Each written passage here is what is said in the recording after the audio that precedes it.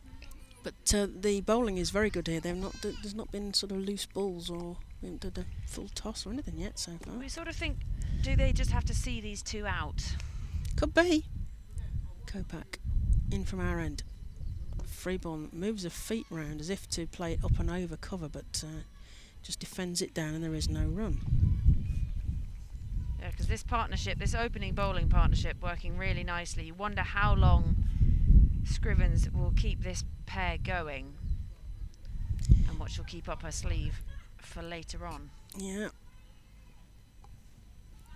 Freeborn was the top Central Sparks run scorer in the Rachel Hale Flint last season, so what can she do this season? She comes forward and defends that and there is no run. Oh, bless you.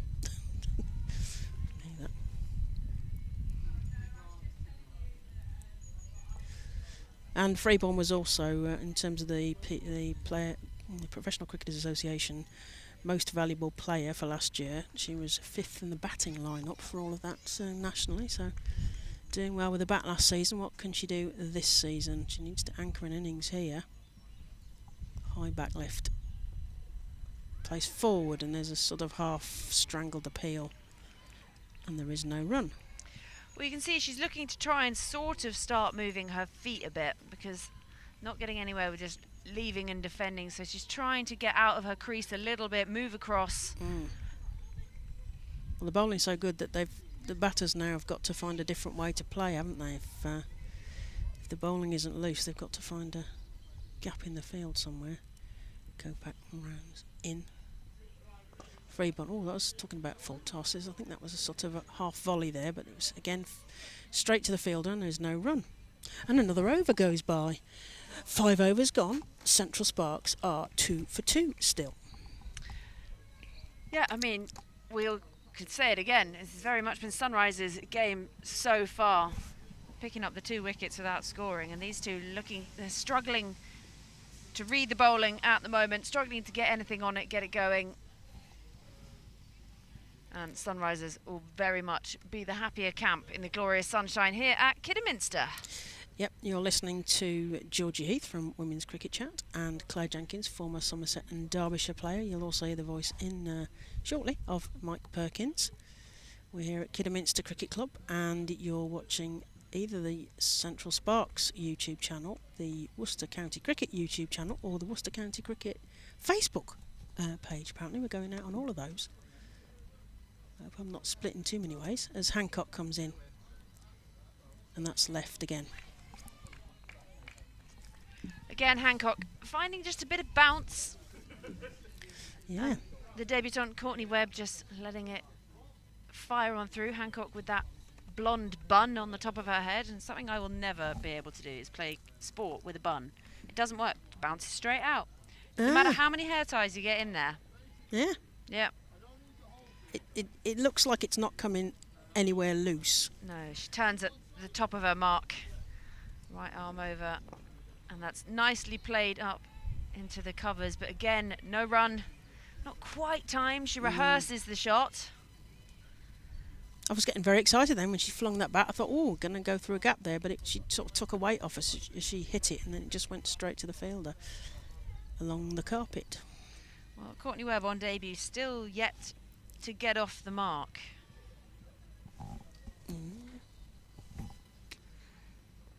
She faces up again with that high back lift and defends it back up to the captain at mid-off and rehearses that defensive shot again. It's very defensive, isn't it? It's a very cagey start from it is cagey, and obviously they'll be aware of those wickets that have gone, so they do need to build a partnership, these two. But they also, you can't just keep defending out a game. I mean, Courtney Webb yet to go off the mark, faced 10 deliveries. Abby Freeborn, 2 from the 18 she's faced. As Webb faces up again. Ooh. And that's Fuller, and it's found an edge. She's flung the bat at it, and that's going to be... Oh, I thought it was going to be the first boundary of the day, but the fielder comes round deep third and cuts it off, and they just come through for the 1 in the end. We were getting excited then, weren't we? We thought we were going to have a boundary. The ball went near the boundary. Yeah, made a nice noise off the bat. She sort of took her hand off it a little bit, past the 2 slips that are still in. The field around there sort of camouflaged in front of the advertising hoardings. It's Hancock in again, right arm over, full and defended by Freeborn, and Hancock just picks it up nonchalantly in her follow through, and there's no run. Wow. She's doing nicely there. Picking up maidens for fun there. Although not this one. It was just that one run. Freeborn facing up, also with a high back lift, and defends it back to the bowler again.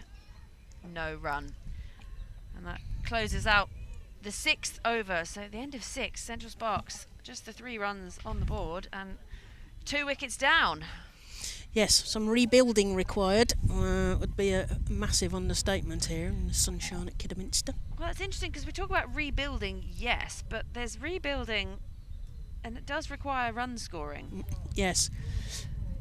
We want a bit more intent, I think, is potentially the... Yeah, you can play yourself in, yes, but at this point they're both into the double figures of deliveries faced. Courtney Webb is off the mark, so she's not going to get a blob on her debut. Yep. It's wobbled them though, hasn't it? I think it's just it's made them shut up shop. Unfortunately, it's a bit early for that. So Kopak's going to continue, and that is defended into the onside, fielded by Maddie Villiers. She's got a rocket arm, Maddie Villiers, hasn't she? That one of the slingy sidearm. Yeah, she's got one of the best fielders, hasn't she? I love a bit of good fielding, me. If it's done at point, although that wasn't, if it's done at point, that pleases me a lot. Love a bit of good point fielding. Is that the one? Is that the one you go for? That was okay. The point fielders union. Kopak at the top of her mark, and that's played along the ground back up to Grace Scrivens at mid-on. Again, no run. So she throws right-handed, doesn't she? But she bats left-handed and bowls left-handed. Sometimes I think it's just however you pick the bat up when you're a kid. Yeah. I know, right arm off spin, beg your pardon. I knew there was a bit of left and right in there. Left-handed bat, that's what England desperately need, and the Aussies have got loads of them. Kopak in again. Fuller defended back up to Grace Scrivens again. Copy and paste of the previous delivery. Bit more intent though, wasn't there, in that swoosh, I think. Yeah, the Aussies seem to have a plethora of lefties, don't they? Yeah, and then they can do that left, right thing, which really annoys the field. Which we're really short. So I'll come to this in a minute because there's something there's a point I like to make about left-handers actually. Okay, good. And Kopak in again, right arm over. A little bit more oomph into that delivery, and there's a muted appeal. She's struck on the pad. Umpire unmoved. Yeah. High and going down, if you ask we're me. At the we're at 45 degrees, so we've got no idea. I think it's overexcitement with the noise of it hitting the pad. Yeah, high and going down leg. But other than that, it had a lot going for it. It was a big shout. It did hit the pad though. Yeah. Kopak in again, pumping arm, and Fuller defended by Courtney Webb, and there's again no run. I should think Grace Scrivens will be very pleased with all of this. And they're very chirpy in the field. Even through my headphones I can hear them all chirping to each other.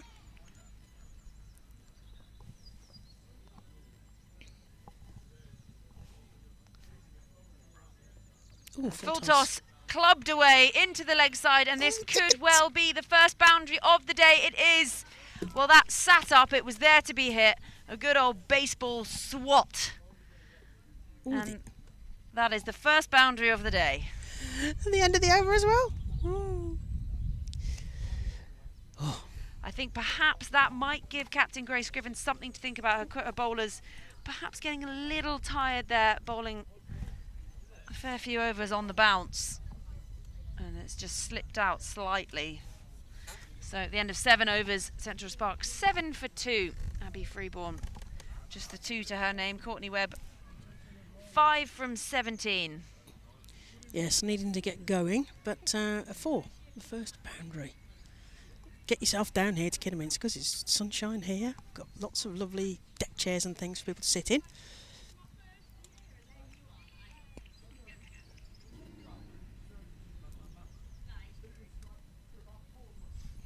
Freeborn faces up, and that's found the edge, and it falls short of Cordelia Griffith. That's sort of third, fourth slip, perhaps. It's very difficult from the angle. Yeah, we're at the wrong angle, but it's slippish, gullyish.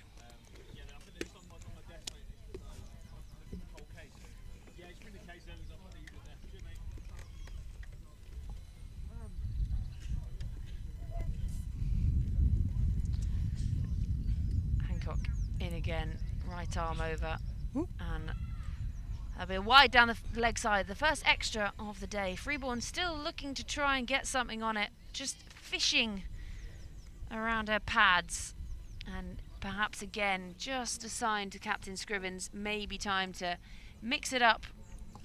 You were going to give me a left-right? With your bowlers, yes. So, you know, in the olden days, when they made everyone... No, this is going to be when I played. Back in your day. Well, come back to that in a minute. I'll keep you. Sorry, I interrupted. Again, struck on the pad, and she just looks to sweep it into the leg side, and they'll come through for the one. Yeah, so you know, back in the day when they made everyone be right-handed, you know, you got punished no, if that you were was before left-hander. Yeah, no. Yeah, I'm happier now. I like to think it's before your day. Well, I always wonder, do you think there would have been more sports stars who were better, obviously, because they were allowed to be left-handed back in the day? Are there more left-handers nowadays than there were then because they're actually allowed to be left-handed? Yeah, a couple of the women that I played left-handed with had just picked up the bat watching their dad or their brother play, and they just did a mirror image. And that's, again, played back up to the bowler, who fields it off her own bowling, does well to stop it, actually. It was timed nicely by Courtney Webb, and again, no run. So, yeah, I think perhaps back in the day there could have been more talented left-handed sports stars in all sports if they were actually allowed to use it. Yeah, I think it's a theory. And I actually also, I've got another theory. So when I play lacrosse, I taught everything right-handed and left-handed from day one. Yeah. Ooh, big slosh of that. Yeah, all swing, no ding there from Courtney Webb. She's looking to try and inject some impetus into this and play that through the covers, and just misses it completely. So in lacrosse, you have to, you basically do everything left-handed, right-handed from day one. You know, if you're going to do 10 passes right-handed, you have to do 10 left-handed. So you're always ambidextrous from day one. So with anything, when you first learn to throw, you just do everything with your dominant arm, don't you? So even now, I can throw a long way with my right arm. My left arm, I look like a 5-year-old. Like me throwing, probably. And that's driven back up to mid-off along the ground again, no run. So then I think, as when you're learning to field, bat, whatever, you should do everything equal on both sides when you first learn, so then it doesn't become a dominant, non-dominant thing. You can just pick up and throw with either arm. Yeah, I'm with you. I'm absolutely with you. Bizarrely, I could catch better left-handed diving than I can right-handed diving, even though I'm right-handed. I don't know quite what that was all about. Interesting. There's something to do with fielding at point as well. And Hancock in again, and that's slightly shorter, and it's just kicked up a little bit on Courtney Webb. She keeps it down. Not the tallest of players, so it doesn't take too much for it to kick up on her, and that is closed out the 8th over. So at the end of 8 overs, Central Sparks 9 for 2. Yes, but at point, given that most people are right-handed batters, and well, actually, yeah, that's right, right-handed batters. So mostly the ball is spinning off the bat to my left-hand side. So I had to become very good at diving left, bizarrely. Now, I don't know the genetics or the history or any of that when it comes to left-handed. Is it inherited? If you have a left-handed mum, is it genetic to be left-handed, right-handed? We'll have to get somebody to. We need QI, the QI elves to help us, don't we? We do. Well, I thought we might see a change in bowler, and I was wrong. Kopak well, is going to continue. Well, she it's a refusal, 15 points. Pulls out of that one, and back she goes. Yeah, start the Grand National. Fence one. Missing a horse already. Yeah, you thought we might see a change of bowling, but I did, yes. they've got the squeeze. They're doing well. Leave them on.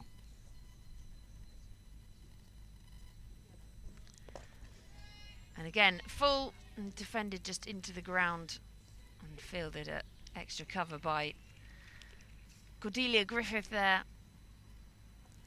The cap on. Need a cap out there today. Again, no run.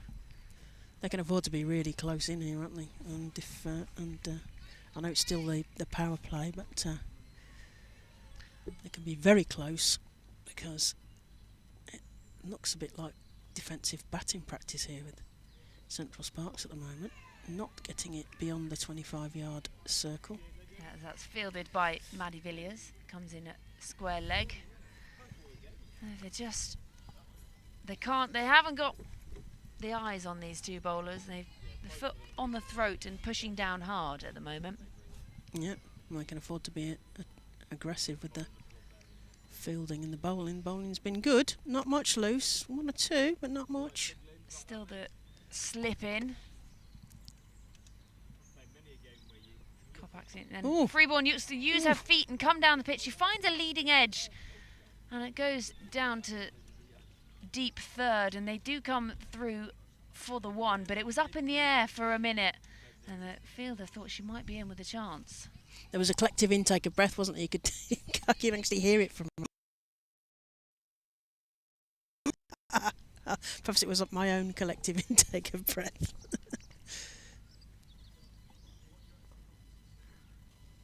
Courtney Webb faces up, wielding her bat. Ooh. And played into the onside, fielded by Maddie Villiers, again with that rocket arm into Amara Carr. And again, no run. You've played some cricket though, haven't you? So what would you be your favourite fielding position? You've got a fielding? I actually used to really like being in really close. Yeah. Get me under a helmet, which is weird because I'm very tall. Yeah. Get me in close. I've got pretty good reactions. I always play at the net when I'm playing tennis. So, yeah. Crikey, what team do you play for? Have you got somebody on the helmet? Wow. Nicely played along the ground into the leg side, and the fielder does well at... Oh, this is an interesting... Is that Jo Gardner? It is Jo Gardner out there on the boundary. She does well to stop that. Slides on her knees. Slides on her knee. Oh, that looks like a recipe for doing your knees in that. I think the timing wasn't quite right, but it worked. So there we are.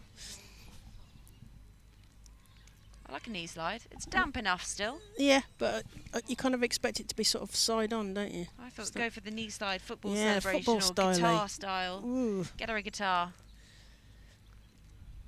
Go back in again. And that's full. She looks to flick it away. She's struck on the pad. The bowler goes up. Fielders go up with the bowler, but umpire can unmoved. Umpire Naeem not unmoved there. Umpire Naeem, obviously one of the married pair of umpires. Yes, that's right. Jazz Naeem's husband. I think he's a former Pakistan international, but I might be wrong there, so don't quote me on that. See that on that replay. Sliding down leg. So end of 9 overs, 12 for 2. Here in the sunshine at Kidderminster, on the Central Sparks YouTube channel, on the Worcester County Cricket YouTube channel, and also on their Facebook page, which is very exciting. Going 3 different ways. I think you sort of cover all age ranges that Yeah, way. yeah. Because I think the only people I know that use Facebook are my mum and her friends. And And if me. you ever want a confidence boost, put something on Facebook and then your mum's friends write really nice Yes. things. Lovely. I love Facebook. Nicely defended by Abby Freeborn. Again, no run. So if you're on Facebook, follow the Worcestershire County Cricket one. You can listen to us there as well if you want it in stereo. Probably 2 of us is probably enough. I think it's enough. Probably yeah. enough, yeah. Well, Nicola Hancock continuing in the same vein, keeping it tight. Abby Freeborn. Well, just the 4 from 26 deliveries faced. And Nicola Hancock, she's played for a few different teams. I'll come back to that in a minute. She's in again, slightly shorter, kept down by Freeborn as Villiers comes flying in.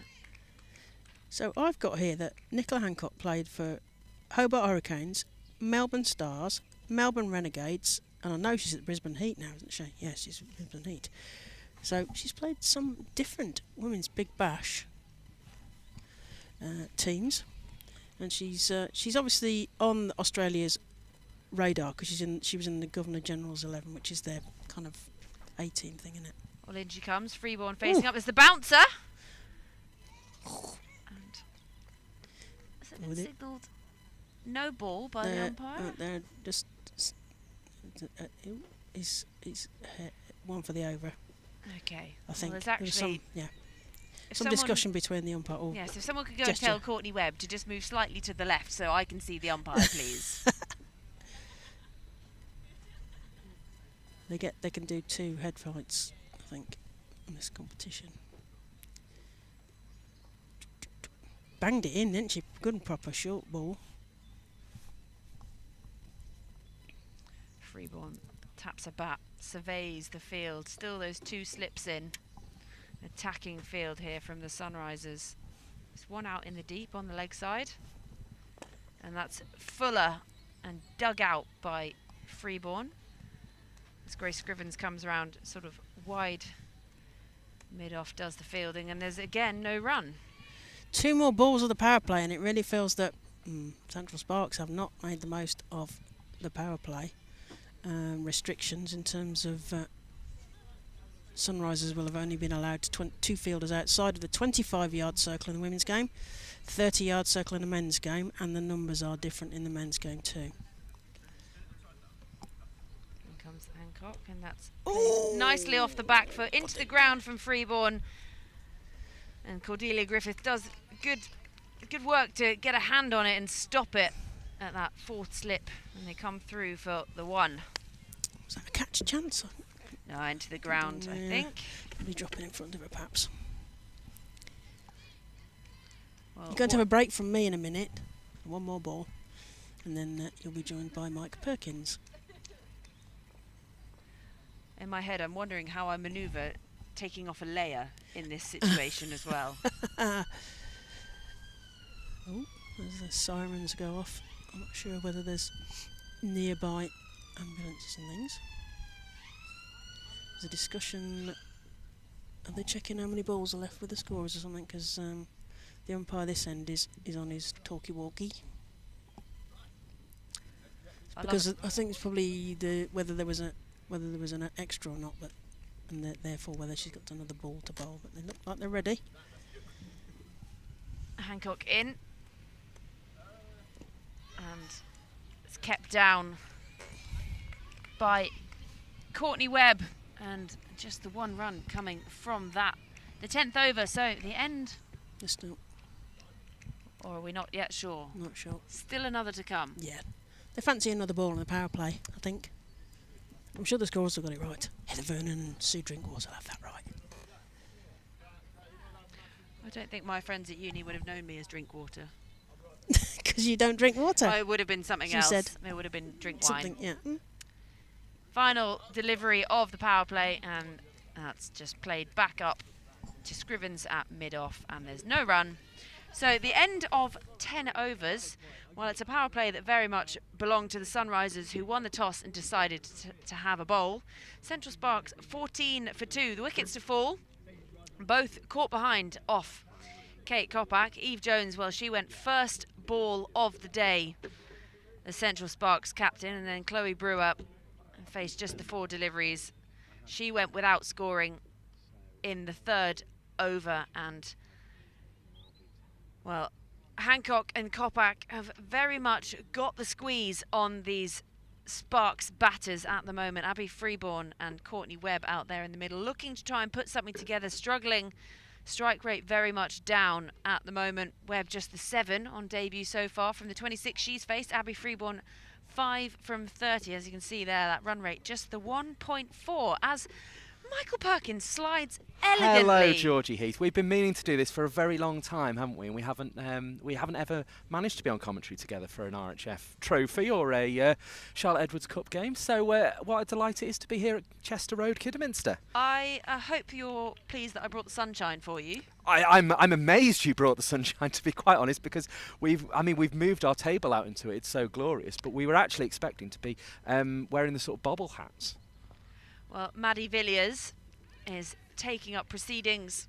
Turned to a bit of spin now. We're out of the power play and just kicks things off with a dot ball. Finds the leading edge of Abby Freeborn. Yeah, no, I mean, Claire had her cap on. It's that sunny. So you can't give it any more credit than that. And Villiers in again, and that's Fuller, and just played up to mid-on. Again, no run. Trying a very ambitious manoeuvre of putting, well, I'll tell you after this ball. Villiers in again, flighted delivery, played back up to the bowler. Freeborn just getting a little frustrated here. That was there. She's teasing her, giving it a bit of flight. She's in again, Villiers, right arm over. Freeborn looks to give herself room and hoik it into the leg side, finds the under edge. And sort of fielded behind the wicket-keeper. No, it's so sunny. I was trying to put a box on our table so I could see the laptop, but I think I can see it just about well enough without, and I don't want to block your view of the screen either, so I'm gonna leave it like that. Anyway, I won't bore people at home with that. Villiers in again off that short run-up. Freeborn looks again to shuffle down the pitch, and she's just not timing it, finding that bottom edge. As fielder comes swooping in at square leg. She's churning through this over, Maddie Villiers. Yeah, nice to see a bit of spin early on. And that's worked away by Abby Freeborn, and they take one off the final delivery of that, the 11th over. Score moves on to 15 for 2. But the story really, I mean, is Kate Kopak this morning, getting a wicket with the first ball, then backing it up with another 8 for 2 from 5 overs in her first spell. And I mean, she's one of those cricketers. I was scrabbling about a bit, Georgie, because she's not necessarily one that you obviously go to and think, right, I'm going to make notes on Katie Kopak. She's sort of just one of those cricketers who's always been around and always been a good operator, but not really necessarily been a massive match winner. Her best season was, 23, where she took 12 wickets in 2023, 6 in 2022, 3 in 2022 when she came into the Sunrisers team. But as I say, she's sort of one of those cricketers who's always been there, but's never really kind of, and has always been good and a useful operator, but has not really kind of done anything like she did today, where she comes in, wicket first ball of the match, and then backs it up in the third by getting the other opener out. I mean, real top opening bowling that from Katie Kopak. Yeah, it's tricky that, isn't it? It's quite frustrating when you're that. You know you're that player, and you're in, and you know you've got your position, but you never quite get the plaudits. There's always someone who's just a little bit ahead of you. But she's a real sort of just worker, isn't she? Yeah. She's just kind of a good cricketer. As that is, Freeborn looks to sweep that away, while my dog down to my right is deciding that he doesn't want to be disturbed in commentary. Wide ball in the end, that one. Yeah, Tuffers has decided he's going to say hello in no uncertain terms to anybody who walks past. That's defended back up towards the bowler Jodie Grewcock by Abby Freeborn. Again, no run. Well, Jodie Grewcock, it's just her second game of the season. And it's struck on the pad, and there's, well, there were a lot of voices went up for that one. Umpire completely unmoved. Not for me. I've just seen it on the screen that we have on sort of a very slight delay, and it was definitely missing down the leg side. Freeborn looks to give herself room. She takes a big wide step. She ends up with a really wide stance as she's trying to play that through point. Well, she stands quite wide anyway, doesn't she? She's one of those real sort of like bends at the knees, very, very wide stance, likes to sort of baseball it over mid-wicket when she's in attacking mode. And again, back in her crease, and that's nicely played through backward point, and it's going to race to the boundary. A diving effort out there, and that's just the second boundary of the day. The first to Abby Freeborn. I almost wonder if that's almost an analyst's shot, if you like. The analyst has looked at the footage of Jodie Grucott with Abby Freeborn, and they've decided the cut is going to be their way of scoring. And as soon as it was a fraction short, Freeborn was onto that. 4 runs. Well, she moves into double figures. And perhaps spin is going to be her thing today. Given a little more flight there by Grucott, and it's just defended by Freeborn, picked up by the bowler. Again, no run. A delight to be with you here in the sunshine at Kidderminster. Again, flight, Fuller, and Freeborn does well to keep it out and just pokes it into the onside, as the offside, as Cordelia Griffith comes running round, and that closes out the 12th over. So at the end of 12 overs, Central Sparks 22 for 2. And as I say, delight to be with you here today on both the Central Sparks YouTube channel, the Worcestershire County Cricket Club YouTube channel, and the Worcestershire County Cricket Club Facebook page. So do make sure you hit the thumbs up buttons and give us a like on those various platforms. Make sure other people can find it. Comments always help in that respect as well. But 21 for 2 after 12 overs. Central Sparks with a little bit of work to do, but delight to be with you here as Maddie Villiers will continue. Yeah, she comes in, right arm over, again given a little flight, nice looking shot from Abby Freeborn, but can only go along the ground to mid-off. Villiers in again, bit quicker delivery, worked into the leg side again, still no run. Giving a little bit of darting this one in, Maddie Villiers, and then she just gives it a bit of flight every so often just to tempt Freeborn, who moves back in her crease. Again, she moved very early and Villiers saw her coming. I can see why Claire Jenkins had the cap. It's very hard to see in the sun here. If you want me to do some waffling at the end of the over so you can lose that layer as well, I can oblige. Villiers, the quicker delivery, played nicely off the back foot by Freeborn, but it's just along the ground to the fielder at point. Again, no run. We're seeing why Courtney Webb's been brought in, though. There's been a little thumbs up in this over to Abby Freeborn, who's hit a few fielders here, just saying, no, you're doing well, stay in, because she's got a lot of experience as the Australian Webb. Nice use of the feet from Abby Freeborn. She flicks it out towards the boundary and wide, long on does the fielding. Maybe got 2 for me there, Georgie. I think they need to sort of try and put the pressure on that fielder out there. They've got to try and push forward somehow. They can't do it in ones. We've eaten up a lot of deliveries. I just think runs have been so hard to come by. You've got to try and get back for 2 there. Villiers in again, right arm over. And off the back foot, Courtney Webb. Again, can't get it through. Short third. A dot to close out the over. So at the end of 13 overs, Central Sparks 22 for 2. Yeah, the voice of Georgie Heath there, alongside myself, Mike Perkins. Georgie Heath from the Women's Cricket Chat podcast, and we also have Claire Jenkins, Somerset and Derbyshire cricketer, with us, who will be back with us around about the 20 over mark. And as I say, it's a delight to be with you here at Kidderminster. Really pretty ground. The pavilion in particular over away to our sort of left hand side, with the white and black traditional sort of cladding on the top before that sort of terracotta roof. Very, very nice pavilion indeed, and you've kind of got the white slats of the benches as well as you go up the steps there. Lovely. That's played into the offside nicely off the back foot by Freeborn, and they come through for the 1 again.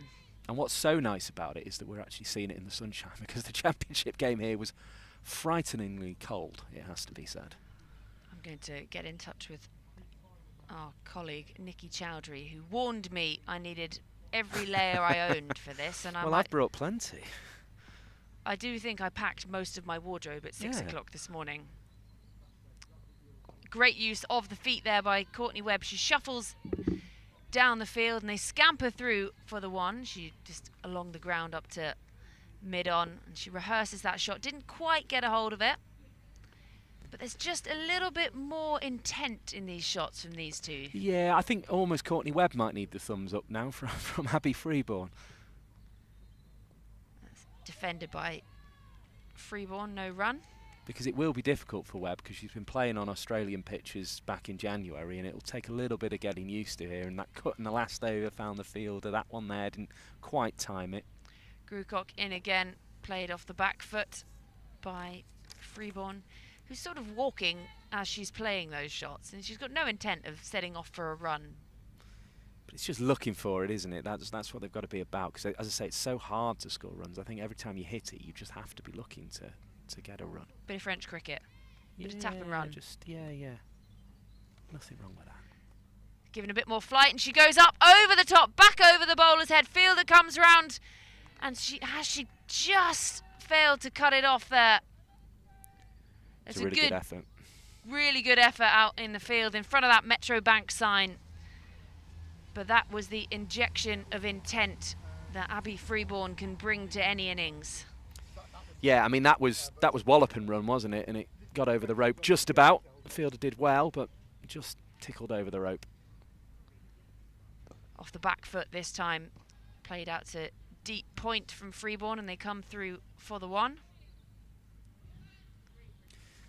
And I don't know, I probably didn't have my eyes on it quite as keenly as you two commentating on it in the first few overs, but I'd say that's probably the first over that you'd almost stick in the Sparks column and say Sparks have definitively won that over there. I think most of the other 13 have gone in favour of Sunrisers, who are in very good form.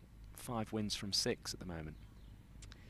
Yeah, maybe not quite in their basket just yet, but sitting on a fence somewhere in the middle of the two. Abby Freeborn, well, we know what a power hitter she can be, and so that shot back over the bowler's head, just showing us a little glimpse of what she brought to that 53 earlier on in the season against the Blaze. As Villiers is in, that's given some flight, and that's back up over the top. 1 bounce, 4.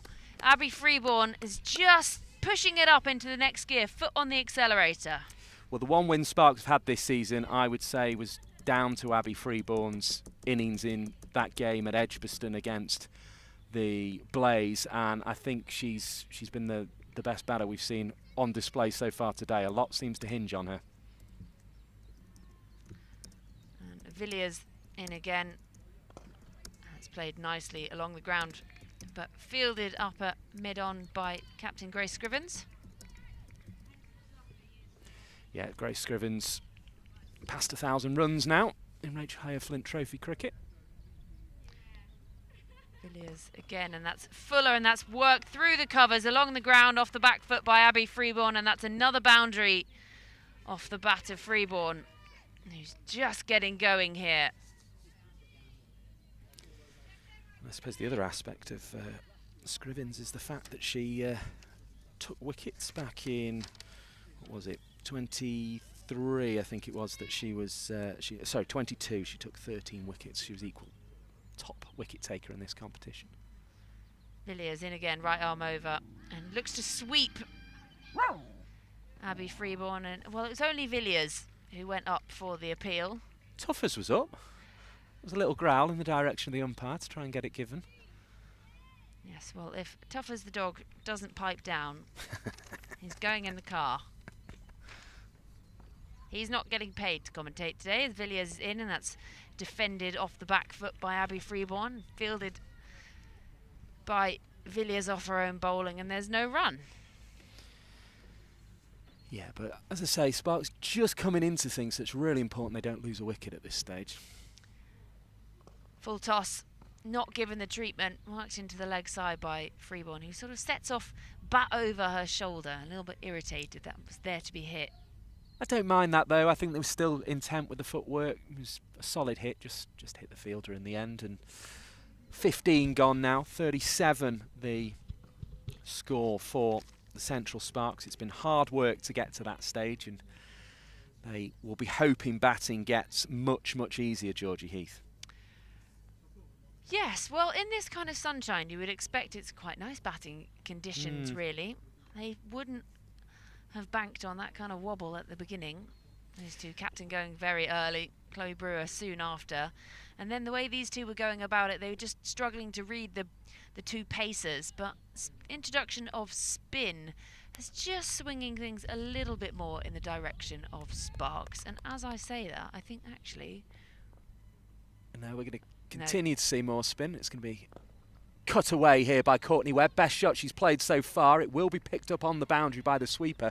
So she only gets one for it off the first delivery of the over there from Grucock, but that was a more encouraging stroke from Courtney Webb, who has plenty of experience. She's from Tasmania, played there and also for South Australia as Freeborn comes on to strike. Slashes at one, it doesn't really go anywhere into the offside, and picked up behind square for no addition to the score. But as well as those two stateside, she's also represented Melbourne Renegades in the Women's Big Bash League, made 75 for Victoria as recently as the against Victoria rather, for South Australia, as that one's pushed away by Freeborn into the leg side, no run. As recently as January the 31st, so she has some sort of form behind her coming over for this stint with Sparks, as Freeborn cuts that one into the ground. There'll be another single out to the sweeper, which is Flo Miller out there on the far side with a blonde ponytail and the sunglasses on in the all-black Sunrisers strip.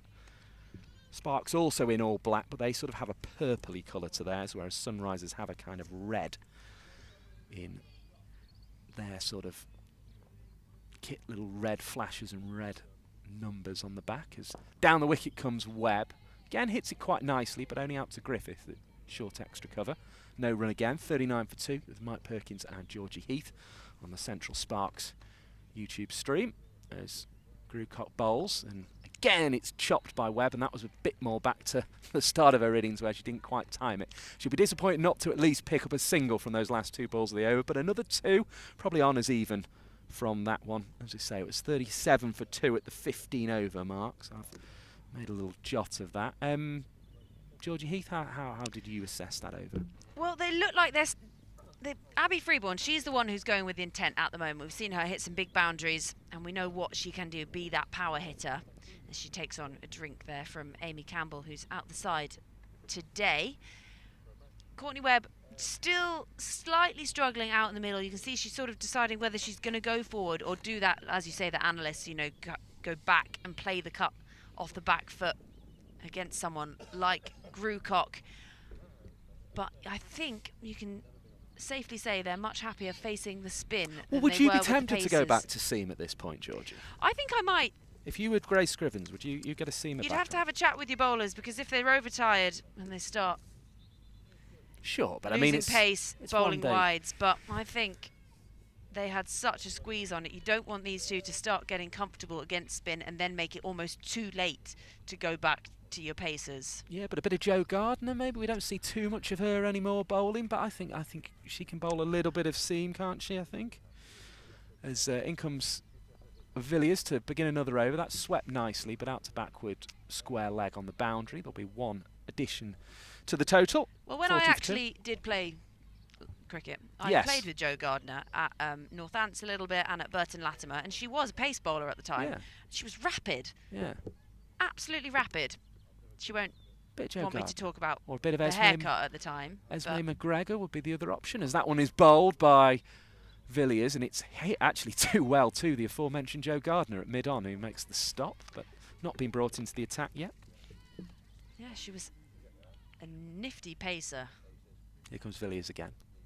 Throws up an off spin, and that's hit beautifully over extra cover against the spin, and that's going to go all the way for 4. Lovely shot, 44 for 2, and that was as good as Courtney Webb has looked at the wicket there, just going inside out really over extra cover. Cordelia Griffith just had to look to the sky and watch it fly away and bounce over the boundary, Georgie Heath. Yeah, it's a shot every batter would love to play, wouldn't it? Over extra cover, uses her feet nicely, and doesn't even have to set off for that run. She knows she's found that boundary, and the acceleration now from Courtney Webb as well. We saw Abby Freeborn start to take on the bowlers, and Webb has now decided it's her turn too. She's on to 13. Waits, bat raised. Villiers bowls, and that one's defended well by the Australian into the leg side, no run. The seamer that's missing from the Sunrisers lineup then at the moment is Kelly Castle, I suppose. She's been a sort of mainstay and obviously has captained the team in previous years. As Villiers bowls, there's a sweep, hit hard out to Flo Miller, who is on the mid-wicket boundary. One more to the total, 45 for 2. Yeah, well, Kelly Castle obviously used to captain this Sunrisers side. She's got her foot in a boot at the moment, and I think there's been a lot of rehab going on for her. Difficult, always difficult when your foot's in a boot, especially when it's been as cold as it has. Here comes Villiers again. Throw up another off spinner. Down the track comes Freeborn. Lost her shape slightly, but still hit it very hard up to Gardner at mid-on, and another single is added to the total. Good over this one for Sparks, and it comes to an end. Villiers takes a cap, 46 for 2 the score. But Esme McGregor seems to be the player who's been brought in to bowl seam, and as I say, I'd be tempted to go to the academy product. Yeah, I think seam is obviously what these two have struggled with more, and like we were saying, they're just getting comfortable now against this spin. They're both pushing their way up through the double figures, finding the boundaries finally. It took a long time for that first boundary of the day to actually come, and now they're sort of flowing quite freely, and they look a lot more comfortable out in the middle, do Freeborn and Webb. So it looks like it will still be Grucock, but I do like your thinking, and I wonder what Captain Grace Scrivens... Grucock bowls to Freeborn, who claps that one away through extra cover. They're going for that route again. This time it's on the floor, though, and that allows Miller to get round and actually keep the scoring to 1, which shows that boundary, which looks a long way from where we're sat, is probably slightly shorter than we thought over there towards extra cover when the bowling's from the pavilion end. One more to the total, 47 for 2. As Grucock just wipes a bit of perspiration away from the brow, and Webb settles into her stance. Green trees in the distance, and that's where Webb looked to have hit it at first and then realised it wasn't quite there, so she just sort of checked the shot and kept it on the floor. No run. Well, Esme McGregor has... Here's Grucock again, clipped into the leg side. There'll be no run there, well fielded at mid-wicket. You talk about Esme McGregor. I did just look up there, and she was loosening up. Was she? I don't know if that's a, hey, Captain, look at me. She's on the 45 one of those kind of minute, loosen up. which is sort of where you put the new player in the team, isn't it, on the 45. That one's clapped over the top, and that's going to be 4 runs. Lovely advance down the track from Courtney Webb. 4 more to the total. It brings up the Sparks 50 as well. 51 for 2. Something of a recovery from Abby Freeborn and Courtney Webb, who came together with a score at 1 for 2, in fact, in the early stages of this game, Georgie Heath. Yeah, well, that's their 50 partnership as well then, these two. And they stuck it out. They stuck out the really hard yards, especially facing those pacers. And it looked really difficult at times. It looked like the bowlers were on top of them. But they've taken on the spin especially here. And they're now finding the boundaries and working together as a pair. Obviously, Freeborn, a mainstay of this Spark side. Grucock again, delivering to Webb. Little cut into the offside, sort of really needs to back the boundary up with a run there. She's a bit disappointed not to get one. And then Courtney Webb coming in today on her debut, now looking very comfortable. Yeah, she seems, the more time she's spending there, that she's getting the pace of the wicket. That last one just slipped off the face though behind square. And it led to the fielding being comfortably done as Grucock bowls. Worked leg side. There's going to be a single on offer for Webb right out to the mid-wicket boundary. Villiers is there with the return. One bounce into the hands of Amara Carr, who was among 3 half-centurions last time these two sides met. 52 for 2 then, the score at the end of the over, which is the 18th of the game. Well, I think it's all you, Mike. When you came to the microphone, the run rate was at 1.4. We've doubled that now. Pushing up towards the 3. Abby Freeborn, she's on to 30. Courtney Webb, 19 to her. As you well know, I don't like to take credit either way for these things, because you know if it goes well, it can be very good for you, and if it goes badly, it can be very bad for you. So I try to avoid thinking I have any influence on the cricket. Just take credit for everything. Isn't that the way to go about it? Well, possibly. Interesting, though, we might be seeing Esme McGregor here. She's having a chat with the captain. She's taken her cap off, and that gives me all the indications that they are going to go back to seam, and I think that's wise. I think they almost tried to kill a few overs in the game with their spinners there, and then it's kind of not worked. They've not been able to keep the squeeze on. So I think this is a good move by Grace Scrivens, who, let's be honest, just about everybody who's seen her play cricket in the country is tipping her to go on from under-19s captaincy to senior captaincy for England at some point. So it's good to see her under a little bit of pressure all of a sudden in this game. Yeah, Esme McGregor, with ball in hand. Has a look around her field. She'll see mid-on, mid-wicket, 2 back on the leg side. Runs in and bowls now. It's outside the off stump, taken cleanly by Carr. She's also got backward point cover, extra cover, and mid-off, as well as 3rd down on the boundary. So she's not opted for a sweeper on the offside. And that was actually given as a wide, that first ball. So another one to the total, 53 for 2. Thanks to Georgie Heath for the outstretched arms there. I'd got distracted describing the field, and we got the aeroplane coming into land signal, and that was a wide first up from McGregor, who's on the spot this time. Good line, good length, and it's just dabbed backward of square on the defensive. No run on offer for Courtney Webb, and she will just settle into this 19th over. Well, interesting you talk about Grace Scrivens and potential future captaincy. I caught up with her dad last year at one of the games, and he was saying that even from a young age, she wanted to be on the field, even if she wasn't playing, to just talk to the umpire and find out what he was saying about the game. How interesting. As in comes McGregor. It's a big slash outside the off stump. It's taken cleanly by Carr. That could have been a injudicious end to Webb's innings. It's 19 not out at the moment. No run there. So always a scholar of the game, you know, if her brothers were playing, if anyone was playing, if she was on the field, she wanted to be at square leg so she could talk to the umpire, so she could pick his brains about his view on things. And I think that's just a sign of such a strong cricket brain from such a young age. McGregor running in with that sort of red brick wall in the background as her backdrop. Delivers. That one's jabbed down on by Webb, who gets it in front of square. And we do have a cover sweeper.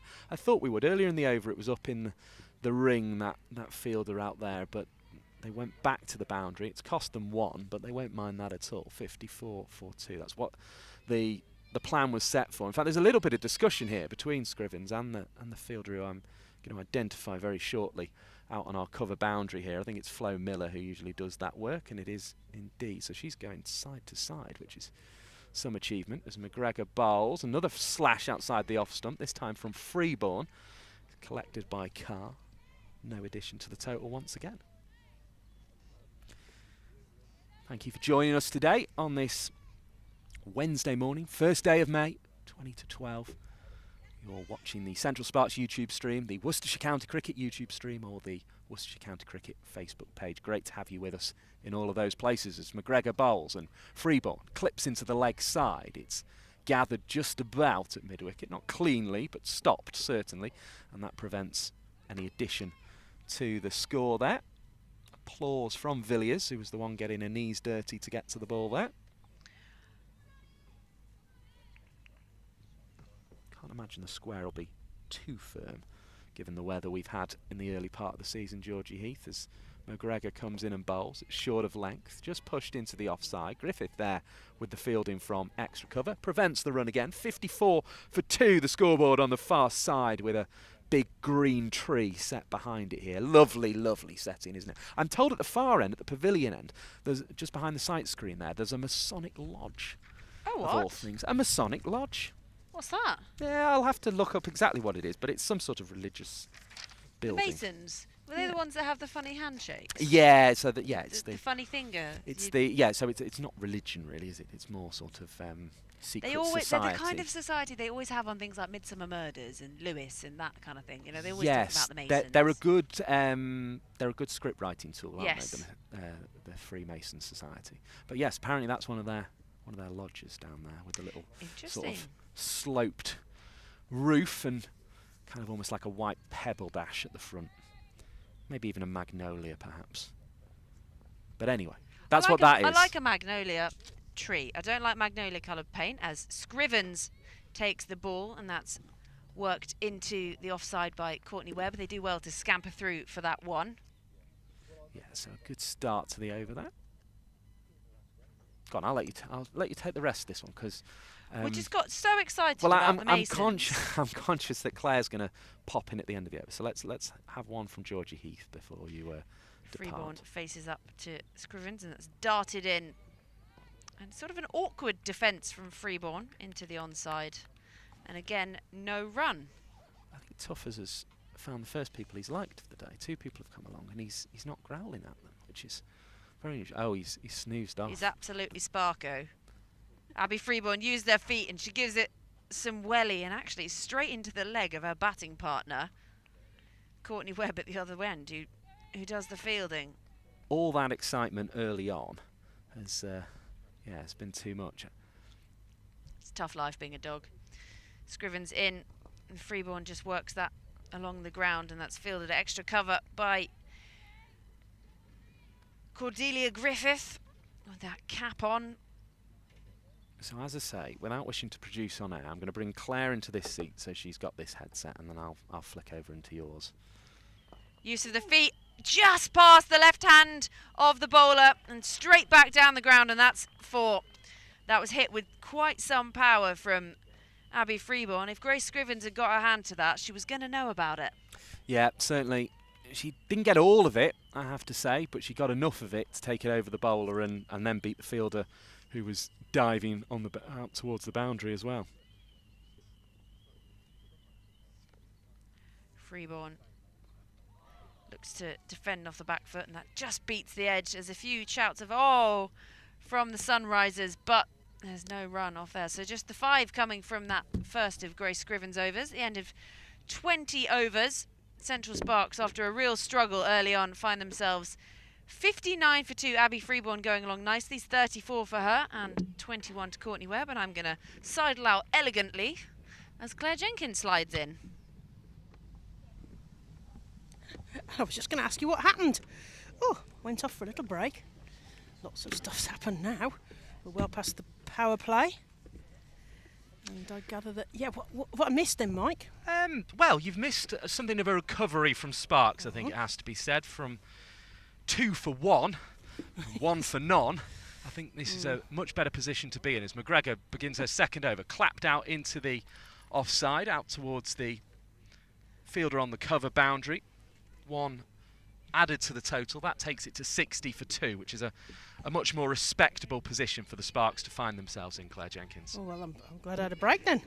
You've done good work, Mike. Oh, I keep getting credited for it, and I'm very uncomfortable about that, because when it all goes wrong, that means I'm also to blame. As I say, as long as we keep broadcasting, that's the only thing I'm happy to be responsible for today, is McGregor comes into bowl again. It's shorter length, it's clapped down on, really, and doesn't go anywhere, frankly, just behind square on the offside. No run on offer for the Sparks on that occasion. Freeborn on strike. She's been leading the way, really, with 34. Webb, though, starting to get in on the act with 22. We haven't given the scores elsewhere in absolutely ages, so I know people like to stay across all the streams, so I will keep you updated on what is happening elsewhere on this one. So we're the one worth keeping the sound on, put it that way, as McGregor bowls. And that one is played away behind square on the offside. No run again. Unless, of course, they don't like the sound of our voices, which can happen. I have been told that once or twice before. I can't believe that. And I've definitely been told that. But, you know, if you do find it bearable, stick with us. 60 for 2 the score here. 56 for 4 the Diamonds score against the Blaze. Looks as if batting is tricky there in Scarborough. 81 for 1. Thunder in a much better position against the Southern Vipers. And they are underway now between the Western Storm and South East Stars. South East Stars batting. They are 1 without loss as that one is played away into the offside. Another single is taken and the ball will be returned for the loss of just that 1 run. 61 for 2. Now, is this Nicola Hancock out here on the cover boundary this over? It is. I was trying to work out who 18 was, and there wasn't one on my sheet, so I presume it's 48. It was a very nice throw anyway over the top of the stumps. Well, it's keeping her busy there on the boundary. Bit of a test for McGregor here. The spin didn't quite work, so they're kind of relying on her to get the pressure back on. Full toss, that won't help. It's clapped away behind square on the leg side, into the little plastic chairs, away at backward square leg. 4 more added to the total. They will be put onto that board on the far side by the big old tree, and it reads 65 for 2, Claire Jenkins. Yes, but much better than when I left then for Central Sparks. It certainly is. And get yourself down here, it's free entry. Kidderminster, the sun's out. Bring a picnic. Looks very, very nice indeed. As in comes McGregor, bowls short of length, and there's another one to backward square leg. And I am going to take Georgie Heath's advice and put a cap on. So if you do some talking, Claire Jenkins, that'd be marvellous. That's always never short of a few words. 21 overs gone. 66 for 2, Central Sparks. They are batting. They were put into bat as Sunrisers won the toss and decided to bowl. Don't worry, it was a quick change. I'm back. Now, we did think we were going to need these very nice women's cricket chat bubble hats, which Georgie Heath very kindly... Limited edition women's cricket. Very limited edition. And I picked up one at Lord's, which I was very honoured to be given. But we're in cap form today. I've put the Darley Abbey Cricket Club in Derby cap on now, just to try and see how. Unfortunately, it's one of those ones I've played in, and I do always worry. It's a bit sort of if as I'm a honest. wicket-keeper. As that one's flicked away by Courtney Webb. There's no run on offer to Jodie Grewcott. Anyone who's played cricket knows caps do tend to get a bit and wicket-keepers yucky. Not the best at keeping their kit clean, pristine. and I'm certainly not, as that one goes through underneath the swishing bat of Courtney Webb outside the off stump. In fact, it might be in the top edge, actually, as I see it on the pictures there. As Webb waits again, bat raised, starting to get more comfortable at the crease. Works this round the corner. Work for McGregor to do. She doesn't get there, so Kopak has to come in, who bowled that excellent spell at the start of the game. Really got us going well in this game, and she'll be very, very happy with that. 5 overs, 2 maidens, 8 for 2, the first spell from Katie Kopak, so she'll be very happy with that indeed. 67 for 2, the score moved on to with that single, though, before she could return the ball. Another delivery from Scrivens, who's... from Scrivens, who's come into the attack in this over. Just conceded the 1 run so far. Just doubting myself for a moment, but it was Scrivens. But it is Scrivens, as we say. 13 wickets in 2022. She can bowl, but it's a good advancing stroke, that one from Freeborn. Hit out into the mid-wicket boundary. Villiers there with the fielding. Another single to the total. These singles helping, 68 for 2. Singles helping, but full toss, you kind of want your Central Sparks really need to cash in on those and get the boundaries, but they picked out the fielder there, unfortunately. The voice of former Somerset and Derbyshire cricketer Claire Jenkins, who's residing again in the West Midlands these days. And that one's defended by Courtney Webb. Just didn't really even go very far forward there, just sort of dropped the bat on it, and it went out into the leg side. No run on offer. Scrivens able to pick up off her own bowling. And things looking more settled for the Sparks. This is more kind of what we were probably expecting to see. I mean, it's very, well, it hasn't happened in the 5 years of the competition that we've seen Eve Jones walk off first ball of the match. Very unusual indeed, and you can imagine that sending a little bit of a shudder through the Sparks lineup, particularly with no Amy Campbell today either. She's one of 2 changes. And we've seen some changes, haven't we, over the 5 seasons we've been doing this, because Mike and I started at Edgbaston the very first year, the Rachel A.O. Flint. Through most of those seasons, Sunrisers have been at the bottom of the table, so it's great to see the strength in depth now coming in through all of the regions. McGregor bowls, driven up to Scrivens at mid-off. It's there with the long barrier. No run on offer. Yes, rare sight with long barrier these days. It is, isn't it? They kind of... I think the feeling is it's not very dynamic, would be the word from the fielding coaches. That I think if somebody's smacking efficient, the ball at you, it's very efficient. Yes, offering as much. I often see dynamic fielding and the ball goes through the legs and away for 4, so it's not very takes a bobble as McGregor bowls again, right on over from the railway end here of Chester Road, Kidderminster, pushed into the offside. Griffith there with the fielding, no run on offer. Tuffers has woken up now. Oh, is he? He's paying attention. Just back on. It's an interesting bowling action, isn't it? It's almost off the wrong foot, or sort of out the back of the hand. I haven't noticed that yet. I'm going to have a look. I like a wrong foot bowl. Oh, okay. Worcestershire fans will be familiar with Jack Shantry used to do that a lot. Let's see if McGregor does. Yes, he did ever so slightly. It's a little skip as she delivers that one on a length, pushed into the offside, no run. Yeah, give the batter something to think about. It's not quite fully wrong foot. She's not sort of right arm in the air, right foot forward, but she kind of does a little skip just to get her feet in order before the crease. Maybe that's something that Sunrisers coaches are trying to iron out. But of course, a lot of people, they iron out things like that and then they can't hit a line or a length, can they? And you sort of think, oh, I'd rather it was the way it was when it started. She almost didn't do it there, and it was a bit full, in fact. She's been listening to us. And it was swept away behind square on the leg side. There'll be a single to the total, 69-42. I'm always very conscious of what Alex Hartley said to me at Southport. Oh, yeah, the ever-entertaining Alex Hartley. Yes, the World Cup winner as well. But she told me when she took that six for at Southport, she could hear every word I was saying. And I do always worry that my voice carries more than I hope she wasn't realise. When we commentated up at Bolton Hall, I laughed when she took a catch and said, take a bow. She didn't mention that. She didn't mention being able to hear me. This one's hitting the air. This should be out. Scrivens, the captain's underneath it. She takes the catch. And that's a disappointing end, really, for the innings of Webb. Departs for 28. The score goes to 69 for 3. And she tried to clear mid-off, trying to get on with it, trying to get the innings moving in the middle, but ended up skying the shot. And that's perhaps the shot of an Australian in their first game here. The pitch a little slower than expected, the ball not coming on quite as much as she would have liked. She'll get used to that during this spell, playing twice a week as we are now in the Rachel Hayo-Flint Trophy, but that one was just a really easy catch in the end for Scrivens, who sort of punched the air once she gathered the ball and was really happy. And it has worked going back to the seamer. Yeah, and I'm sure the timing is very different from Australia pitches, and she actually only arrived in the country a couple of days ago, according to the kind of social media feed stuff. So maybe a little bit of jet lag, but getting some runs, which I'm sure she'll be pleased to. But yeah, but higher 28 run is it's a start, isn't it? And it's one of those where she'll be feeling, I've had a start here, but I've managed to just. I don't think she'll feel she's given it away, because it was the right shot, wasn't it? It just wasn't executed the way she would have liked. Perrin coming in at 5 today, a little bit further down the list.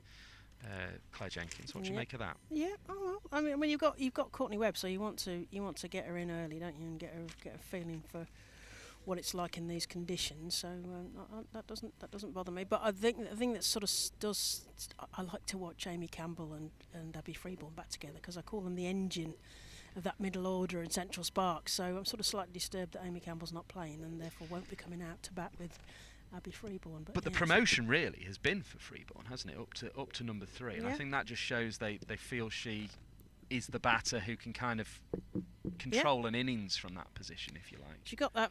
She top scored against the Blaze with 53. And she was the highest run scorer in the Rachel Hayo-Flint for Central Sparks last season. So, yeah, much, and she settled it. I mean, because she was an import a few seasons ago, wasn't she? Came in from. Well, it was the Blaze, who were then the Lightning, that she represented first in Rachel Hayo-Flint Trophy cricket. She hopped the border and settled in quickly. No, I thought that 53 against the Blaze at Edgbaston was match winning, and that's the game the Sparks have won. They'll be a bit disappointed not to have won a game since then, but they're looking to do so here against Sunrisers, and they have at least begun to get a little bit of a platform at 69 for 3. If you just join us on the Central Sparks YouTube stream, on the Worcestershire County Cricket YouTube stream, and on the Worcestershire County Cricket Club Facebook page. Delighted to have you all with us here at Chester Road, Kidderminster. Delighted to have the sunshine out here at Chester Road, Kidderminster, because it was quite cold in those 2 championship games that Worcestershire played here. But the Central Sparks up against the Sunrisers today in women's regional cricket, and it's more cricket for you to enjoy from this fantastic venue, as that one's driven into the offside. No run on offer. Hancock in to do the fielding. She'd come up in the ring for the first ball there to the new batter, Perrin, which I think was advisable. Courtney Webb, though, out in that over. Caught by Grace Scrivens off the bowling of McGregor for 28 off 52 balls. Batted for 74 minutes, hit 4 fours. Looked quite good. Looked a classy player, Claire, but ultimately just seemed to just not get enough on a drive, and that was how she gave it away in the end. Yeah, I mean, probably, possible the right intent, but just getting that first game, I think, underway. Freeborn now with a bit of pressure on her, 37 to her name. She has to keep the innings moving. Faces up, Scrivens bowls, Freeborn pushes, and back to the bowler, no run. We were told to bring lots and lots of layers, which we may still need later, but just to peel them all off. I am down to a shirt and 1 jumper, which I did not think I'd be saying today. On, Mike. Given I've been wearing at least 3 jumpers for the entirety of April. The start of May is treating me very well, as that one's pushed down the onside. No run on offer. With Mike Perkins and Claire Jenkins, the former Somerset and Derbyshire cricketer, but a West Midlands born and bred, really. Born and bred, yeah. Born and bred in the Proper West Midlands. me. And back here now as this one is played away up to Scrivens. No run on offer. It's great to get to the outgrounds, though, isn't it? Because you get some feel for the outgrounds. Yeah. Except when the tech doesn't work, but we're all right Well, today, yeah, let's not bore people with that. As in comes Grace Scrivens, and Freeborn slashes this one into the offside. And there's going to be a run on offer. It bounces off Griffith, a little bit sloppy with her leg barrier there. Hit her on the thigh and bounced away, which allowed the single. 74-3. Now, we're delighted to say we've got Badger and Coombs with us today, who are the absolute best in the business, and I hope you're enjoying the pictures that they are. Because it is frustrating at home when it's wobbly cameras and you can't hear the commentary and stuff. I work with them at Thunder as well, and they put on a broadcast from Bangalore of all places. I mean, they went out on the pre-season tour. Fantastic. Oh yeah, and doing commentary from Manchester. And if Richard Gould from the ECB is listening as Scrivens comes into bowl, and this one's chopped away into the onside. Perrin back on the boundary, picks up, and Villiers is there to return the ball on the bounce. 1 run is the cost. 71 for 3. The total moves on to. But if Richard Goldie wants to make cricket the most diverse sport in the UK, I think he needs to be able to show that to people. And I think working with people like ourselves, Claire, as that one's knocked into the onside, 1 run taken, and using pictures of the quality that Badger and Coombs are providing here at 72 for 3 is very important. Anyway, I'll stop being self-indulgent, but I do think sort of the ECB, the Beth Barrett Wilds, the Richard Goulds do need to look, when we go back to this county system next season, how they showcase that to people and how they show all the brilliant athletes that we've seen in the 5 years of the Rachel Hare Flint Trophy. The showcase is the key word, isn't it? You've got to be visible, you've got to be showcasing, you've got to put spotlight on these, as you say, great athletes now. And the transformation they've made over those 5 seasons in terms of the skill level and the contact time with coaching, and it's we've seen an amazing improvement in the quality of all aspects of the game.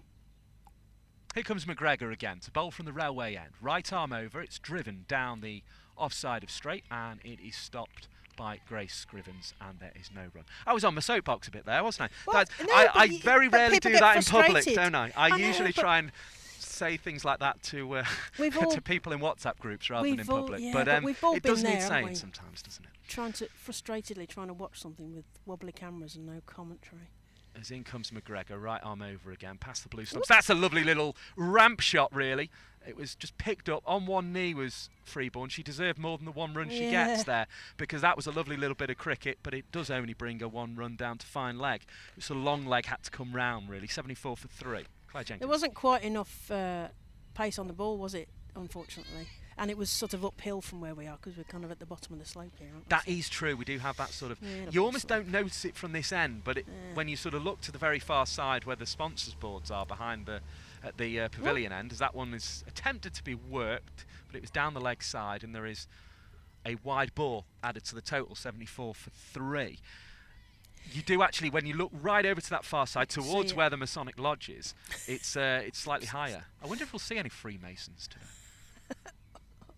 Or even ones you've got to pay for. They're not a religion, are they? They're a secret society. I think there's a sort of slightly religious element, but I think we shouldn't get that's going down a rabbit hole. I mean, some would call it a slightly culty element, but that really would be going down the rabbit hole. And let's not do that. It's a secret society, I think. Secret society. Let's call it that. They have a nice handshake. That's all we know. Anyway, McGregor bowls right arm over the wicket outside the off stump. There is no run on offer, and it remains 74 for 3. I was going to say Davina Perrin, because she's recently come back from the under-19 tour with the 3-way tour with Australia and Sri Lanka. She has. She got 250s there. She did. Scores 54 and 56. Yeah. So Central Sparks wanted to be channeling that energy here. Got plenty of overs, plenty of deliveries, and in the sunshine here. So McGregor bowling against the aforementioned Perrin, who doesn't quite show the form she picked up in Hambantota in Sri Lanka, or Hambantota rather. That's easy for you to say. It's not, actually. It turns out I thought it was Hambantota this winter, where she played against Sri Lanka. Oh, what a great address. Where do you live? Hambantota. And McGregor Just rubs the ball on her trousers, wipes her hand on them too, and she's now on her way, pacing in with that red brick wall in the background. Bowls to Perrin, drives firmly, stopped at mid-off by a tumbling Scrivens. No run on offer is the result. She took the catch up there though, which is the most important thing, and that fielding was important too there too. Oh yeah, that was, because she did have to, she made it look easy, but she did have to cover quite a lot of ground to get underneath that catch. Scores. I feel, I mean, it's interesting to see her bowling today actually, because I feel she's almost becoming more a kind of a batter who bowls occasionally, a little bit like Heather Knight actually. Talking of England captains, as that one's through outside the off stump, there is no run on offer. End of the over, 74 for 3. We've had 25, so I'll allow Claire Jenkins to pick up the ball by ball for the next 10 overs. She'll be joined by Georgie Heath, who's also with us from Women's Cricket Chat, and a renowned international women's cricket broadcaster around about the 30 over mark. She's done ICC. She has. She's Fair break. All sorts. Believe she'll be going there again, and in the not too distant future. But yeah, excellent to have Georgie with us. We're at the drinks. Claire, goodness, how are you enjoying your drink? First of all, if you're a Spark, and then if you're a Sunriser, what are you making of it? I mean, Sunrisers. Well, actually interesting, because when I was on, Sunrisers would be well chuffed with themselves, and that power play was proper Vice-like in terms of not letting Central Sparks get away with anything, but sort of slightly swinging back. If there's a swingometer, it's slightly swinging back, slightly more settled for Central Sparks. But I'll be enjoying the drink because it's sunny out here, so you do need a good quaff here. As Scrivens comes in from the far end, right arm over, bit of spin there to Abby Freeborn, who's doing exactly what Central Sparks needed to do. I hope that's not the commentator's curse. I know you don't believe in commentators. Oh, there's a big thump there into the square leg region. The fielder on the rope behind the camera in front of me takes a bruise, and they get through for a run or two. Absolutely no such thing as commentator's curse. It's called coincidence. I knew that would wind him up. It's called coincidence. 75 for 3. Davina Perrin to face. She goes back and just defends that down. She's a graduate of Ebony Rainford Brent's ACE programme, is she not? Graduate, that was the word I was to get more Afro-Caribbean players back into the game. Really good initiative it is too. Yeah, brilliant. Scrivens into Perrin, who's trying to get that way. And of course they would be under 19 teammates as well, so there's a little bit of maybe a little bit of spice between these two players. Davina Perrin just gets herself set. Scrivens launches one. Perrin moves to. Oh, bless you, Georgie. She said that there would be there'd be echoes. Oh, there's an overthrow as well. Oh, bless you, Georgie. And the score has moved on to 76 for 3 after all that. Yeah, no, I made the mistake of sneezing earlier, and it very much does come through on the effects mic, I noticed. So apologies at home if you heard that. It's because of the cut grass, actually. It probably is. Scrivens bangs that in again. Freeborn plays that into the mid-wicket area, and they get through for an easy single. Another one to the total. And that's the end of the over. 77 for 3. 26 overs gone. Perrin on 2. Freeborn on 42. So is she edging towards that milestone? Well, she's beginning to, isn't she, Claire Jenkins? But yeah, I mean, it's immaculately kept turf here, but I think because they've obviously been cutting it, and particularly on a drier day like this, they'll be keen to make the most of that. I think it's getting up 1 or 2 nostrils. I've heard a few sneezes from here. Yes, it's hay fever season, isn't it? Definitely, with the sun out as well. They've been hosting a lot of the Worcestershire games because of the flooding issues down at New Road. And they're looking after us lovely here so far. They're doing a splendid job, actually, aren't they? They're doing really well, and everyone's been very welcoming indeed. And as I say, I'm glad we've got such good pictures as well, because it doesn't always happen on an outground. So credit to Worcestershire County Cricket Club for doing that. You're watching via their YouTube channel, their Facebook page, and also the Central Sparks YouTube channel. So thank you for joining us wherever you happen to be. There's McGregor to come in from our end. Right arm over to the right-handed Abby Freeborn, taps a bat Plays that through the cover point area. Nick Hancock gets behind that and it's gone underneath her for 4. 4 runs to the total. Just disappeared behind the camera, right? Yes, right yeah. in my face at that point. I wasn't sure if she'd stopped it or managed to stop the boundary. And Sparks find themselves 81 for 3. No, I was conscious you had Sort a of screen in your underneath it. way, and we're not Underneath going to it. find out as soon as I had that it had beaten the dive of Hancock and was away for 4. I saw her set off on the dive What and then she'd she done, disappeared though, is behind the camera. She'd actually moved in from the boundary a few yards to almost try and prevent the 2, and that meant she didn't quite have the space to get her feet across and stop it. Kopak into Freeborn, who plays that straight, but straight to a fielder, and there is no run. I'm going to go ask her afterwards. Does she prefer Kopak or Kopak? Because I've heard both this season. You're going for Kopak, so we'll stick with Kopak today, I think. But yeah, no, I've heard both this season, so I'm going to go ask Katie Kopak what she prefers, because she has been excellent today. Freeborn plays that into the leg side, but straight to the fielder, and there is no run. And that's, I think, why her captain at this stage, with a new batter in Perrin and a batter they need to get out in Freeborn, who got 100 against Sunrisers last season, I think that's why she's turned back to Katie Kopak, who went for 8 in her first spell. 2 wickets, 2 maidens in those 5 overs. I think they've gone, right, if we can get Freeborn out here, we're through. Yeah. Which should be a thought, which would be a strong thought in their minds. That's no run there. This ball goes straight to the fielder into leg side. Abby Freeborn takes a little look at where the gaps are in the field again.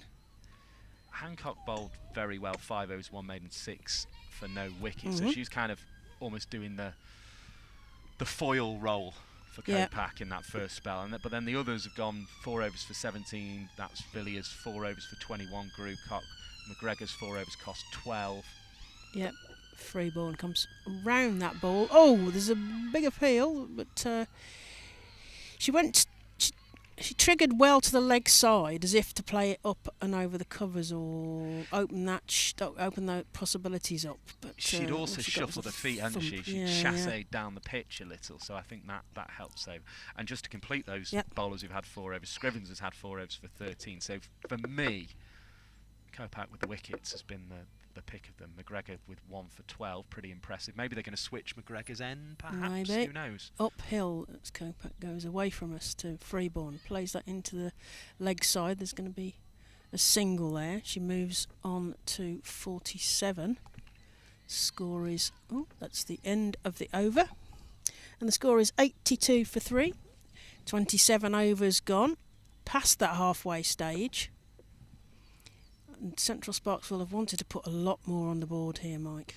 They will, but I think that partnership between Webb and Freeborn of 67 has recovered things. If they can put on another 67 here, they'll be in a good position, and they'll kind of be looking to go from there. So it's going to be Scrivens to continue, so that's interesting. Probably they're saving McGregor and Hancock for the back end, maybe, or maybe they might use Villiers at that point. Who knows? But it seems quite smart so far in terms of what she's done.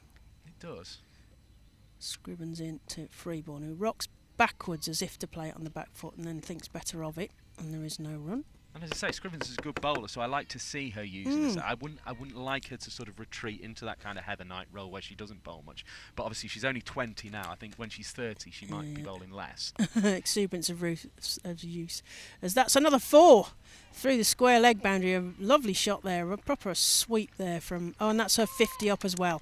So well batted Abby Freeborn. That's 50 runs off 99 balls. And 6 fours, that'll be 7 fours now.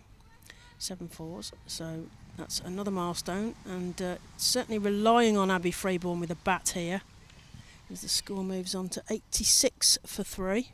Rank ball, if we're honest there. She dragged it down and Freeborn baseballed it away. Yeah, thanks very much. She can't only defend that one, and there is no run on that one. As Freeborn marks a guard again. There's a little look round in the sunshine here at Kidderminster. You're watching us on the Central Sparks YouTube. Scrivens serves another one. It's in the air, but it's going to drop in a gap. Is it going to go between the fielders? I think it probably has. There's 4 runs there. 4 runs to the total, and Central Sparks move on to 90 for 3. Yeah, there was a touch on it inside the boundary, but then it very quickly rolled onto the rope. Yeah, there was a sort of despairing dive. Dives are always despairing. Always despairing. Scrivens in. Oh, Freeborn takes a big swing at that. It's gone the same place. That's a replay. Another 4 runs. So a complete replay there. Another 4 runs to the total. 94 for 3 into the 28th over. The second half, as it were. The only difference there was, I don't know if it was because the fielder had already run once. It's like, oh, really? Or whether it was because it was hit ever so slightly better, but the fielder didn't get a touch on it that time, and it goes for 4 without interference from the fielder. Yeah. Scrivens again into Freeborn, who plays that still into the leg side, but I suspect straight to a fielder. Yes, Muddy Villiers does the fielding there at mid-wicket, and they get through for a single. Score to 95. So Central Sparks, that's the end of the over as well. 95 for 3. 28 overs gone. Heading towards that 3-figure milestone for Central Sparks, which has felt like a very long journey. As we didn't get a view of the worm, which has had a bit of a wiggle at the beginning and then is starting to go up. And you're listening to us on the Central Sparks YouTube channel. You're also listening, potentially watching on the Worcestershire County Cricket YouTube and Worcestershire County Cricket's Facebook. I've got 3 ways. I'm going to have to go onto the Facebook page. I haven't been on there yet to check how it looks. But yeah, I'm going to have a look at that. Because we even had the, Georgie at the toss and everything. Oh, this is very exciting. 60 from 103 though for Freeborn's the important detail. She's really worked for that half century. She has. And that's Freeborn playing that into the leg side. And I think there's going to be a 1 run to that. 96 for 3. Central Sparks. Kopak still bowling from our end, as it were, uphill into the sunshine at Kidderminster. They're calling this the railway end because we've got the railway track behind the scorebox the here. railway. You've got the pavilion end, even though the pavilion is sort of slightly to the left. Side. Kopak into Perrin this time. Plays that lustily into mid-wicket. There's going to be 4 runs.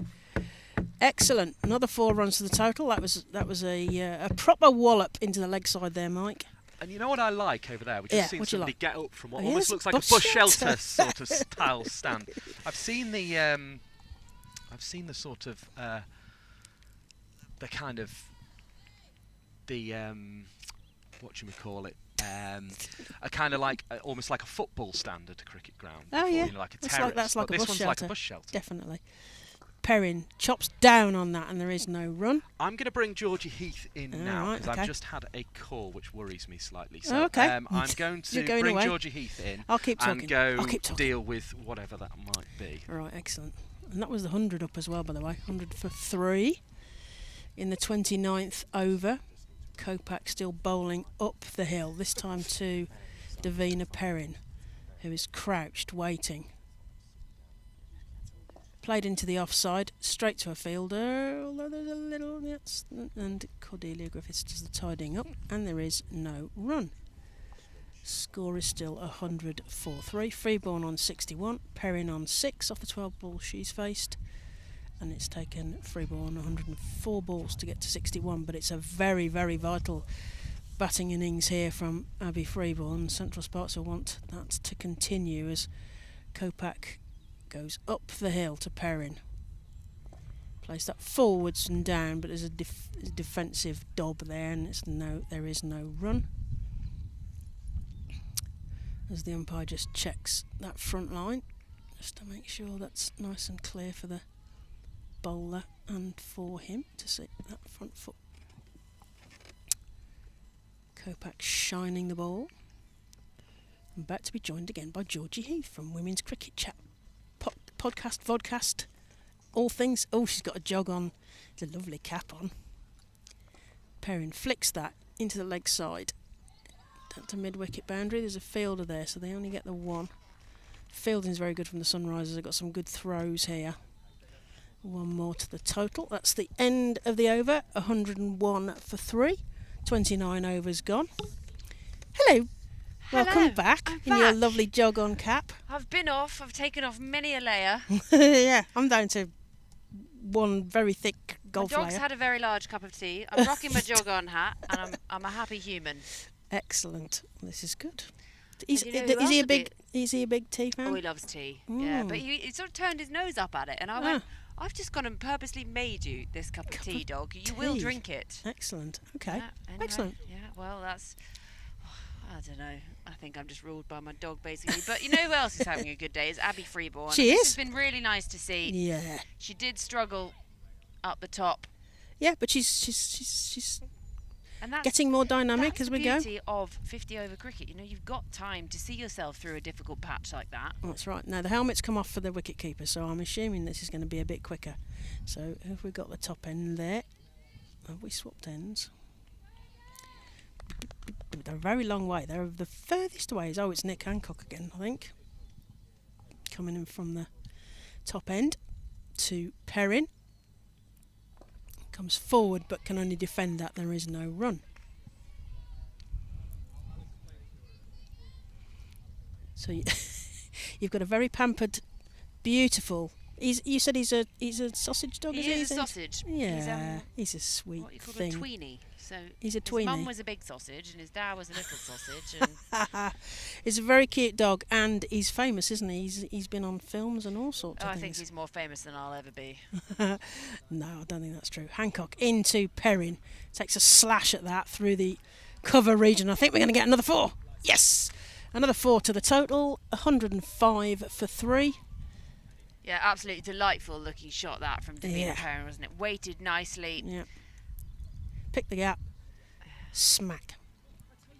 And bisected the fielders, as opposed to my favourite is when people say dissected Yeah, the yeah, fielders. which is And I much think more that would surgical. That would be a very different game out there. Much more surgical. As Hancock winds herself up. Coming in. Banging it in. Oh, Perrin's in the air. It's going to drop between the fielders. And I just get the single then. So another one to the total. Yeah, hit the 106 for 3. top edge, that one. She looked to sort of swing back in the same kind of direction. Didn't quite read it, Perrin. Found that top edge. And she's rehearsing this shot there. Nicola Hancock's economy rate is 1.8. She's bowled some beauties today. The Australian import for Sunrisers, settling in quickly to Rachel Hayhoe Flint duty.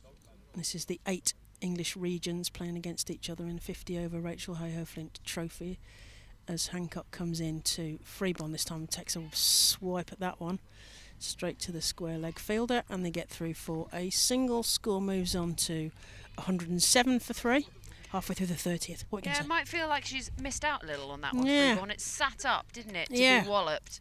And she got a hold of it, but just picked out the fielder on the bounce, who didn't have to move left or right. Mm.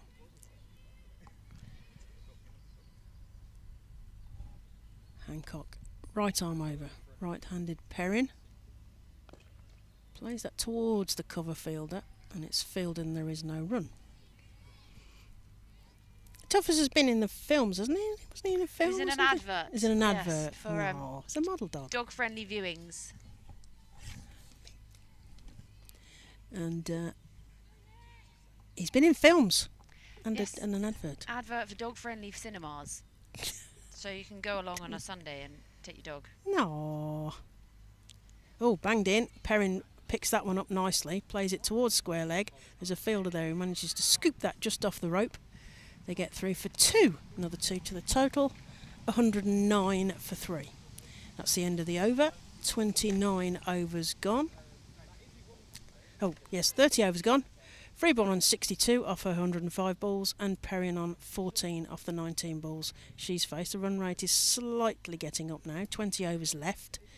So 109, 20 overs. Should we have a look and see what projected Yes. scores are saying? Yeah, go on then, go on then. Go on then. Go on Hang then, hang since you're on. there. I might be young. I can't move that fast. on a screen. Yeah. So, In the sunshine here at Kidderminster, while Georgie looks up the funky numbers. What's the funky numbers say?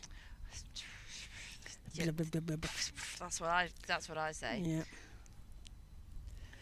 I think we've got to change of bowling here. Look. Joe Gardner. You said Joe Gardner earlier. Joe Gardner has the ball in hand. I'm sure she sees the high point of her career having played cricket with you at Northants, you said. Do you think? She played a lot more Northants than I did, but when we played at Burton Latimer together, we were the under-15 national champions. Wow. Well, Back in the day. Back in the day. We both had dodgy haircuts at the time. Gardner into Freeborn, who can only defend that, and there is no run. Dodgy haircuts. Do you want to talk us through the haircuts, or is it just too painful? Well, to the stage when I had to tell people, I had to learn when I went on holiday how to say I am a girl in other languages, because I kept getting kicked out the girls' toilets. Oh dear. And Joe Gardner's was more of a... Oh, big swipe from Freeborn. It's straight to Grace Scrivens, and there is no run. I think hers was I don't think she ever turned the straighteners off. You know, it was a sort of bob kind of look, but so straight, you didn't really know what to do with it. It's a great mental picture. Bit of spin from Gardner, and Freeborn plays that backwards of square. There's a fielder on the rope, so they're only going to get one to the total. No, it was a good club, though, 110 for 3. Good club, Burton Latimer, near the Weetabix factory. Okay. The saying was Get that the tourist thing as well. wonderful smell. Oh, but if you could smell it, the stronger you could smell it, the closer it was to rain. It's like basically, if you could start smelling it really strongly, it meant it was going to rain. that's like Bourneville, There you go. because I lived in Kings Norton, and if you could smell the chocolate, you knew the rain was coming because that was the prevailing wind. As Davina Perrin plays that straight to the cover fielder, and there is no run. And once Rachel Hayhoe Flint came to visit us, we had a Wednesday night session, and she came along, and that was a pretty cool day. Pretty cool indeed. Perrin plays straight to the fielder, except Nick Hancock doesn't really stop that. Tries to put her hands down. They get through for a single. One more to the total, 111. So she came to do coaching session, or just to be a celeb? Just came for the day, yeah. Everyone's got a Rachel Hayhoe Flint story. It's brilliant. The late Baroness Hayhoe Flint. Take no for an answer. No, that's right, cricket pioneer. Freeborn takes a swipe at that. That's through point, straight to Cordelia Griffiths on the rope. She's one of those people. Single there. She just didn't take no, and I sometimes think, you Yeah, just right. need to turn up and be a little bit more Rachel today, because sometimes I do things or agree to do something I don't want to do because maybe I'm a bit of a doormat.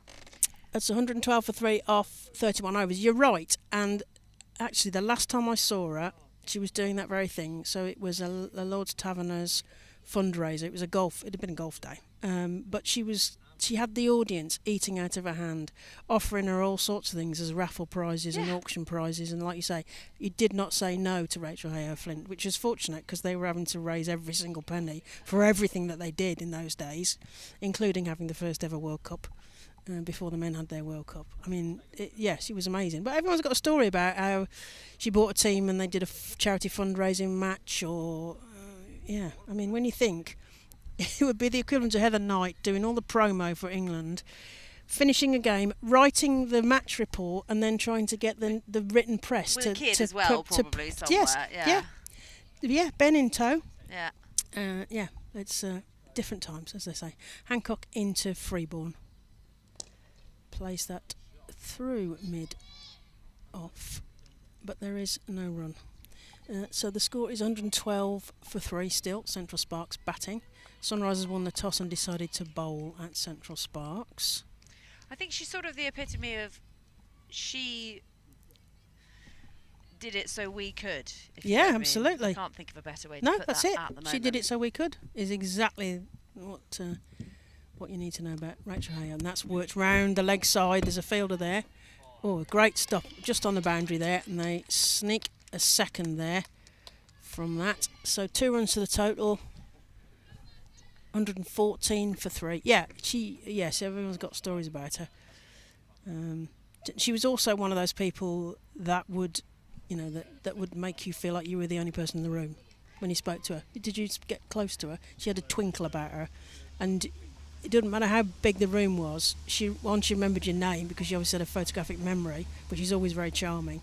And that's worked into the leg side. There is no run. Like you were that cliche of you're the only person in the room, and you are the most important person. And she's paying you full attention. So somebody remembering your name, paying you full attention, and really listen to what you're saying. And also, that photographic memory, I suspect, then also allowed her to link something. So she'd remember something. I mean, but bearing in mind the thousands of people she met in a day, she'd have some, oh, how did so-and-so get on? Or how's, some, whatever, relative. Oh, it goes straight through Abby Freeborn, and there is no run. Yeah, she looked to shuffle down the pitch there, didn't she, Freeborn? Wants to sort of take on the pace of Hancock.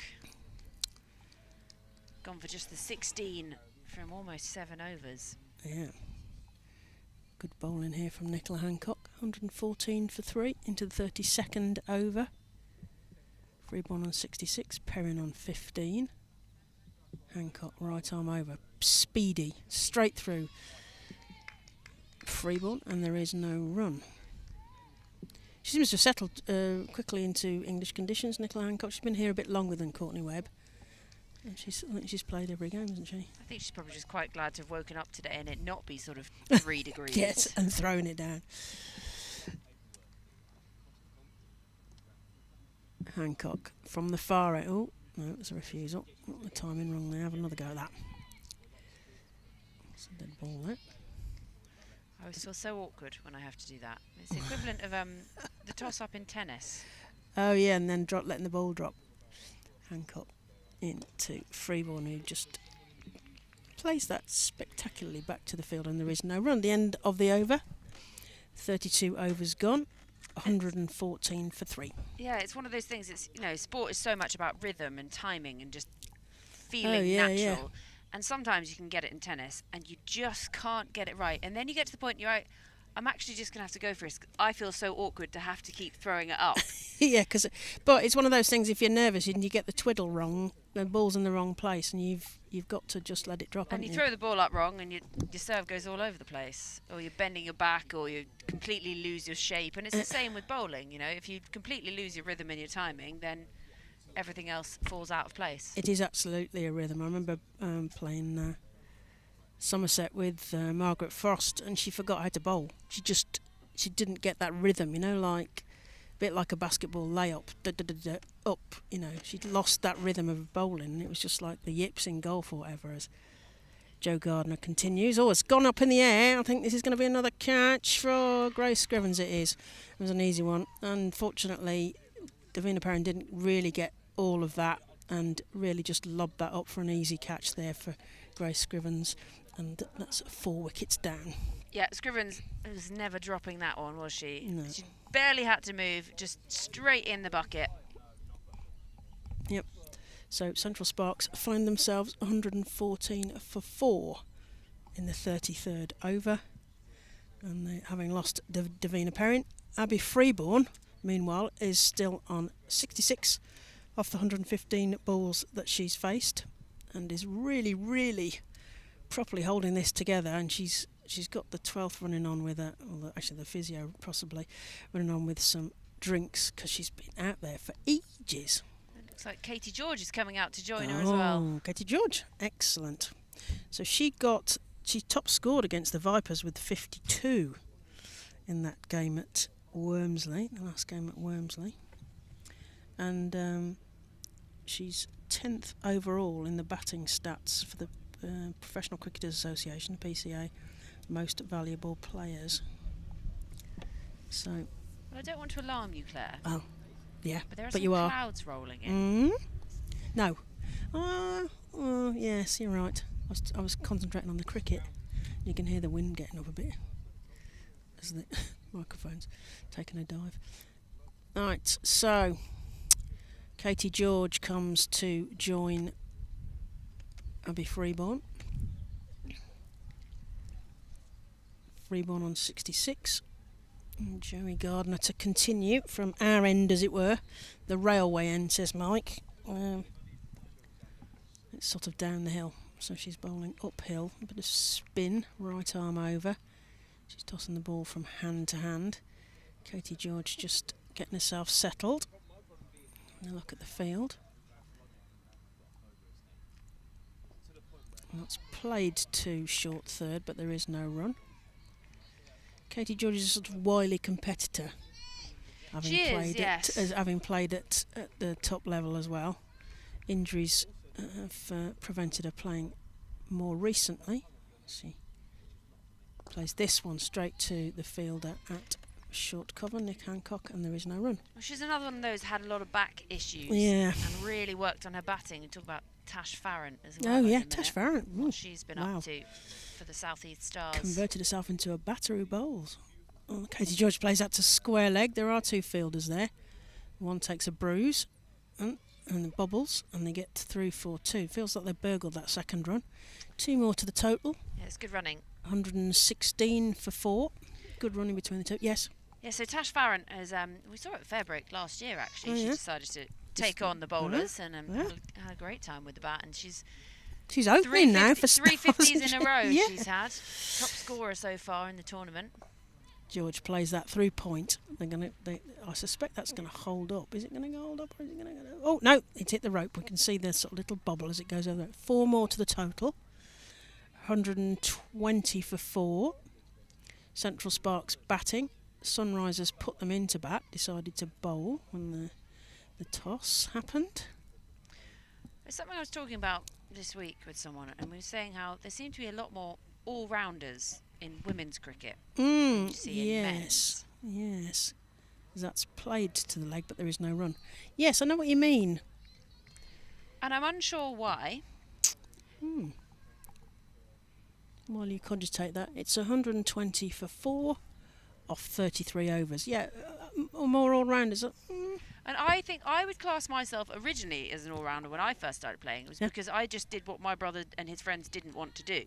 So if they wanted to bowl that day, I would bat. If they wanted to bat, I was fielding. So you had to do everything. It was never a choice. You know, if they just wanted to bat, then I would have been a bowler because I would have only ever bowled.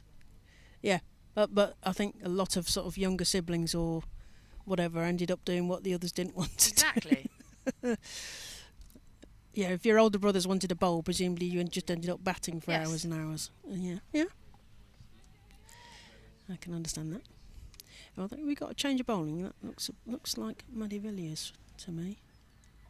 I was also the one who had to fetch it from next to his garden, regardless of if I'd hit it or if they'd hit it. Sorry, Yeah. Can we have our ball back? The river, the garden. The river. Yeah. So I think we've got a change of bowling from the far end. Certainly beach Nick cricket. Hancock. Beach cricket, yeah. Do you have to go in the sea then to fetch the ball? Yeah, it and was everything? out, but you still had to go and get it in the North Sea. In the North Sea. On the beach in Whitby. Yeah. People just up the road are in survival suits on an oil rig somewhere. As that's always an appeal, and they're not interested. But Grucock was interested there. Abby Freeborn looked unsettled, certainly. We're at the wrong angle to tell who that was. It's sort of floated up, isn't it, as Freeborn struggles to get hold of that and looks frustrated with herself, and there is no run. 120 for 4. Trying to tempt her, isn't she? Yeah, to tempt her, it is. Yes, Grucock, number 9. Coming number 9. Oh, Freeborn's decided to charge her and comes forward and plays that through mid-wicket for an easy single. She'll be wanting to stand on a bat a bit the other end and let Katie George hit the ball for a bit, I imagine.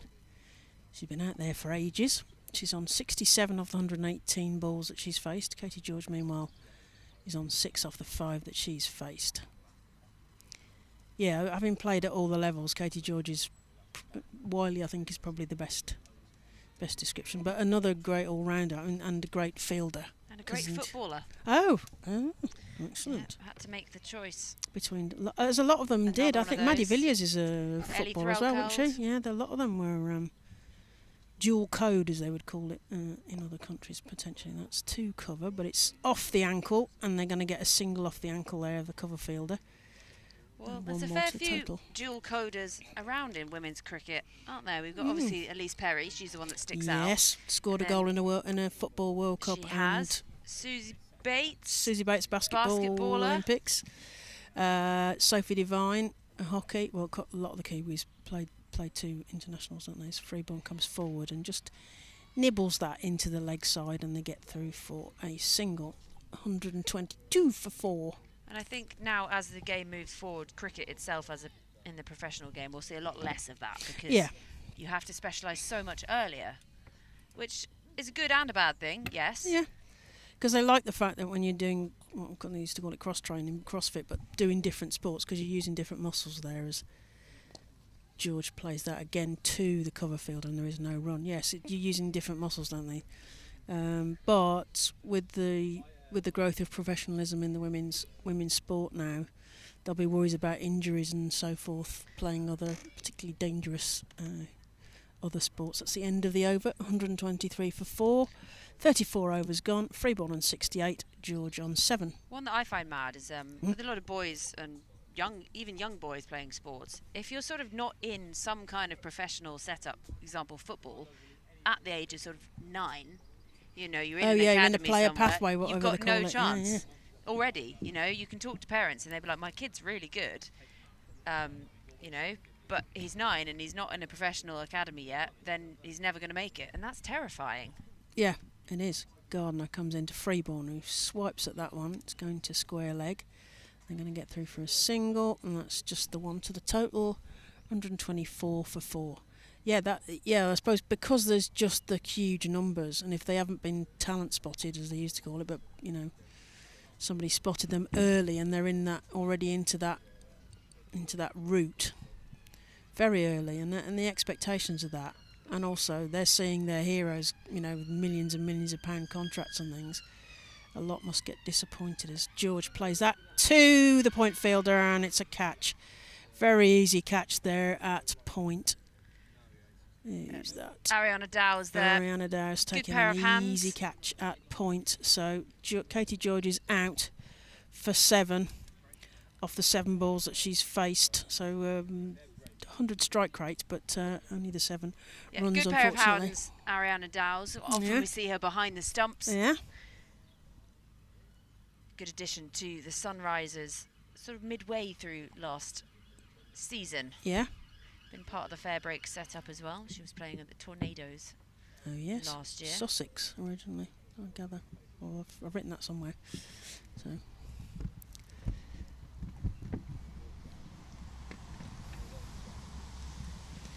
No, that's the fall of the wicket then. So Central Sparks find themselves 124 for 5 as we see, I think it's Beth Alice coming out now to bat with Abby Freeborn, who's on 69 off the 120 balls that she's faced. Katie George back in the pavilion, having spooned the ball effectively to the point fielder. Joey Gardner has taken 2 for 10, partway through her 3rd over.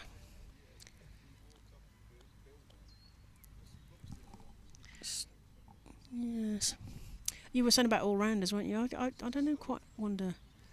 Maybe it is because they've played different sports and therefore, not so specialist, because you do get that much more in the men's game, don't you? Oh yes, someone's going to come and hit a lot of runs off. Yeah, and the likelihood that you would have something like someone who is a specialist bowler, really. And that's played out to the offside, and they get through for a single. Then revamp themselves as a batter. Yeah.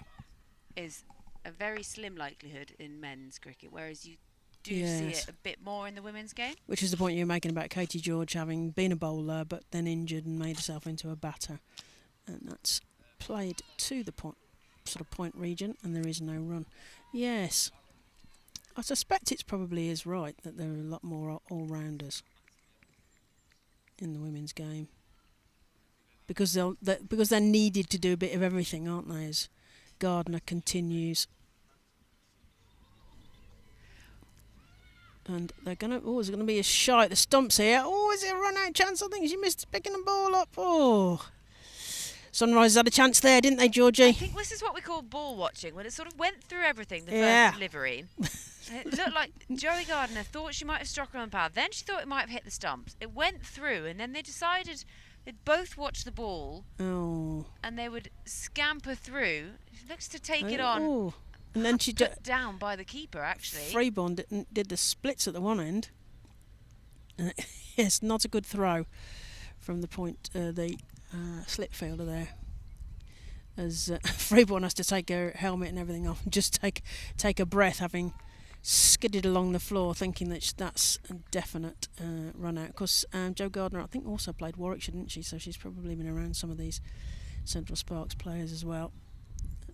She comes in to Ellis, who plays that forward, but straight to Nick Hancock at cover, and there is no run. That's the end of the over. 126 for 5 after 35 overs. You're listening to Claire Jenkins, former Somerset and Derbyshire player, and Georgie Heath from Women's Cricket Chat. You will also hear the voice of Mike Perkins, who's an absolute martyr to try and get more women's voices onto sport. So he hates being thanked, but I'm thanking him for all the work that he does. And I did once say to him, "What do you do in the winter?" He said, "I do commentary on women's football." I said, "You really are a glutton for punishment." So he loves his women's sport. And the first time I ever met him, I said, why women's sport? Why are you so interested in women's sport? And he just said, "The stories are better." Shut his briefcase and walked out. I thought, "Oh, that's it. That's it. He's right. The stories are better." Yeah, I get that. Do you want to go ball by ball now? Oh, go on then. Go on then. As that's just While you're defended into the leg side by Abby Freeborn. No run. You're right. It is closing in with the cloud cover, but let's hope there's no naughty weather stops here today. It's because I took off some layers. Yeah. Cox in, and Freeborn shuffles down the pitch, works that into the leg side, and they come through for the 1 run. Brings Katie George back on strike. No, Bethan Ellis. Apologies. Bethan Ellis.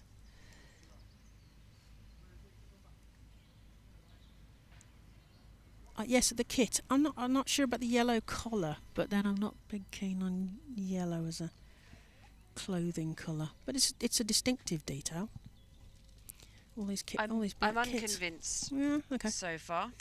Cox in again flighted, and that's just defended back up towards the bowler, who fields off her own bowling. Again, no run. So Sparks so far this season in the Rachel Hayhoe have relied on Katie George.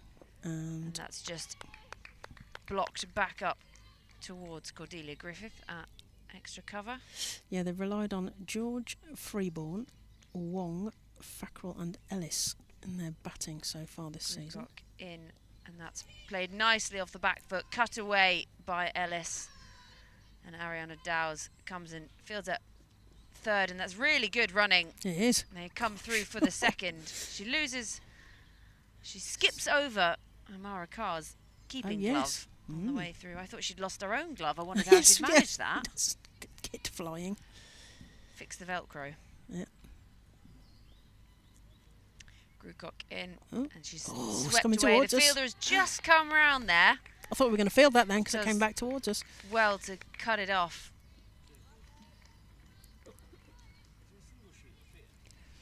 And that's the end of the 36th over, the end of 36. 14 over still to go. Sparks 130 for 5. I met Bethan Ellis's mum. She's a teacher. So I was in my other job, I do job interview coaching, and one of the local schools, I bring a team in to do mock interview with their lower sixth, year 12 they call it now, don't they, with their lower sixth, and this woman walked past and said, "Hello," and I said, "Hello." She said, "You do Central Sparks commentary, don't you?" And I said, "Yes," thinking what's coming next. She said, "I'm Bethan Ellis's mum." And she was so excited because Bethan Ellis had got her first summer contract. So, well done, Bethan Ellis, for getting a contract here with Central Sparks. She's doing well with the bat. When two worlds collide. Yeah, it was. I'm always amazed with people that recognise me. I just get people that come up and go, "I recognised you from your dog." Oh, I'm sure it's more than that. I usually apologise when someone says I've heard you on commentary, which I should stop doing, really. Although perhaps not.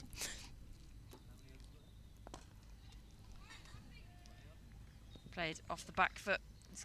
Griffiths comes in and does the fielding, and they come through for the 1. Well, Abby Freeborn, 70 to her name. Yeah, 124 balls she's faced. Wow, that's some innings, regardless of what happens next. That's defended into the onside. Again, no run. Joey Gardner going along nicely here, picked up those 2 wickets, just the 12 runs. The bubble on the top of my hat's just catching my head. Well, she goes for the reverse sweep. Freeborn does pick out Dow's perfectly along the ground at what would have been backward point. Uh-huh.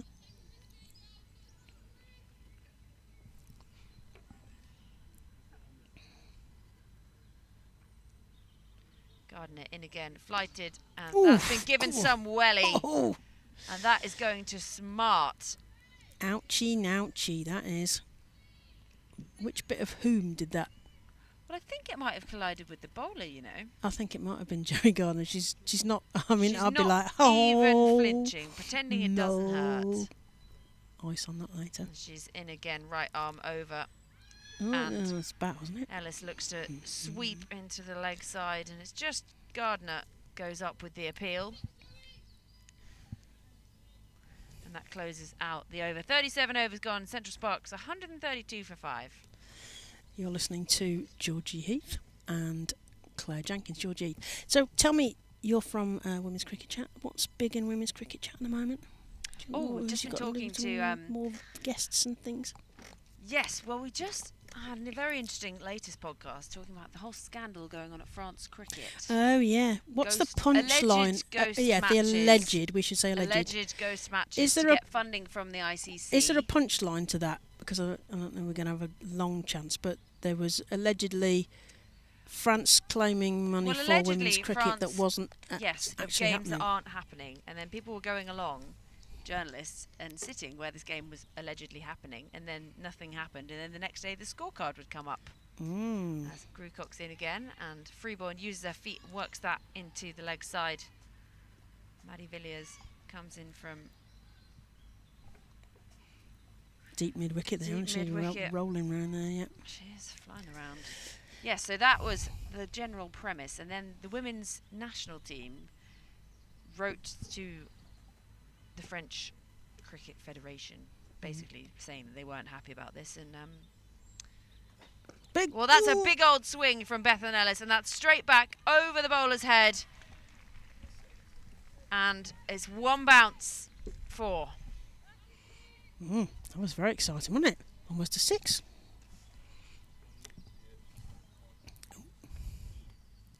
Almost taking out the Portaloos there. That'd give you a Almost- shock if you're in there, wouldn't it? Yeah. A big old thud. Can we have the ball back? Can you just wait 1 minute? 6. Always a 6. And umpire change of decision. Joe Ibbotson has obviously been told that was a 6. And that's a nice deft touch there from Bethan Ellis. I like a bit of light and shade, a thump and a little nurdle. Is there any other sport you can think nurdle would be able to be used? It's a great word. But I was with Barbara Daniels week before last at Edgbaston, and she liked the word nurdle. So we had a lot of nurdling then. Oh, a big swipe. Freeborn down on one knee, just into the leg side again. Yeah, and back to that France cricket thing. So there's a lot going on there. Obviously, France cricket would refute these allegations, Yes. and it is It's all all alleged. at the moment. So it's a story we will continue to follow. Well, you'll be wanting to keep a note on it, because we want to make sure that that money earmarked for women's sport is actually being spent on women's sport. It's Which nicely is, dug out by Bethan Ellis, and just fielded by Grucock off her own bowling. Yeah, we have to. I want to make sure that any money that's earmarked for women's cricket goes to women's cricket, because it's been too often siphoned off in the past. And again, just played along the ground, back up to mid-on, and again, no run. And that's the end of 38 overs. Sparks 141 for 5. So, who guests have you had recently then? Well, on the topic of a guest, this is a guest we have had before. Shout out to Kelly Castle, who Yeah. just texted me saying she's tuned in. So hello to you, Kelly. We hope you are recovering well, and you get to be out that boot before it's tanning season, because no one needs a grey boot tan. Oh, one leg. Oh dear, bless you. But I guess it's better than having it when it's snowing, because then you get really chilly toes. Yeah, and So- might get soggy plaster, I imagine, as well. Oh yeah, that too. Well, we had Mel Jones on recently. She was a great guest. One of those we could have talked for ages, but because she was in Australia and we were in England, by this point it was 11 p.m. English time, and it was well past my time for a Horlicks and some squash fly biscuits, which is that's my choice of Garibaldi. No, not the Garibaldi. As in the shortcake ones with the raisins in, the squash fly biscuits. Not a Garibaldi gal. They're a bit odd. Yeah, they are a bit odd, aren't they? They're a bit chewy. And well, they're neither one thing or another, aren't they? Like ship's biscuits or something. Horlicks. I know it's an old person's drink, but do you like a Horlicks? I like a Horlicks. Yeah. Bit of malted milk drink. Other malted milk drinks are available, I imagine. Yeah, but they're not as good. No, the original and best. I don't know, an Ovaltine actually. Ovaltine, yeah. It's supposed to make you sleep better, isn't it? Yes, that's the point. And there's some kind of science behind it as well, like drinking hot milk before bed. We've gone back to a bit of pace here, and that's nicely weighted by Freeborn, worked into the offside, and it's going to fly past Griffiths, diving Griffiths, and that's another 4 to Abby Freeborn. Yeah, she's moving on quite neatly here. 77 off 130 balls.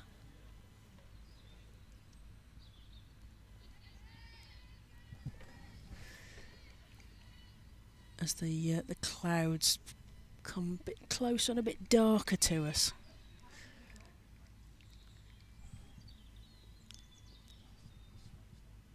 McGregor in again, right arm over. That's nicely played along the ground by Abby Freeborn, and up to the fielder out at sort of a wide long on. Sort of hush descended, hasn't there? Because Sunrisers were very up to start off with because they were getting their quick wickets and things, and a hush has descended. Yes, I think a lot of it is thanks to what's been coming off Abby Freeborn's bat. So you got Kelly Castle. Who else is lined up? Or no, we've had Kelly Castle before. But you know, she's just talking to. Oh, okay. Talking of guests, that was what you were saying. Talking of guests, and that's nicely worked into the leg side, past the fielder at mid wicket, and out just come through for the 1. Been in discussions with a few people. I don't like to reveal my guests ahead of time. Okay. There are a few, but more recent. Potentially could be an Australian who is over in England at the moment. Okay, she's not narrowing it down an awful lot. Has come over this season. Slower ball and swept away. That's another 4. That's lovely. Nice. Behind square leg, and that's another 4. Those 2 white cars out there. Quaking. Yes. Hoping that there isn't a full toss played, I imagine, down the leg side. I just wouldn't risk parking my car there. Mine is no, all the way over. There is about 10 I'm as far cars. to the corner as you can get. There's about 10 cars between my car and the pitch, and I'm still worried. There's a lot of conifer between us and my car, let me tell you. It's conifer your go-to. Well, it's very high, choice. but it's very thick, isn't it? So that's the beauty of that. It's like a gorse bush, which always reminds me of the famous 5. They used to always camp inside a gorse bush. As McGregor's in again. And that's again played into the leg side by Abby Freeborn. She picks up another. Famous 5. They used to eat a lot of sardines and pilchards and things. And what now that I'm older, lashings and I think about of ginger beer. How could they set up their camp inside a gorse bush? Those things are so spiky. I think probably quite a lot of it doesn't bear a lot of. Well, yes, I guess McGregor in again. And that's just found the outside edge of Bethan Ellis. And it falls short of the fielder at backward point, sort of 3rd. And that's the end of the over. 39 overs gone. Sparks 152 for 5. Abby Freeborn 83 to her name, and being kept company by Bethan Ellis at the other end. She's on 13. So 11 overs still to go. Yeah. A fairly expensive over there from McGregor. The 11 coming from it. Yes, Grace Scrivens will want to bring this tighter again, won't she? Oh, she's rotating her bowlers quite keenly. Maddie Villiers coming on from the top end, furthest away from us.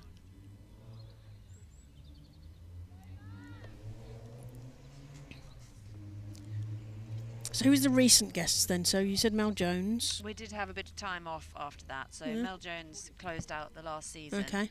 Who was just before that then? To the next one. But people can find Women's Cricket Chat on good podcast platforms, can't they? They can indeed, and there's quite a few players out here we've had, and that's swept away to deep square, and it's another one to Abby Freeborn. There's quite a few players out there at the moment that we've had on.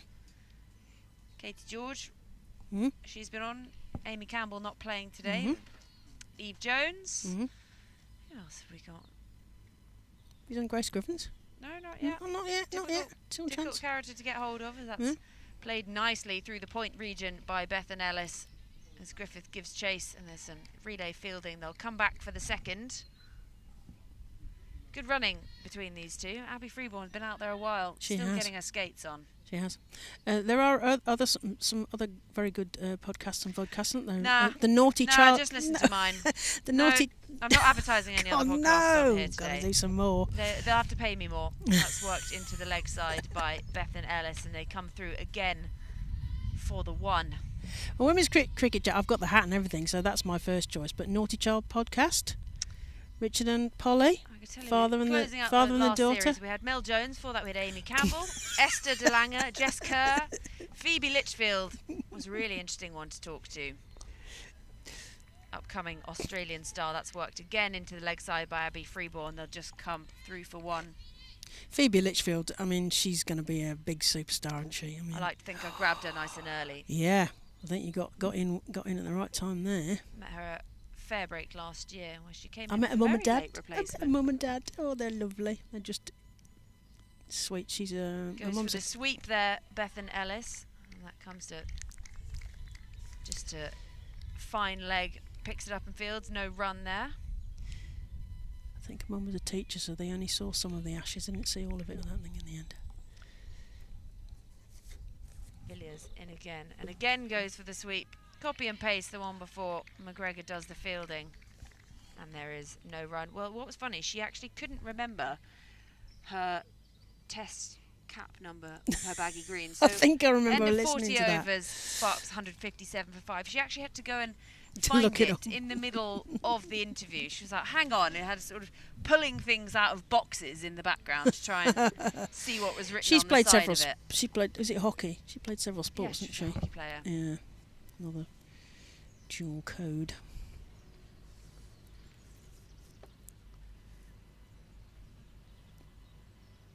I think hockey is a lot of the Irish players you find. Yeah, well they've hockey. played camogie as well, haven't they, or various Irish sports. We have Esther DeLanger. She's been on recently. Mahika Gore, she was a really great guest to have. Good fun. She's right tall, isn't she, Mahika? Yeah, she makes even me feel short. And Jenny Thompson, her World Cricket Tour. She is travelling around the world, taking women's cricket everywhere she goes at the moment. I'm actually seeing her for a bit of cricket in Trafalgar Square on Friday afternoon. If anyone fancies a trip up to Trafalgar Square, we'll be there with a bat and a ball. McGregor in again. Shorter, picked up by Freeborn. One bounce, 4. And she moves on to 89. Abby Freeborn. What a day she's having.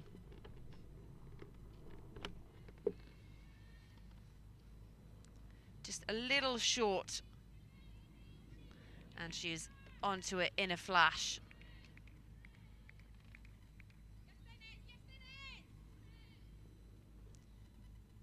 Hello, Georgie. Hello, welcome back. You could be in time for a Freeborn masterclass here.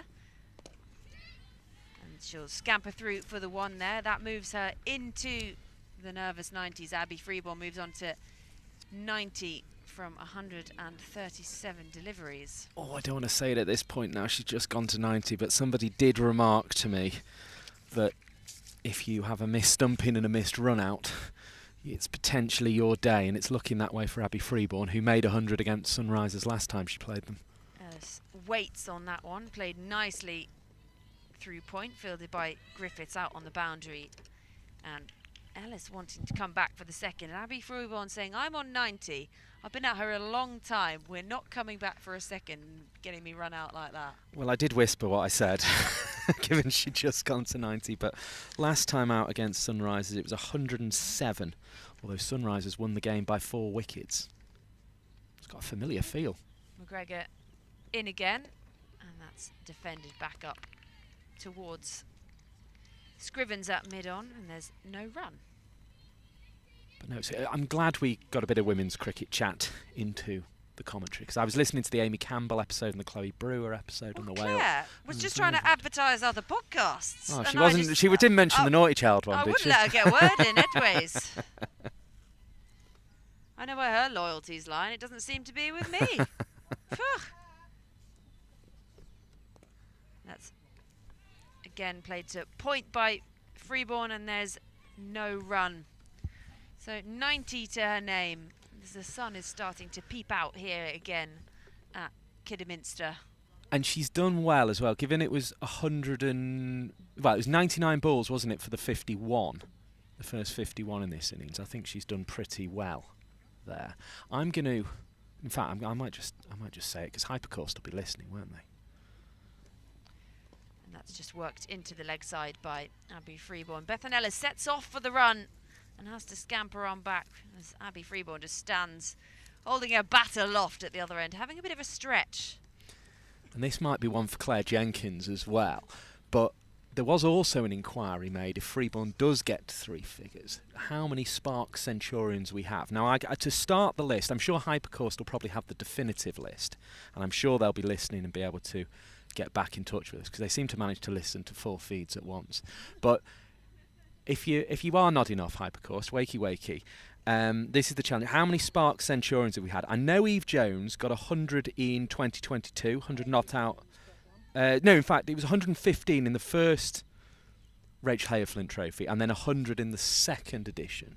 And then 91 and 84 have been her best scores in the years afterwards. I know Abby Freeborn got the one against Sunrisers last time out, but if there are any others we're missing from our list, 163, highest score in the competition, you're right. I forgot, because she was an England international. As Maddie Villiers is in, and Bethan Ellis sweeps, and it's up in the air. It's going to land safe, and it's misfielded by 2 fielders out there on the deep wicket boundary, and that's another 4 to the total, another 4 to Bethan Ellis, who moves on to 21. Thank you for getting us back to the cricket there, Georgie.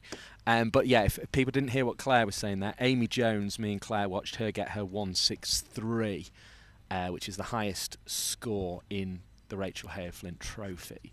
So that played off the back foot by Bethan Ellis, and there's a diving bit of footwork by the bowler Maddie Villiers. We talked about her being a footballer earlier. Doesn't quite keep it out, maybe not a goalkeeper there. And they come through for the 1 run. So Amy Jones's, I will look up, but that was against Western Storm, I think in year 2.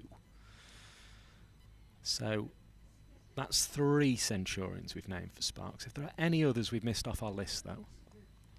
It's just found the edge there from Abby Freeborn, and there's a hoo-hoo from behind the stumps as it's fielded at fine leg.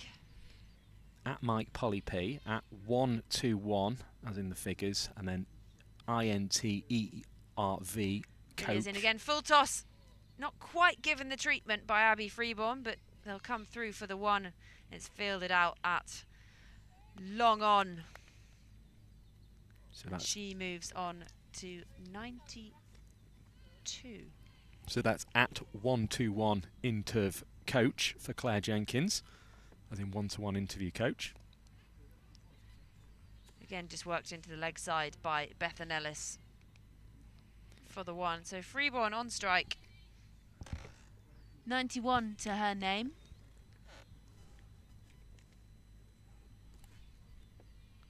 And still 1 delivery to come in this over.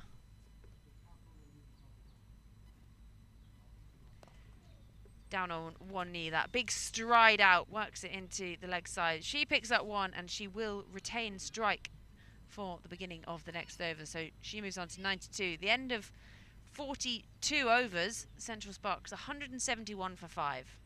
So yeah, me and Claire will try and keep an eye on our mentions for any Centurions you remember. And of course, Georgie Heath is at... Georgie Heath 27. So Georgie Heath at Georgie Heath 27, at Mike Polly P to get in touch with myself, and at 121 interv coach for Claire Jenkins. As I say, any Spark Centurions we've missed, we've got Amy Jones, Eve Jones and Abby Freeborn so far. If there are any others let us know. Of course, the other there's another one I can think of, but it wasn't in the Rachel Hare Flint Trophy. It was in the Charlotte Edwards Cup, and it was against Vipers, in fact. So that's quite an achievement in itself. But yeah, as I say, get in touch and we'll reveal a hopefully definitive list, because I haven't planned this, but what is hopefully a definitive list in the second half. Well, Grucock has changed ends, and Abby Freeborn just takes that on the half volley and comes through for one. So she moves on to 93. And also, if you're bored later, or if you're not bored, or between innings or anything, go and have a listen to Women's Cricket Chat. Give it a follow on Twitter as well. Very good. Very good. On Spotify and all your podcast providers.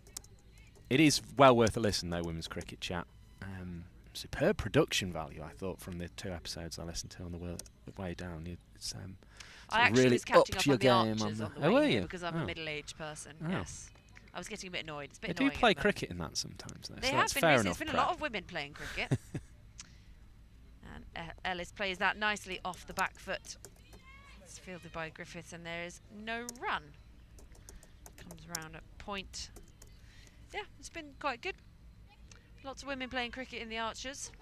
There was a bit of a controversy, wasn't there? Some guy's phone got smashed or something, and yeah. there was a big hoo-ha. And that's just worked into the leg side by Ellis. Picks out the fielder again, no run. Oh yeah, George. He's having a bit of an argument with Hannah because they don't like each other, and she hit the ball and it hit his phone, and he's blamed her, but actually she's so rubbish she couldn't have hit the ball there anyway. She tried. Anyway, Bethan Ellis, not rubbish. Just works that nicely into the leg side off her hip. Again, no run. So I've just, to divert us back to cricket that's actually happened rather than on the You're on saying the Ambridge Archers. cricket team, is it real? What about when they played Darrington? And down on one knee, Ellis goes for the sweep, and it beats the diving fielder, and that is going to be another 4 to Ellis's name and another 4 to the total. And I am wrong, it was Abby Freeborn, so she moves on to 97. Oh no, it was definitely Alice. Well, Yes, that was it interesting. was The Bethan little Ellis. arrow was next to Freeborn. Sorry, my fault. And 97's gone on the board, which confuses me slightly. It was definitely Alice. Again, clubbed into the leg side by Bethan Ellis. So a little bit of confusion here because I think Abby Freeborn Is on 93. Is on 93, not 98. I agree with you, but that might make this next little bit of commentary a bit complicated. I hope somebody can alert the scorers, because Ellis definitely hit those last 5 runs, but they've gone against Freeborn's name. So we will... It's quite difficult, because on your screen she's going to go past 100 here, and I'm not sure that's correct. I hope it is going to get corrected before anything goes to... so she's now gone down to 97. And she'll go to 93 in a minute, But and they'll she go on to is Alice. actually on Somebody's 93. alerted the scorers, I think. And she's not on strike. And there we go. Alice has got the runs back. Okay, So there thank we you, go. everybody. Thank you, everybody. I know we're slightly behind you as well on the pitch. Right, we're all where we should be. Alice has 28. She has the strike. Freeborn is still on 93, still in those nervous 90s. I've also looked up the Amy Jones innings against Western Storm. Unbeaten 163 as the Sparks posted 295 for 7. Seem to remember her being dropped 3 times before she got to 100, including by England captain Heather Knight in that innings. But... by gum, did she make the most of it that day. She was absolutely fantastic. Oh, she was fantastic that day. That's my old man coming out because he's from Yorkshire. But no, it was a fantastic game of cricket, and won by Central Sparks by 41 runs in the end at Edgbaston that day. So 3 Centurions we've named so far. Are there any others we've missed? Freeborn, Amy Jones and Eve Jones. We've gone back to a bit of pace. It's very short, and no ball signalled by the umpire. Yeah, whether it was a no ball or a wide didn't really matter. It's 1 more to the total. Well, I suppose it does in the... Is there going to be a free hit here for this one? They're just conferring and just signalling that no ball to the square leg umpire as well. I've certainly not seen a free hit signal here, but I think it is for any no ball. And that's why it does matter whether it was given a no ball or a wide. Actually, I was going to say it doesn't matter because it was both wide and and over their head, but they've gone for no ball here.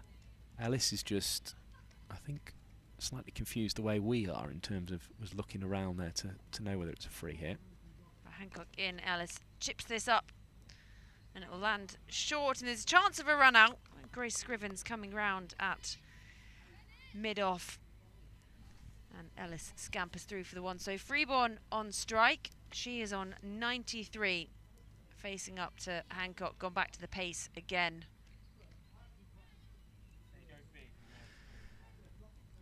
So Abby Freeborn sitting on 93. Sorry for the intake of breath there, but the tension just got to me for a moment. It's just... Freeborn faces up, bat raised. And that's up in the air. Is it going to land safe? What a diving catch! Well, that puts an end to it. Maddie Villiers, there is not a better fielder in the game on the field that Abby Freeborn could have picked out there. Unlucky for her. She doesn't quite make it to the three figures. Maddie Villiers diving forward. She's not tall, but she made the stretch. And Freeborn, she has to go, looking to try and finish in a little bit of style as she was trying to head to that three figures. What a grab that is from Maddie Villiers. And Abby Freeborn, she has to depart for 93, but she has brought sparks back into this game. As good as you'll see anywhere, and Freeborn is out, 493, superbly made innings. Claire Jenkins, that's probably one in your column for the commentator's curse, given we were talking about the three figures as much as we did, but I don't think it did affect Abby Freeborn. I think she just was late in the innings, trying to move this board along, trying to get sparks up past that 200 mark. Last time she made 100 in a losing cause. If she makes a 93 in a winning cause, she'll be quite happy with that. Brilliant to be having more than 800 of you watching it, more than 230, getting up towards 240, hitting the like button as well on the Central Sparks YouTube page. We're also on the Worcestershire YouTube page, so make sure you're doing the same there on the County Cricket Club's page, who are hosting this game, and also on the Facebook page as well, because that was a fantastic bit of fielding from Maddie Villiers, throwing herself forward deep mid-wicket, and Freeborn is now out. But Emily Arlett comes in, who we know can hit a clean ball in the last 10 overs. Yeah, back in the side today, Emily Arlett. Well, Abby Freeborn really dragged them out of a pretty deep hole today. Central Sparks knows she's not got the three figures to her name, but she did a mighty fine job as Arlett faces up and just defends that back straight up to mid-on. Well, she walked in second ball of the match, of course, when Eve Jones was out, and you can usually, with Eve Jones, say it's never happened before, you could probably rely on maybe not having the leg guard strapped on just quite yet, or, you know, your favourite jumper. You can still sort of be rooting through your kit bag when Eve Jones is batting, because you expect her to be out there for a little bit of time. And Hancock in again, right arm over to Arlett, and that's chipped up in the air. Backward point comes round. Can't get round there, the sweeper, and that is a nice way to get off the mark for Emily Arlett with a 4. Yeah, perhaps better known for her bowling, Emily Arlett. 33 Rachel Hale-Flint Trophy wickets now to her name.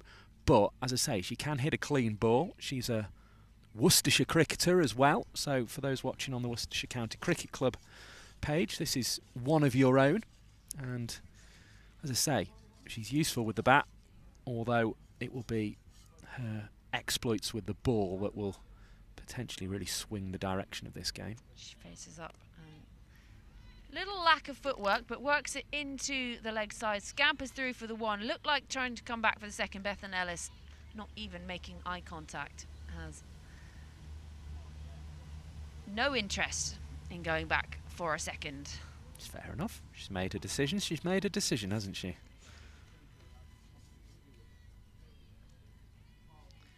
So score on the board, 184 for 6. Last wicket to fall was that of Abby Freeborn. And Ellis faces up, and that's found the outside edge along the ground, and it's rebounded off the knee of the fielder at backward point, and they do well to come through for the one. And that closes out the 44th over, 185 for 6 on the board. Ellis moves on to 30, and Emily Arlett just come in to replace Abby Freeborn. She's on 5. And it was an over which saw the departure of Freeborn for 93, 145 balls, 163 minutes, 12 fours before she was caught by Villiers off the bowling of Hancock. Word for the overseas Hancock as well. I nearly said it a few balls before Freeborn departed when she came on to strike that actually this is what Hancock's in the team for, isn't it? She will pride herself on. She's a Women's Big Bash League finalist back at the back end of 2023, and she will pride herself on taking wickets like that, and she's done the job for the team. And it just feels every time Sparks look like getting into the game today that Sunrisers just take back the initiative. It's going to be Grucock to bowl the 45th. Yeah, back to spin from the railway end. Am I correct in that? Railway end, yes. Railway end. Well, so I'm told anyway. So That's what I've been told. So let's go with it. We'll just all use it. Continuity between us. Use of the feet there by Ellis, and there's both of them sort of poised as if they're going to go for the run, but fielded by the bowler off her own bowling, and she's already back, ready to go again. She's quick through the overs, Grucock, and Ellis looks to sweep and it sort of misses everything past the Amara car, and the sweeper comes round and cleans up. Must have just got a bit of bat, mustn't it, on the way, because there was no signal there from the umpire. Grucock has bowled 8 overs, 43 for none so far before this over that's just begun, so that'll be her 44th run conceded. She's in again with that sort of bent over action. Doesn't keep herself very tall, and that's just worked up to wide long on by Arlott. Comes through for the one. Yeah, interesting. She's not a tall figure, but she sort of hunches over in her action as well, Grucock. So there's not a lot of height as she delivers. Ellis going for the reverse sweep and looks annoyed with herself. It's not. Bizarre stroke that, wasn't it? Given it was pitched outside the leg. I think that'd be a free hit over mid-wicket, really.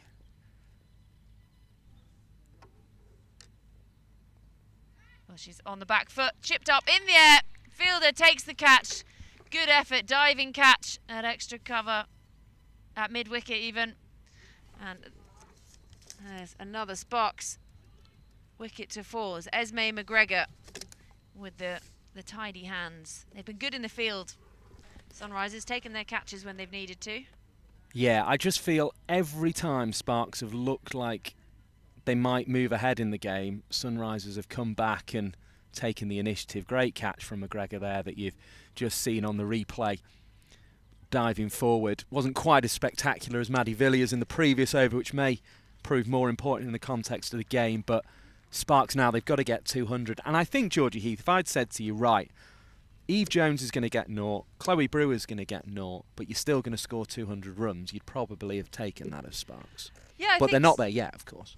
Not there yet. There is time. Still 5 and a bit overs to go. Yeah, at the beginning when they lost those 2 very early wickets and then they just couldn't get going. That partnership, they were struggling. The pace at the top, the bowlers really had the squeeze on, and the run rate was, when you first came onto commentary, at 1.4 I think they were going, and it really looked like it was going to be a difficult day out in the middle for Sparks. And yes, it has been difficult for some of them, but Abby Freeborn alongside a nice little input from a few of her teammates has really helped them get back into this game. That's played off the back foot, straight back up to the bowler on the bounce, and that closes out the 45th over. Rhea Fackrell joining Emily Arlott in the middle. So at the end of 45, Central Sparks 187 for 7, and it'll be Mr. Perkins to see you through with the ball by ball. Yeah, I'll for the see final us home. 5. I'll see us home for the first half of this game, the first innings of this game. I keep saying half, it's because we're still, it's sort of weather-wise still felt like football season, frankly, hasn't it, in the early part of the year. But the You're first just innings of expecting this a game. Bovril or something. Well, yeah, not today. I mean, the sun is out. We're into May. The summer is here. Let's settle into it now, I think. But really impressive over from Hancock, previous over, getting the top score of the innings. Freeborn has really held things together for her team. Now they just need a little bit of last 5 over hitting, but they've only got 3 wickets left with which to do it, the Central Sparks. Up against the Sunrisers, who've won 5 out of the last 6 in this competition. Only loss was at Old Trafford to Thunder, as that one's clipped onside of straight, no run. Easily fielded in the end up there by Gardner, who did come on and bowl spin, so she definitely doesn't bowl seam anymore like she did when you were a child playing alongside her. Back when I was young, back in day. Yes. But I've definitely seen her bowl quick before, but they've gone for Esme McGregor today, and it's worked out reasonably well, as that took a little bit of bat on the way through. I think it was sort of bump balled through to the wicket keeper there by Arla. It was swishing at it, and as I say, can hit a clean ball, but she maybe is going to wait another couple of overs before really going for it. Sort of, maybe if they get to 3 overs to go with 3 wickets in hand, she'll sort of try and clobber a couple over the fence. But at the moment, I think it's about bat on ball and just getting up to that 200 mark. As Hancock bowls to Arla, who drives nicely, sweetly. Is it going to beat the fielder? Tumbling dive, and it looks as if it's been an unsuccessful one, and it'll roll away for 4 runs, and 4 very important runs indeed. 191 for 7. Sparks approaching that 200 mark, which feels absolutely vital at this point. And particularly given what we've seen happen in the competition so far this year, we've seen teams fall away to scores of less than 150. So actually to lose 2 wickets and hold it together is something of an achievement, I think. What if I told you, Mike, that I have located a photo of Joe Gardner and said Georgie hair, Heath again? and also Rachel Hayhoe Flint, the time she awarded us our national title. Hancock to Arlott, top edge, high in the air. Who's underneath it? Amara Carr, the wicketkeeper, takes the catch. Absolutely safe as houses from Amara Carr. She practices those all day on the training ground. She takes the catch off Nick Hancock, who's come back well, having bowled a miserly first spell. She's picked up 2 wickets in this latest spell. And now the Sparks 191 for 8. And for me, Georgie Heath, that wasn't the best shot from Arlott. I think having got the boundary, she could have just... Well, maybe she was trying to knock it around and just got the leading edge, but I think she could have just played a bit of bat-on-ball cricket there. Yeah, not the smartest decision, especially she's sort of one of the last, you sort of call her an all-rounder to come in. Now we really very much are into the bowlers at the end of this Sparks lineup, and there's still 4 and a bit overs to go, you might hope, as I remove a ladybird from Mike's shoulder. You did wonder why I was just giving you a flick there, keeping you awake. That ladybird's been following me for years. She's gone now, sorry. Oh dear. Oh dear. Well, just it was going to happen. away the ladies. It was going to happen at some point, as the new batter walks to the crease here, and there's a brief conversation, but really good bit of bowling from Hancock. Scores elsewhere: Northern Diamonds 149 for 7, so Sparks getting a better total on the board than the Diamonds are at Scarborough against the Blaze. That's another outground as well, so that's maybe quite a good comparison. Thunder have fallen away a little bit in their innings to 199 for 8. They've got an over and a ball left of that innings against the Southern Vipers, and 152 for 2, the South East Stars, very much looking the dominant team in this competition as Hancock comes into bowl to the new batter, who is Potts, and she's just squeezing a sort of defensive drive into the offside. There is no run on offer. Seren Smale on 98 for Thunder going into that final, well, with 4 balls left of the innings. So she'll be hoping to get to 3 figures, and she's been the mainstay there in the same way that Freeborn has been the mainstay in this game between the Central Sparks and the Sunrisers in the Rachel Hayhoe Flint Trophy. Both these sides will be wanting a trophy because they haven't had one before, as that's driven up and a tumbling stop by the captain Scrivens prevents another run being scored, and it remains 191 for 8. We've had 46 overs of the innings. Georgie Heath, your thoughts? Well, my thoughts firstly is that, Mike, you're going to have to hold yourself in when you want to laugh at these photos of myself and okay. Joe Is it a belter? I bring them belter? to you later. Is it a belter? They're a bit blurry. We're not doing it on air then? Well, they're a bit blurry because I didn't pay for them, so they're the ones that have got a bit of print across the front. But there are some good ones in there, and I'll have to share them later. Let's save that for the second innings then. Keep people in suspense. Very young Catherine Siverbrunt, seeing as this was 2011. It must have been 2010. It might have been 2010. But I very mean, young. Catherine Sciver-Brunt had already won an Ashes back then, I think. She won it in 2005. This was the Catherine Sciver-Brunt days. Grucock bowling and flicking is Fackrell, and flicking well up to mid-on, gets 1. Nice solid shot that actually from Fackrell. This was Catherine Sciver-Brunt, bleach blonde hair, fake tan days. Right, okay. Yes, it is, and that is some haircut, Georgie. Yes, that was in the middle of me trying to not have to say I am a girl anymore, growing it out at this time. So, one of those. Here comes Grucock again, railway end, right arm over the wicket, leg spin, and clipped back by Potts for no run. Wait till you see Joey Gardner's. Is her hair even more remarkable? Yes. Wow.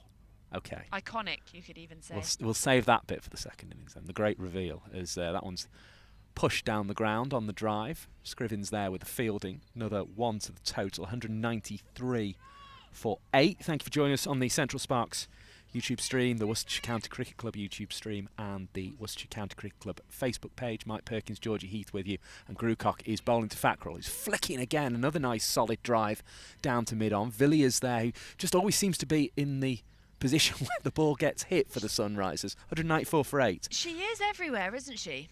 It's, you know, all of a sudden you see the ball getting hit hard to deep mid-wicket and she's there, and then it'll be cover in the next over and she'll be out there, and then she was there for the catch as well off Freeborn, as that one's pushed back by Potts, who's had 2 dots and a 1 here, so she'll be hoping for at least another 1 off this final delivery of the over from Grucock.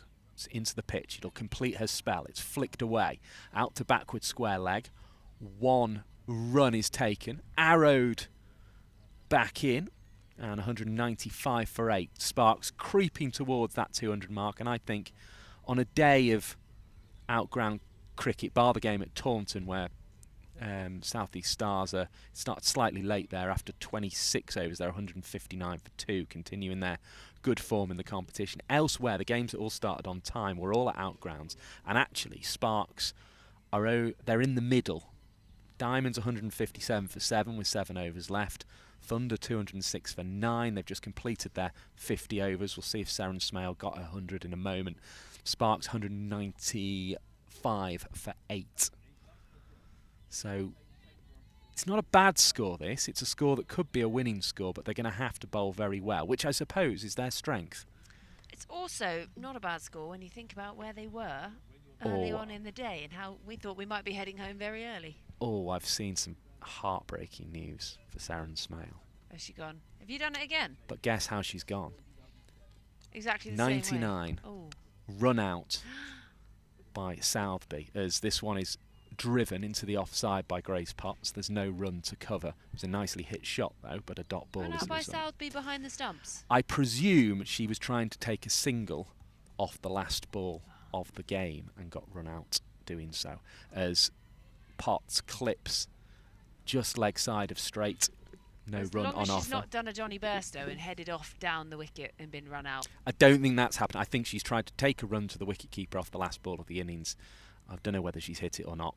I'm sure they do at Wormsley, as that one's played away into the offside. That's a lovely shot between point and cover. There'll be 2 on offer from Grace Potts as it rolls smoothly across this well-cut grass here at Chester Road, Kidderminster, and another 2 to the total. So Sparks up to 197 for 8, and not far off that Thunder score of 206 for 9 in the other game, but heartbreaking in a way for Seren Smale, even though she's got her highest ever score. Her previous best was 94 against the Central Sparks, who are playing here against the Sunrisers, as that's pushed down the onside of straight, and there is no run on offer there for Potts, who hit a nicest shot of her innings so far, and may have even topped it with a nice little cut shot, and just getting on top of the ball there, running it away down towards the boundary. It still will only be 2 out towards the bus stand seating over there.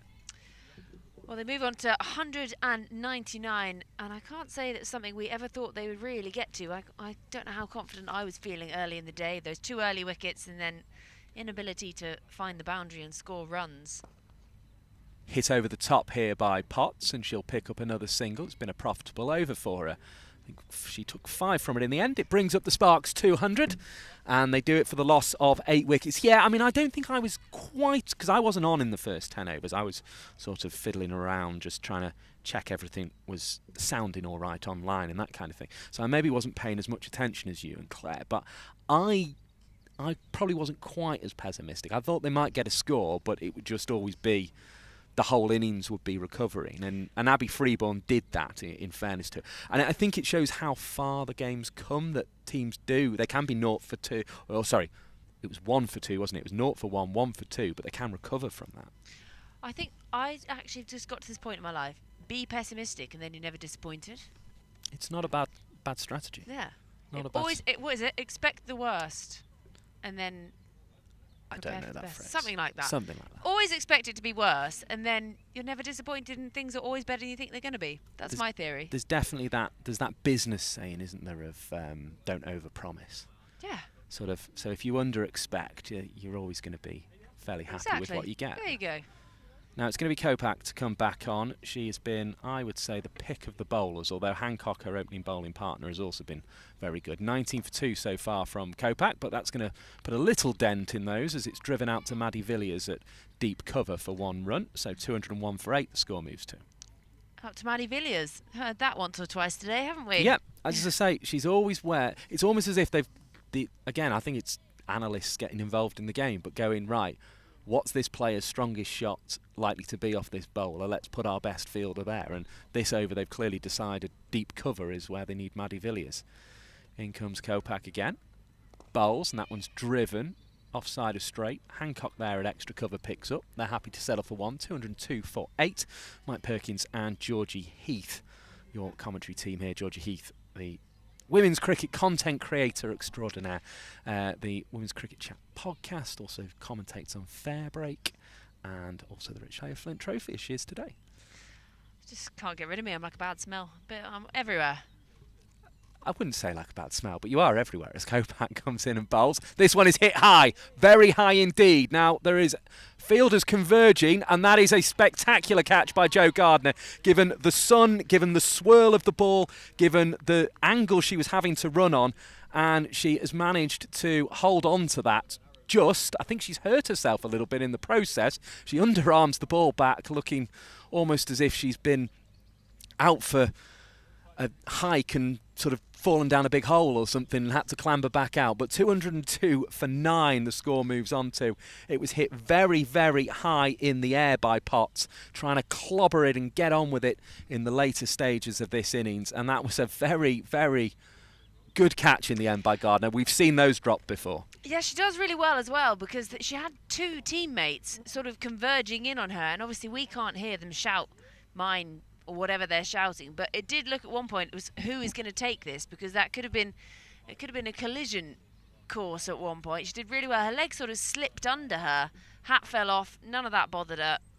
Does really well, and it's been the story of the day. They've taken their catches, the Sunrisers.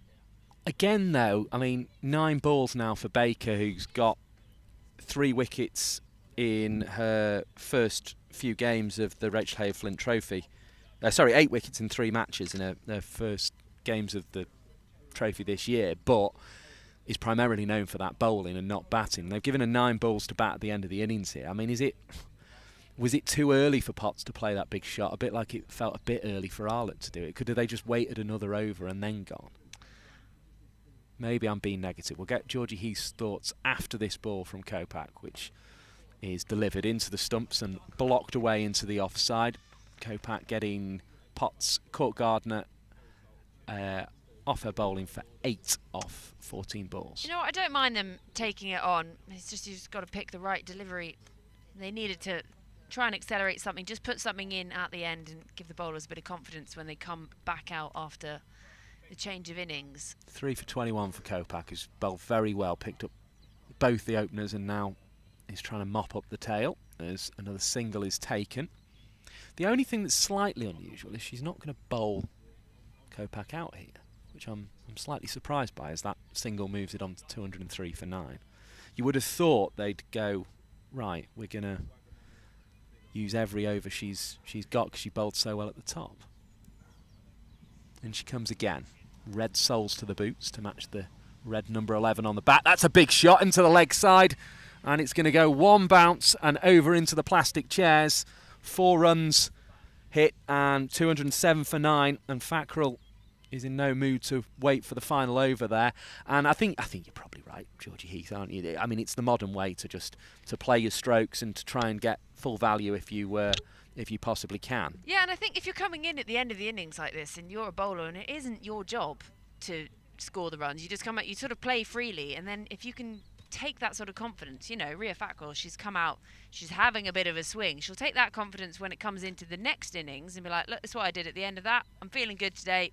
I've already been out a bit, had a bit of a hit, and take it into their fielding side. Then it sort of works benefiting that as well as it does just adding bonus runs, because these are bonus runs. They're not there to be the run scorers. They're not expected to if you're right at the end like this. You know, Hannah Baker coming in at 11, whatever she gets is almost a bonus. Facing up to Hancock now is Baker, and flicking into the leg side out towards backward square leg. She actually got it just in front of the umpire, so Villiers had to come in front of square to do the fielding. There's another single to the total, so they've gone past that Thunder total of 206 at Wormsley. They're now 208 for 9 here at Kidderminster are the Sparks, and I think they would have taken that at 1 for 2 as they were in the early stages, with both openers out without scoring.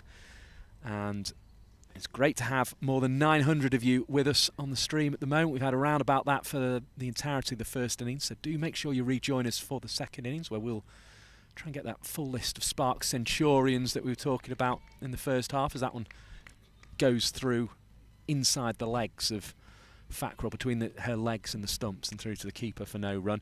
We will also endeavour to bring you the Joe Gardner photo, I think, in the second part of this game. Say nice things and like and share and all those kind of things.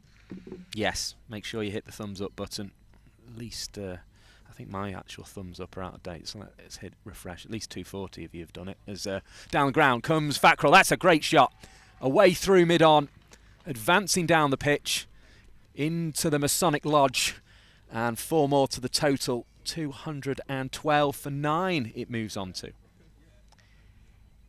Yeah, they'll be feeling a lot happier than perhaps an hour ago, the Central Sparks. And this is just what they would have wanted at the end. Bonus runs, like I said, and Ria Fackrell not hanging about, taking on this bowling that was keeping the top order batters so tidy and so humble and honest at the beginning. Here's Hancock again, right arm over.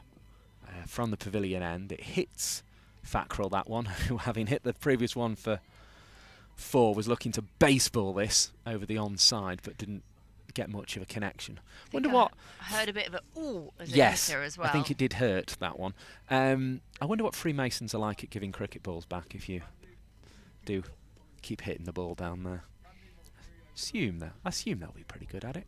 Just pop out the door, throw it back to the fielder. In comes Hancock and delivers right arm over the wicket. Fackrell driving down the ground. There's going to be 1 on offer. Fackrell very quick between the stumps. Less of a concern for Baker, who just sort of had to jog through. 213 for 9. I mean, they lost the game with, I think it was 226 on the board last time they played Sunrisers. They lost by 4 wickets, as tough as is awake all of a sudden for the end of the innings.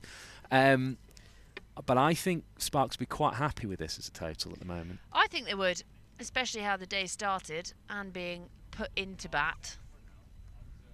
So, final ball of the innings coming up. We'll run you through the card, and then we'll go and get some lunch, and we'll probably get a thought from Georgie Heath as well. Last ball is going to be caught just about at short third. It's McGregor there with the catch, and that brings the Sparks innings to an end. They're all out for 213. We will just dip the effects, Mike, ever so slightly, because the roller is firing up to our left-hand side. But Georgie Heath, just a very quick thought on what you make of that as a total. Yeah, well, actually, I think it's going to be quite a competitive total. Sparks will be confident. They'll think, hopefully, they can take some early wickets in the same way the Sunrisers did today. But obviously, they struggled early on. They recovered really well. And actually, it's got up something quite competitive. 2-1-3 on the board. And a lot of that thanks to one really big innings from Abby Freeborn. Well, if they can prevent a Sunrisers batter from having an innings like that, they're going to feel pretty good, actually, Central Sparks. Someone like Em Arlett back in as well. We saw what she did early on in the season. Kept the Blaze pretty quiet. So it's going to be, I think it's going to be an exciting chase. Well, thanks to Georgie Heath, we will bring her back in the second innings of this game and we'll get more thoughts. We'll also have more from Claire Jenkins. Just a very quick run through the card then. Eve Jones was out for the first ball of the match. That left it 1-for-none for obvious reasons then. She was caught, by the way, by Mara Carr off the bowling of Katie Kopak, who repeated the trick by getting Chloe Brewer from the second ball of the third over. So she had Chloe Brewer caught by Carr off the bowling of Kopak. Neither Jones or Brewer getting a run. The main innings of the game was Abby Freeborn, who made 93. She was first partnered by Courtney Webb, the Australian. Those two got it going with a partnership of 67. Grace Scrivens eventually catching Webb off the bowling of McGregor for 28. Then Davina Perrin came to the crease. She was out caught again by the captain Scrivens off the bowling of Gardner for 15 off 22 balls. Then Katie George was out. She made 7 before being caught by Dowse off the bowling of Gardner. Faced 8 deliveries in that knock and hit 1-4. Then Bethan Ellis came to the crease to try and progress the total along with Abby Freeborn. It was Freeborn who was out with the score on 179. She made 93 off 145 balls in 163 minutes and hit 12 fours. Ellis next to go with the score on 187. She made 31, caught by McGregor off the bowling of Grucock. Faced 35 balls in 40 minutes, hit 2 fours and a 6 in that innings did Bethan Ellis, so a useful contribution of 31. Then Emily Arlett, who had come to the crease, was out with a score on 191. She made 10, caught behind by Amara Carr. It was a real skyer off the bowling of Hancock, who had come back into the attack and removed both Freeborn and Arlett. Fackrell finished not out on 12. She lost at the other end. Grace Potts, who made 8, caught by Gardner off the bowling of Kopak. Kopak's third wicket of the day. And Hannah Baker was caught by Dowse off the last delivery of the innings for 2. That again off the bowling of Hancock. So both the opening bowlers, Katie Kopak bowling 8 overs, 2 maidens, 26 for 3. And Hancock also picking up 3 wickets for 34 runs. She bowled 10 overs, including a maiden. Maddie Villiers then 7 overs, no maidens, 35 for no reward. Then Jodie Grucock bowled her 10 overs for 49, didn't bowl a maiden but did pick up a wicket. Esme McGregor just the 1 wicket, 29 for 1, her figures off 6 overs, no maidens in there. No maidens for the captain Grace Scrivens either, who bowled 5 overs for 26, no wickets either for Scrivens. Gardner did pick up 2 for 13 in 4 overs, a very useful little bowling spell from her too. Do make sure you join us for the second half, the chase for the Sunrisers here at Kidderminster against the Central Sparks will be 240.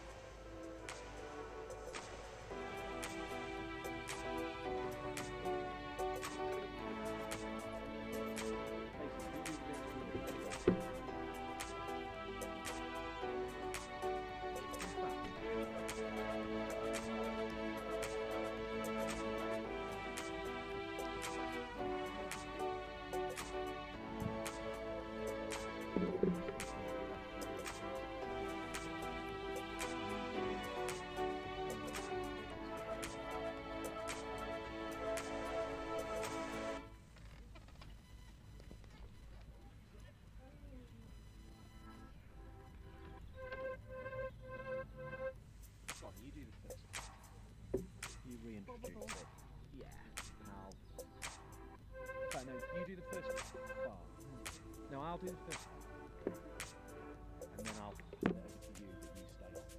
That's how we'll do it. And then that'll end up with you and George will both end up doing that.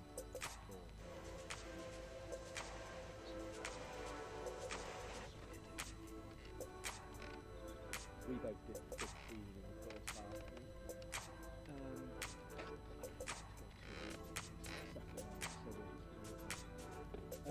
Right.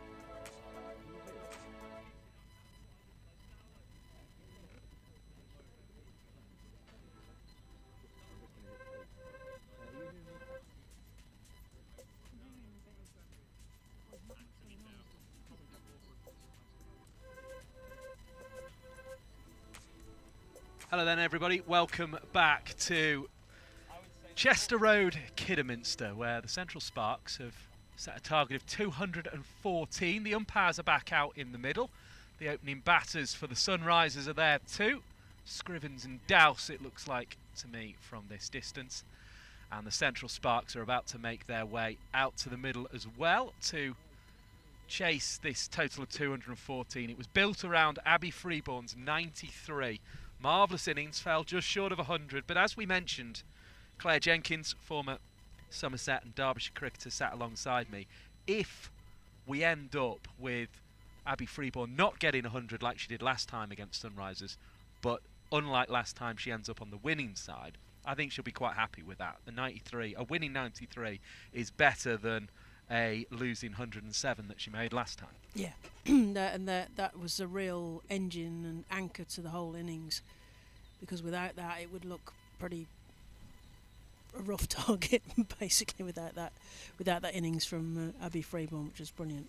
It was just what they needed. As you said at the end, I think of the last innings was, if you'd given Sparks 214 as a target set after losing 2 early wickets and a wicket in the first ball of the game, I think they probably would have taken that from you. So, and they did well to bat right the way to the end, which they do. And then I think that speaks to what Georgie Heath was saying about that they're more all-rounders. I think in the women's game you do find that they will bat all the way down generally.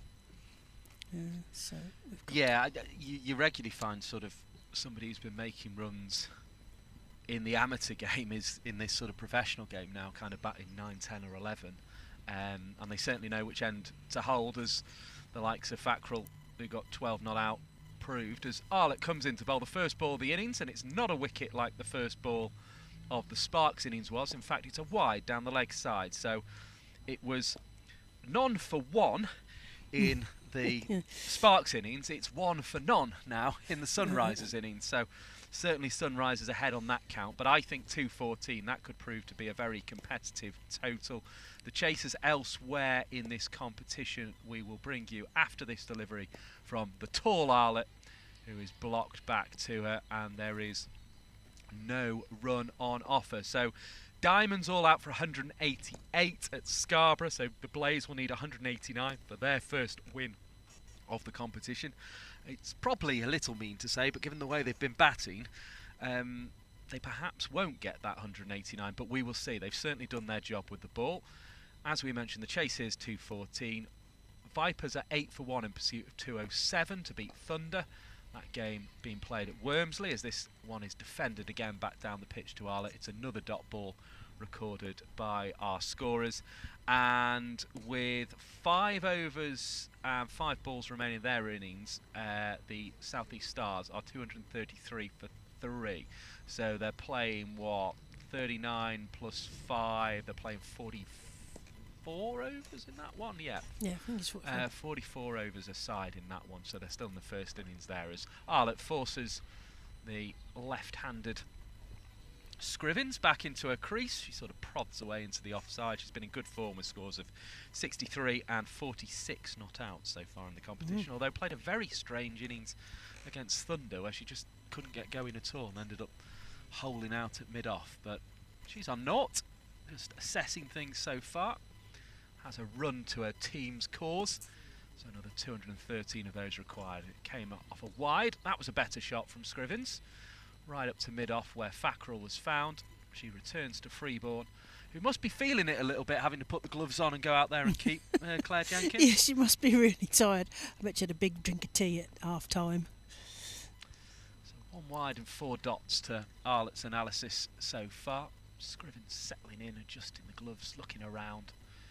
And a couple of insects buzz by our position. We've had our first butterfly of the season as that one flies through outside the off stump. A loose drive from Scrivens. That could have been a very similar downfall to the opening batters in the Sparks innings, because that could have very easily got a little thin whisper through to the keeper, but it didn't do so, and she survives with another dot ball to the analysis. 1 without loss if you're joining Mike Perkins and Claire Jenkins on the Central Sparks YouTube stream, the Worcestershire County Cricket Club YouTube stream, and on the Worcestershire County Cricket Club Facebook page. I'm told 36,000 of you were with us in the first innings of this game as this one's driven away, and it'll be the first runs off the bat, just squeezed out towards the boundary at cover point. There's going to be 2 runs on offer there, gratefully taken. Dowse returns to the non-strikers end, 3 without loss. Scrivens off the mark with 2. I have to say, I saw on the highlights of Sunrise's previous game a drive by Ariana Dowse through cover, and I would say, I mean, it's always an elegant stroke, the cover drive, but I would say she is one of the best looking shots I've seen in women's cricket. Was it Volfart-esque? It was all on the floor, full follow through, right through cover. Brilliant player, Ariana Dowse. She was the first ever Centurion for the Sunrisers, making that innings of 105 in the final game of the penultimate game, second to last game of the Rachel Hove Flint Trophy last year, and it was a beautiful innings, that one. And as I say, that cover drive is fantastic. She's a Sussex cricketer, and she's facing up now, ready to face the bowling of Grace Potts, who will be running in to deliver quick right arm over and bowls a ball straight into the middle of Dowse's bat in orderly fashion. She's forward, but defensively, because she didn't have the width to get that cover drive out just yet. Central Sparks are so well off for tall, fast bowlers. Yeah. They've even lent Ellie Anderson down to Western Storm, which I think is great, because you don't want all of. You need points of difference with your bowling, don't you? And I think that'll be a good opportunity for Ellie Anderson, former under-19 England. Although not too great for her, because she's gone at 7.8 economy today. But she has picked up a wicket as Dowse is back into crease, and it's the second dot ball to be over, pushed back to Grace Potts. You've picked that up from the other stuff, yeah. But I think it's good. You don't want to be sat on a bench, do you? You want to be bowling, don't you? And maybe she's just getting loose. And also she's bowling at what I think have been the best side in the competition so far, South East Stars. There's a context, isn't there, I think. Their only worry will be that they've sort of peaked a little soon and maybe they won't be able to sustain it. But a lot of people thought that with the Blaze last year, and they kept it going right through the whole competition, as this one's bowled to Dowse, and it's a brilliant catch! Katie George, who dropped some in the first home game for Sparks at Edgbaston. She's taken an absolute stunner there, left-handed at round about, I'm not sure if she's gully or about fourth slip there. She's sort of in between the two, really, the gully and the slip region. She's taken it left-handed, and Dowse is out for naught. Caught another opening batter, the third opening batter out for naught in this game. Scrivens the only one to get off the mark, and Dowse is out, caught brilliantly by Katie George in the slip cordon at probably about fourth slip, going to her left, and she plucked that catch off the bowling of Grace Potts. Dowse is out without scoring, and well, Claire Jenkins, we've seen a fantastic catch from Maddie Villiers. Katie George has taken an even better one. Yeah, and also somebody pointed out to us at lunchtime that we think all the wickets in the first half are all catches. We've got another catch. That was a brilliant catch. I mean, Katie George you generally think of as a deep fielder, so seeing her in as you say, gully or sort of in the slips, but just literally just taking that only a matter of inches off the floor. It's brilliant catch. 3 balls, 5 minutes, caught George bowled Potts. Dowse is out for naught. Lasted longer, I suppose, than Eve Jones, who didn't even register a minute on her. She registered 0 runs, 1 ball, 0 minutes in her innings, which is very unusual to see, to manage to get a 0 in the minutes at the crease column. But Ariana Dowse out in the second over of the reply. The chase is 214. So another 211 required for Cordelia Griffith, who comes to the crease. And of course it was the number 3 for Sparks, Abby Freeborn, who got the bulk of the Sparks runs and made a brilliant 53 at Edgbaston, a brilliant 93 today. Will it be enough? Well, if that evidence from Potts is anything to go by, the new ball is going to be difficult to negotiate and could well do the damage. And yeah, as Dave Bradley said to us there during the tea break, Claire Jenkins, who's a Worcestershire through and through, we've seen. Oh, and that's another chance. They're going to have a slip. run. It's going to be a run It was out. a good length ball. It jumped off a length. It took the edge of the bat. And Eve Jones, I think, there just wasn't able to cling on. It went very, very fast. And Eve Jones, who again was another one of the guilty parties at Edgbaston dropping a catch, has dropped a much more difficult one today. It jumped. This new ball's going to be difficult. That was really a second slip catch, wasn't it? And Jones only got there because she was at 1.5. Did very well to get paws on it, really, and just couldn't quite cling on. But it's all happening. 4 for 1. They did get through for the single there. Griffith off the mark, but Potts is really staking her claim in the absence of Izzy Wong to be the opening bowler for Sparks here, just casually spinning the ball at the end of a run, as you're seeing there. But yeah, as I say, Dave Bradley's seen plenty of Worcestershire cricket over the years, is what I was saying. Noticed that it had all been caught in the first innings for Sparks, all the wickets. That one's driven on the floor, which is probably the sensible option at this point by Grace Scrivens. Straight at cover, no run.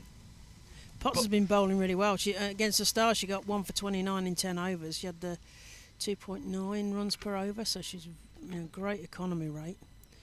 Bowling some good stuff here. Bowling quick as well. It's leaving the end of the fingertips at some pace at the moment. Yep. And she's on her way to try and do the same again. Delivers, and that one's just pushed into the offside. No run on offer on that occasion. Brings to the end the second over of the innings, and the score is 4 for 1, Claire Jenkins. And much like in the first innings of this game, it is all action. It is all action. That was some brilliant bowling from Grace Potts to get those opportunities. And of course, last year in the Charlotte Edwards Cup, she took 18 wickets in 11 games, so she was doing well last year, but she'll be that bit stronger and fitter and more focused again, having had another winter of coaching, etc. And she made the England A team, so that will be a big confidence boost because she was out in New Zealand with them over the winter. Voice of Claire Jenkins alongside myself, Mike Perkins, on the Central Sparks YouTube stream, as well as on the Worcestershire County Cricket Club YouTube stream and the Worcestershire County Cricket Club Facebook page. It's going to be Emily Arlett to bowl from the railway end of the ground. And we were saying the previous over, it was sensible that Scrivens played it on the floor. I think probably Griffith was trying to play it on the floor as she has there to square leg for 1. Nicely prodded away that one, so that gets Griffith second run of the game. But I think for a first run of the game that flew in the air through slip, she was probably trying to hit that on the floor as well, just couldn't, because it was such a good delivery from Grace Potts. These two have a bit of a reputation for run outs as well, so I don't know if Sparks are ready for that, but they certainly had a shy after that possible chance on the slips last over as well. There's a slip around about 1.5. There's also a gully fielder in the form of George, who's taken a great catch already. It's flicked backward of square, this one, by the left-handed Scrivens. Takes her on to 3, 6 for 1 the total. Early stages of the reply, 214 the target here. And, well, slightly cloudy. Let's hope the rain doesn't have its say in this game. We don't. Stay away. Doesn't look threatening at this point. Mm-hmm. We should be done by around about 5:30, you would have thought, tonight, as Griffith is forward and just pushes to Davina Perrin at backward square leg. So hopefully we're going to get a full game, 50 overs aside, and we're going to find out by the end of this, Claire Jenkins, who is the side that deserves to be on top and deserves the points. I don't think it's going to be a bonus point win today. No, possibly not. calculate exactly what the target is at some point during the innings as Arlott comes in and bowls, and that one is pushed into the offside by Griffith. No run. It's always 40 overs for the batting side.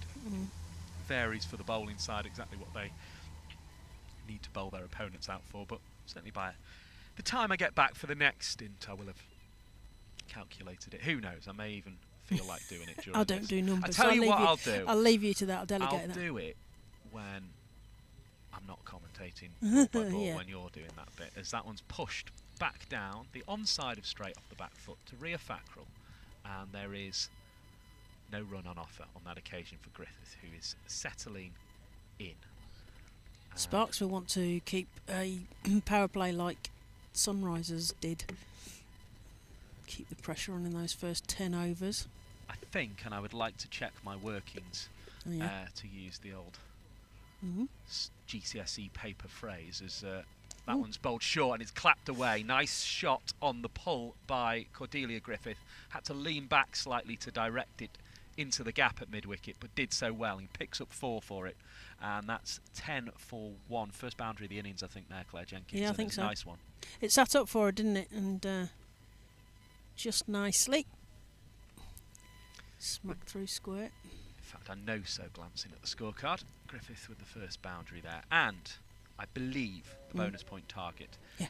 They would have to bowl Sunrise out for 171 in order to have the plus 1.25. I think there'll be but I would like to check my maths on that. I think there'll be an eye on that. I know we're only early doors, and then there's a break for Charlotte Edwards Cup and the 100, and back in again in September. But I think there'll be an eye on those bonus points, because there's been some what would have looked unusual in previous seasons' results in terms of who's won what games. So I think those bonus points are going to be absolutely vital. Although we're going to have 2 semi-finals, aren't we? I don't think it's first through. Potts bowling to Scrivens, drives off the back foot up to mid-off. There will be no run. Previously, we've had the person the team that gets to the first slot go straight through the final, and 2 and 3 fight off and eliminated. But I understand this year we're going to have semi-finals in. Yes, both, we're going to have we? top 4 qualified for the semi-finals. So half the teams are going to go to semis. I like that, because it keeps it alive for, even Blaze, who've lost their first games. They're still sort of in it, you know what I mean? It's not a disastrous start. You can still get to halfway, as that one's forced away by Scrivens. Lovely shot. This is going to be her first boundary. Goes in front of square on the offside. Nice. And the aforementioned Dave Bradley's gone over to field it. Good footwork for Dave there. You will have just seen it on the stream. And a little bit of a Cruyff turn from him, in fact, as he picks up that ball that was hit for 4 nicely by Scrivens. If you just join us for the reply, the chase 2-14. Dowse was out without scoring, caught by George off the bowling of Potts. A brilliant left-handed catch. Diving. Lovely. And Potts is trying to create the same sort of impact in this over 2 now. Scrivens has 7 though, having forced that previous delivery away for 4. And she clips this one into the leg side, but there's a fielder down at long leg. It's Ria Fackrell who picks up and returns. And there's another 1 to the total, which makes it 14. Well, in fact, makes it 15 for 1. It just ticks along, and the scoreboard, the orange telegraph style numbering. In fact, it's sort of almost dot matrix style orange numbering on the black scoreboard over our right shoulders. We're in the matrix. Got the more sort of fancy dancy modern computer one on the far side. Full toss, hit away into the leg side. Baker does brilliantly. Good stop. Really good stop, tumbling away to her left-hand side. 8 wickets in 3 games for Hannah Baker so far this season. She'll be feeling good about her bowling, but she'll be feeling good about her fielding after that one. She's probably within earshot, so we'll make sure nice we don't embarrass her too much by praising her too much. But that was a great bit of fielding. 16 for 1 the score goes on to, just as it was a great bit of fielding from Katie George with that left-handed grab. A real sort of old-fashioned plucking catch slip, wasn't it, when somebody almost like they're plucking a bit of fruit off the tree that they have no right to reach, as this one's driven by Scrivens, goes onside back past the bowler, but no run on offer again. Potts' length has been pretty decent bar the ball. She was forced off the back foot for 4 off where she dropped slightly short. They talk about bowling. Good area. They talk about bowling in tandem, don't they? And the pace attack here from Potts at the one end and Arlott from the other. It's putting the squeeze on. That's what it'll be about for the Sparks. It'll be about the squeeze and the wickets as well, as this one's defended by Scrivens. Up to mid-off again. Another over is complete. The ball returned to the umpire, as is the way in the modern game by Chloe Brewer. 16 for 1 then. That's 4 overs we've had of this reply. Reminder the target's 214. A reminder, my name's Mike Perkins. I'm alongside Claire Jenkins, former Derbyshire and Somerset cricketer. We also have Georgie Heath from Women's Cricket Chat and just general women's cricket content creator extraordinaire, standing there with Tuffers behind us, and she'll be rejoin us around about the 10 over mark of this chase. So there'll be plenty to enjoy this afternoon, and there already has been in this innings with the catch from Katie George off the bowling of Grace Potts to dismiss Ariana Dowse for naught. Here comes Arlott, right arm over the wicket, railway end, in towards the body of Griffith, who was neatly back into a crease and took advantage of the slightly short length, although I think it was a good-ish length really. It was more footwork that created the opportunity to score there. Another single goes onto the board, 17 for 1. Claire Jenkins. Yeah, nicely worked off the hip there by Cordelia Griffith. Very nice shot there, under control. Classy batter is Griffith, as is Scrivens, although Scrivens has a more kind of, she can force it away like she did in the last over, and she drives that one. She's sort of got a bit more kind of power about her and kind of grit and gusto and just sort of getting stuck in. She's that kind of batter, and she's very effective. 1,111. Nicely, all the ones coming into this game in terms of Rachel Hare Flint Trophy runs, although she's already added another 8 to that today. She faces up again, having driven the last one for no run, and she blocks this one for the same result. No addition to the total as a particularly flappy pigeon that was perched on top of the scorebox. Its mate, I think, is still just over there, but one of them's disappeared out towards the terraced houses that run along the road in the distance here at Kidderminster. Pavilion looking peaceful away to our left, and striding in comes Arlott, who bowls. That's driven firmly. Sweetest drive I think that Scrivens has hit off the front foot in this innings. It was slightly full of length from Arlott. No run again, 17 for 1. Scrivens is just outside the top 10 in terms of this season's Rachel Hare Flint. She's standing at 11th in the batting rankings.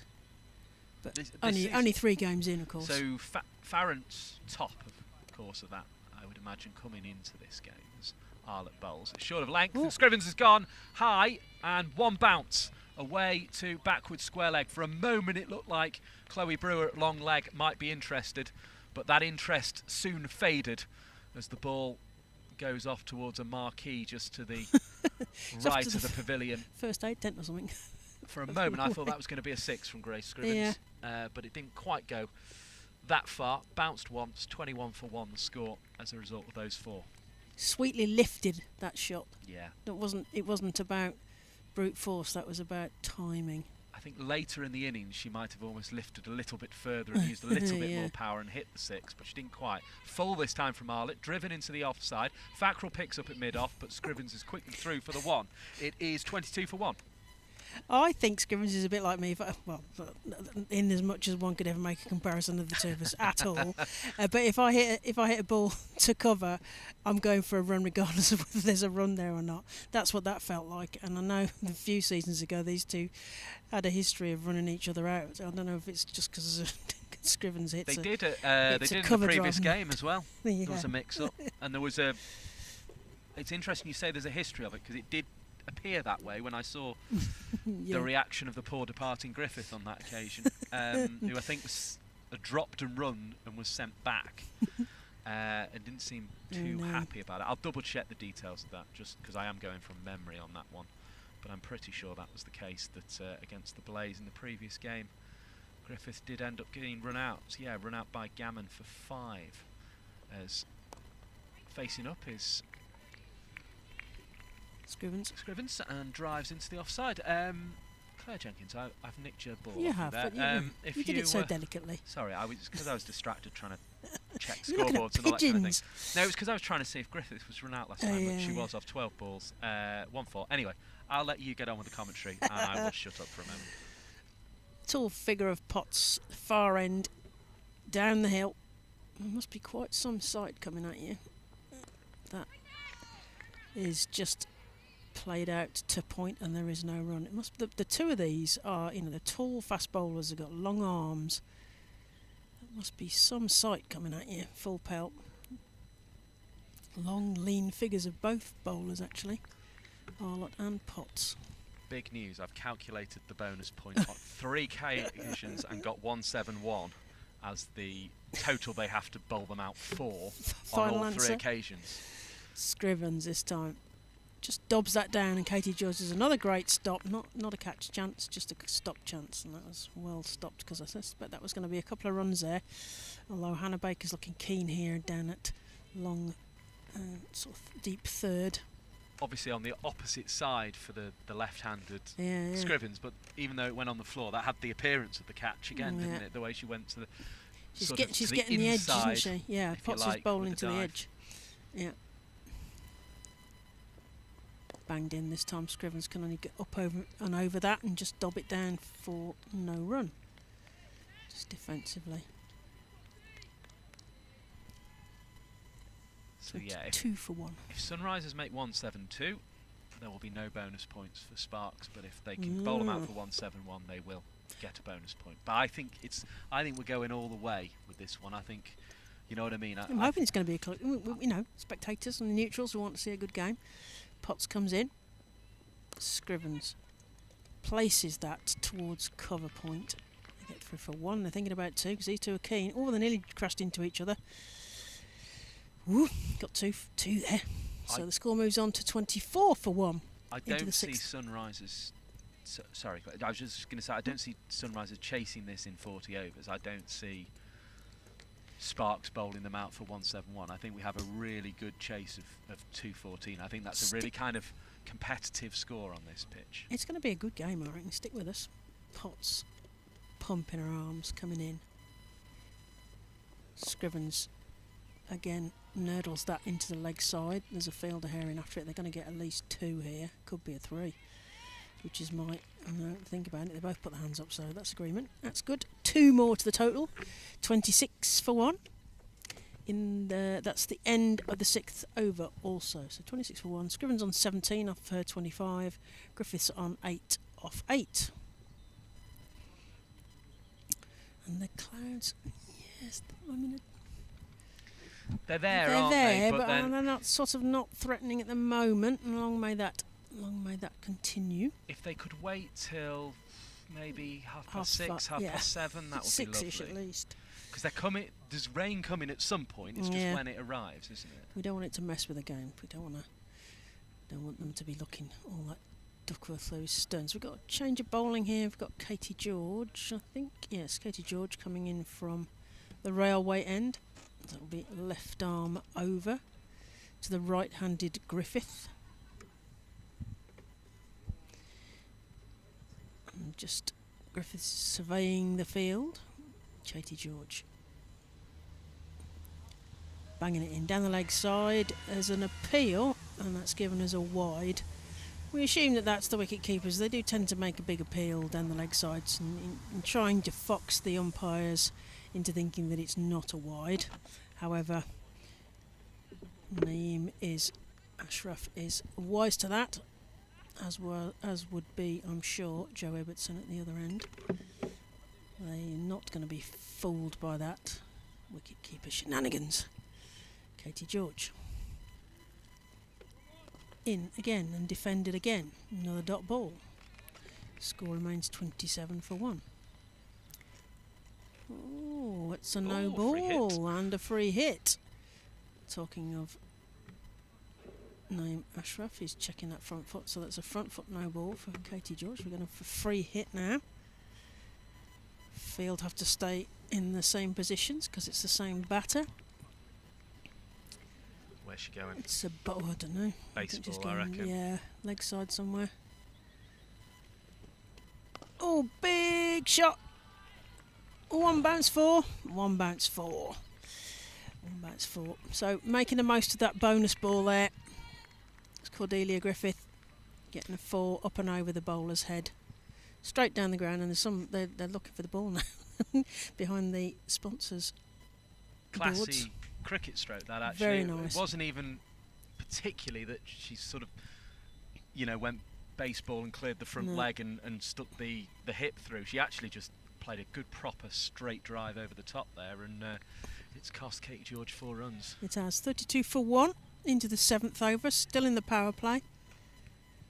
So only 2 fielders allowed outside the 25-yard circle. That's the women's game. The men's game has a 30-yard circle, and the numbers inside and outside of that circle are different, although the commentators don't seem to know the difference. Do you think that will change, given the paces of bowlers seem to be going up, given the power of shots like that we're seeing? I mean, the difference between 25 and 30 seems minimal, really. But yes, you're right. I just wondered if they would go, yeah, I think, uniform. And there's the other argument about the boundary size as well, as George comes in and Cordelia Griffith works that into leg side, and Potts comes in and does the field, and they get a single. 33 for 1. Yeah, I think it may be an inevitable fact that the boundary size will go out, and probably that 25-yard circle in the women's game will go to a 30-yard circle. Because it's always a minimum boundary length, isn't it? Yeah. I mean, I don't think there's too much difference now in that between men's and women's cricket now. I mean, you've got pressure from sponsors and things to have more 6s and 4s. Yeah, however, it sort of demeans the women's game, really, not having shorter boundaries in some senses, as George comes in left arm over, almost falls over as she delivers that, but Scrivens works that to short square, and they get through for a single. 34 for 1. I mean, I made the point that I almost don't mind it at the Women's Premier League, where it is all about crash, bang, wallop, bright lights, loud noises, all that kind of thing. It's kind of meant to be that like carnival of cricket. But I almost mind it more in a game like this, where it's meant to be about the development of skills and producing people for your international team. As I say, Women's Premier League, I don't mind if the boundaries are a little bit shorter. No, Griffiths leaves that one, there's no run. And it inflates the scores slightly as a result, because I sort of almost feel that's what it's about. It's meant to be this big carnival of cricket. It's meant to be, as I say, bright lights, loud noises, all that kind of thing, But here, I just never... There are those days we turn up and the boundaries are in. I don't think they are today, by the way. No. And you think, oh, well, why have they done that?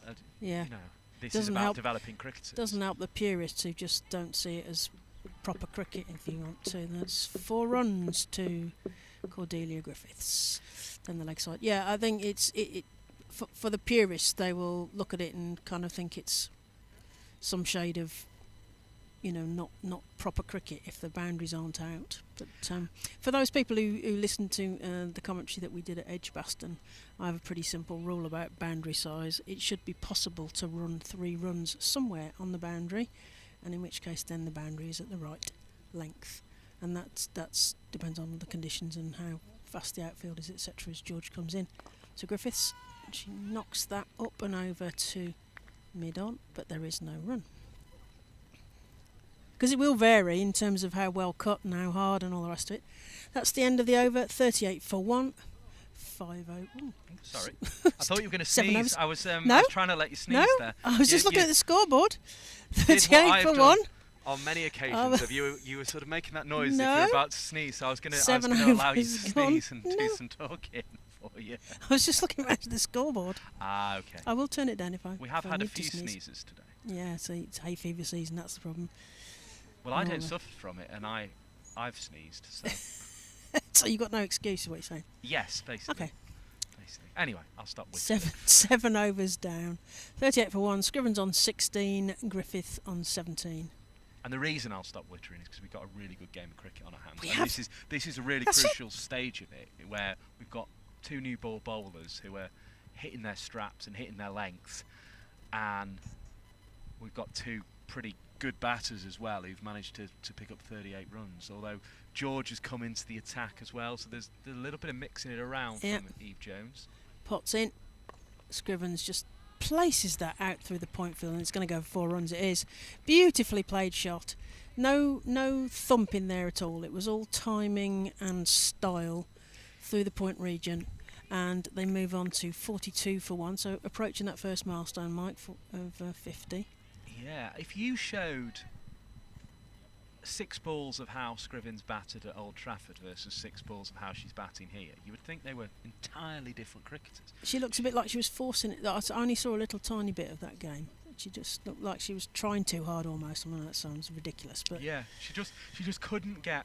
She made 9 of 46 balls on 4, and I think that was a bit of a duff over the top, which was eventually what got her out at mid-off. Potts right arm round. Scrivens works that to short square, but there's no run. And there was no timing, there was no nothing. Whereas today, that shot there and the back foot forcing shot, the 2 square of the wicket shots on the offside have been absolutely perfectly timed.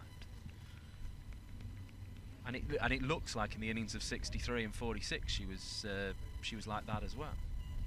Clearly a classy operator. You don't score 1,000 Rachel Flint Trophy runs if you're not. But I mean, as I say, just very strange innings at Old Trafford. Yeah, Scrivens meets that, sends it straight to the cover fielder for no run. I don't know if it was the fact they were chasing 293 and it was such a big total, and she sort of felt she had to go after it a bit more, but who knows. It'd be interesting to know, because some players play better when they're captain, don't they? And some. I think Scrivens is one of those. And yeah, you want that if her promise is to be fulfilled, as Potts comes in from the top end. Oh, Scrivens has a waft at that. Oh, it's a drop catch, we think, but it's going to get picked up on the boundary there, and they're going to get through for 2. Definite drop from Abby Freeborn, going away to her left-hand side, to the left-handed Scrivens. It was on the line of first slip, but it was definitely a keeper's catch, and I just don't think she got her feet across. I mean, she's made 93 today.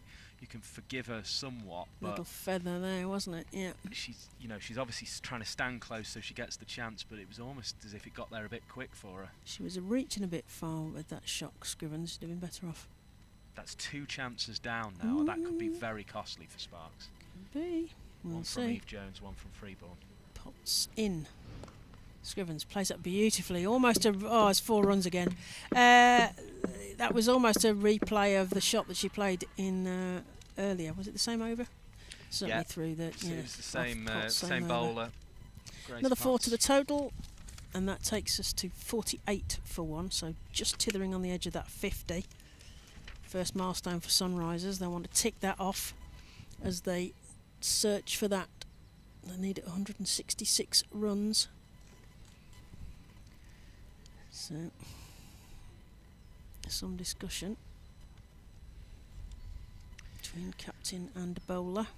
So Scrivens was dropped on 24. I think that's probably worth writing down in the 8th over. Potts, elbows flying into Scrivens. Comes forward but doesn't really get hold of that and shouts no run. And there is no run. And that's the end of the over. So that's 48 for 1 are the Sunrisers. At the end of 8 overs, Scrivens on 28, Griffiths on 17. You're listening to Claire Jenkins, former Derbyshire and Somerset player, Mike Perkins, and also you will hear the voice of Georgie Heath from Women's Cricket Chat. ICC tournaments, fair break, just about everywhere on women's cricket and other sports. Good CV, that woman. She's Good big CV. in lacrosse and stuff as well. So this is a partnership of 45, but both batters have been dropped. Griffith first ball, and now Scrivens on 24. That feels costly to me, but we will see. Central Sparks captain Eve Jones having a long word with Katie George as she comes up. Left arm over the wicket to Cordelia Griffith, who leaves that one. There is no run. You're watching the Central Sparks YouTube channel or the Worcestershire County Cricket YouTube channel or the Worcestershire County Cricket Facebook group. So please, whatever way you're watching it, please press the thumbs up, give some reaction, join the discussions. As as we say, 36,000 of you with us across the platforms in the first half of this game. So. Great news. George de Griffiths comes forward and defends that. There is no run. Straight back to Katie George. 36,000 views anyway, so thank you for all being there. We really do appreciate it. I must say that's changed over the years, in the last couple of seasons. So 2 seasons ago, the commentary that I just looked at, just had a quick look through. The games that I did, over 20,000 were watching 2 seasons ago. Last season, over 30,000 every game that we had. So I'm hoping for another leap there, so get your friends to watch. George comes in to Griffith. Plays that into the leg side. Ria Fackrell running round. And they get through for a single. 49 for 1. Into the 9th over. So just a few more balls left of the power play where there is restrictions on the fielding. So only 2 fielders allowed outside the 25-yard circle in the women's game during the power play. Sometimes that feels like a disadvantage to the... It's supposed to be an advantage for the batting team, but it feels like more of a disadvantage. It can to the do when the fielding bowler's side. hitting good lines and lengths, can't it? It can be very tough. Scrivens just strokes the ball straight to the cover fielder, and there is no run. Waiting to tick off that first milestone are Sunrisers, who won the toss and elected to bowl first. Put Central Sparks into bat. Central Sparks being the West Midlands team. Under that chase, 2:14 today then for the Sunrisers to beat the Sparks. George to Scrivens, who just reaches out for that one, almost hockey style, and plays it to deep third, and they get through for a single, so that 50 up. And we're going to have a ripple of applause for the 50 up? Possibly not. Quite. It's free. Take the cue there, No, did they didn't. They didn't. They weren't listening to me. It's free to enter, so if you are near Kidderminster, come down and join us. Come and watch this game, because as Mike said, it's going to be an exciting game, we think. Yeah, Sparks just need a breakthrough at the moment, don't they? This partnership just looking a little bit dangerous. It's came together with a score on 3, so they're just short of making it a 50 partnership, having passed the 50 mark for the team. George de Griffiths, who plays that forwards, but straight to Arlott at mid-off, and there is no run. That's the end of the over. So Sunrisers are 50 for 1 off 9 overs, 1 more over the power play. Of course, these teams next season will be Warwickshire and Essex. And actually, that's why it's been so good at Worcestershire County Cricket Club to put on a stream of this quality and to put it on their main YouTube channel as well as the Central Sparks one. Great sport. Because, you know, they clearly support women's cricket and they've enjoyed having the Sparks, and it's nice to have the Sparks for one more season on both clubs, on both Warwickshire and Worcestershire's channels, because it's represented the whole region, this team. Potts to Scrivens, who plays a glorious drive and just leans on it. That's 4 runs to Grace Scrivens. Just lent on that one, all timing and style. Through mid-off there. And the score moves up. Yeah, the 54 for 1. But I mean, beautifully played. Just check drive. I mean, just coming back to that previous point, the issue has been the identity of these teams, hasn't it? It's quite hard to explain what the Central Sparks was. So that's why they've taken the decision to go back to counties. Yeah. But the hope will be that, you know, Worcestershire potentially for 2029 maybe can get a team together. Scrivens wafts at one, and there is no run. And more importantly, because they obviously do have a team at the moment, and a pretty decent team in the kind of the competition that happens between Worcestershire, Warwickshire, Shropshire, Staffordshire, the kind of the West Midlands Wales competition, Wales as well. They do have that team, but it's also putting the bid together as well, and things like putting on a stream of this quality will help, and it's then about just getting even shares of facilities and all that sort of thing. That was straight to the point field, and there is no run. I mean, Worcestershire also, they have produced quite a lot of the Sparks players, so there is a history of Worcestershire players playing for Sparks. Yep. But it's the chiefly among them. Yeah, it's the understanding from outside side, isn't it? Because if you've got a double header, Warwickshire, you know, if people are going there, they wouldn't necessarily know who Central Sparks were. That's played again to the point region, but Davina Perrin does a dive and doesn't manage to stop it. And Bethan Ellis goes running after that one, and they get through for a single. Scores 55 for 1. Right, I am going to depart. I'm going to allow Georgie Heath to come into the commentary position. Claire Jenkins will continue with the ball by ball and then hand it over to Georgie, and I'll see you later in the afternoon. See you later, Mike. Have a nice cup of tea. Sun's coming out here now at Kidderminster. It's free to enter, so if you're in the area, pop along. There's parking and plenty of places to come and watch. It's going to be a good game as Potts comes down the hill to Griffith, who works that into the leg side but not with any power, and it goes straight to the fielder and there is no run.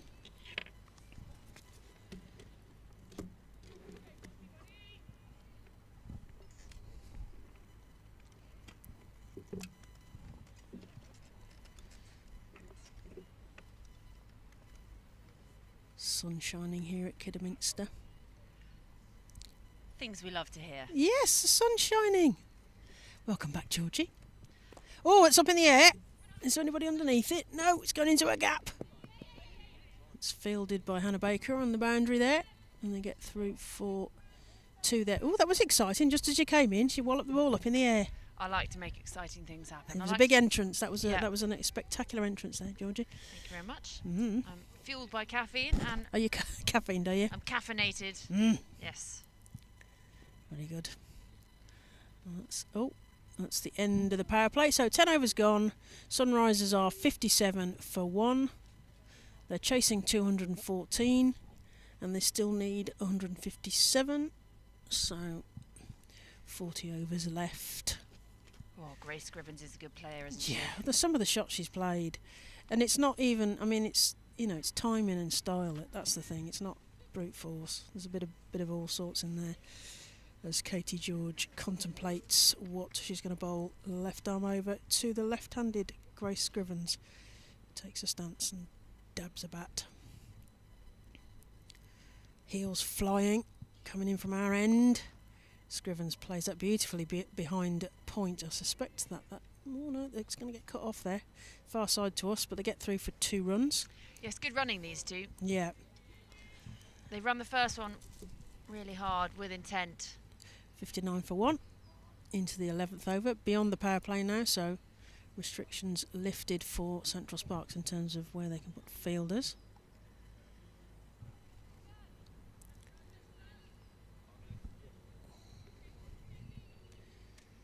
Katie George looks like she's coming in from the 25-yard circle there. Scrivens, oh, whafts at that one, straight through, no run. Swing and a miss. So how's Tuffers getting on, is he? He seems to be having a good old time. Yeah. He's picked up some scraps, eaten the rubbish off the floor, as you do. That'll be for me to deal with later. But sausage dog. Georgie's yes, sausage. this is the very, dog we're talking about. Yes, we should just explain, in case you're just tuning in. It's a very, very cute dog. He knows it and as he well. knows it, yeah. Oh, yes. Yeah. Katie George coming in. Scrivens leaves that one as well. Oh, it's going to be a wide ball, so another one to the total. 60 for 1 into the 11th over. Yeah, so this little dog goes everywhere with me. But this weekend, in my flat, I had me, my dog, my flatmate, my mum, her 2 Rhodesian Ridgebacks. Oh, they're beautiful as and well. And then my flatmate had 4 friends staying. So I'm hoping it's a big flat. It was quite tight, to say the least, especially because the Ridgebacks take up space They're on the quite sofa for big 3 lads, humans. aren't they? Yes. Yeah, they are. George to Scrivens, who takes another little waft at that. And not quite timing, so she looks kind of. We're at a wrong angle here, but she looks sort of accusingly at the umpire there, or just at the ball or the bounce or something. That's what I always find. When you sort of have a bit of a waft at something, and then you feel really awkward, so you just go and do a bit of gardening. Or you go for a little or look walk accusingly at the pitch. Look at something. Readjust your glove, just anything. When you know there's a camera probably focused solely on you at that point. Oh yeah, we got Laura Malcolm. We're getting all the good photos today. George comes into Scrivens, plays that again through the point region. She really likes that shot, and it's great timing. That's another 4 runs to Grace Scrivens. Yes, Beautifully timed, doesn't it? That. You can even hear it from the groundspeople behind us sat on the roller, shot that as it came off the bat. All timing, isn't it? Yeah, it's just stroked through the point region. It's such a glorious shot. And she set it off, but she didn't need to because it went past the field ring pretty quickly there. George will be ticking now. She'll want a wicket now.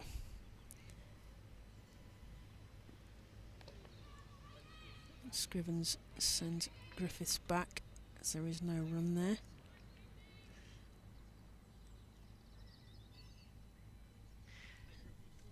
Now, I know we've talked about kit a bit. Yeah. But the names aren't big enough The names are big on enough. these Spark shirts. And we've got the two They are very small, things. aren't they? Yeah. You've got, it sort of looks like sort of Wicker Man Ooh. font. Okay. The horror movie. Yeah. Anyway, we've got the two contrasting of the massive numbers on the Sunrisers ones. They are. Another thing I'll come to in a minute. Yeah, as George comes into Scrivens, who just peels the edge of a bat onto that, and the ball goes through for a single. And the other thing is that Sparks have gone for having the names at the bottom, because this is a thing that's come about through ponytails and that kind of thing being in the way. Sunrisers haven't. The only problem I have is that when their shirts are tucked in and the names are too low, you then can't see them, and then there's a sponsor across the top. So I think it was the Pakistan women. They're sponsored by Cadbury. Ah. So everyone's just says Cadbury across the top, and so it's They're as if all it's called your Cadbury. name. So they're all called Cadbury. But yeah, it's something that's actually making its way across other sports as well. I saw it in women's ice hockey recently. It's a small change, Yeah, but it's an important one. Yeah, because if you've got a ponytail and you can't read the name across the back, then that's the point, isn't it? Yeah, it doesn't. It's not offensive. It doesn't do anything wrong for anyone. All you have to do is print it at the bottom instead. Yeah. But it does make it a lot easier when you can see big numbers at least, even if you can't read the writing. Because we're quite close to some of these fielders, and it's just tinky-winky skinny writing, isn't it? Is this a rear fackrel from the top end?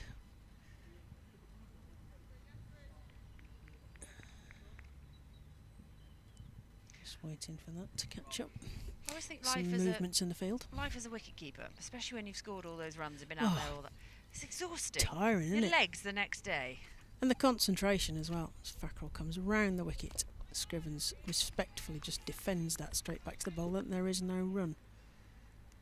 Because Abby Freeborn was out there majority of the innings, She was. and now she's got to squat behind the sticks. She does it a lot though. Oh, that's played around the corner by Scrivens.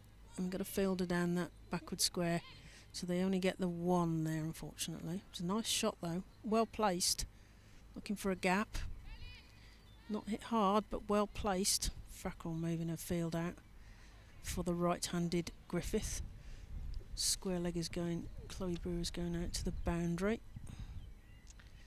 Chloe Brewer, another one that's been on Women's Cricket Chat. Oh yeah, and we're also moving a short, fine leg, or Alex Hartley, if you like to call it that. Fackrell over the wicket this time. Woods. Oh, they took the slip out. It's going to go for 4. It has 4 runs. They took the slip out, put in a fine leg, and then there was would have been a catch chance if anybody stood in that 45 degrees there. Well, we could go the other way, and we could call it clever placement. Well, yeah, clever placement. Who Yes, knows the field exactly. Yeah, or that would have gone to a fielder if they hadn't moved them.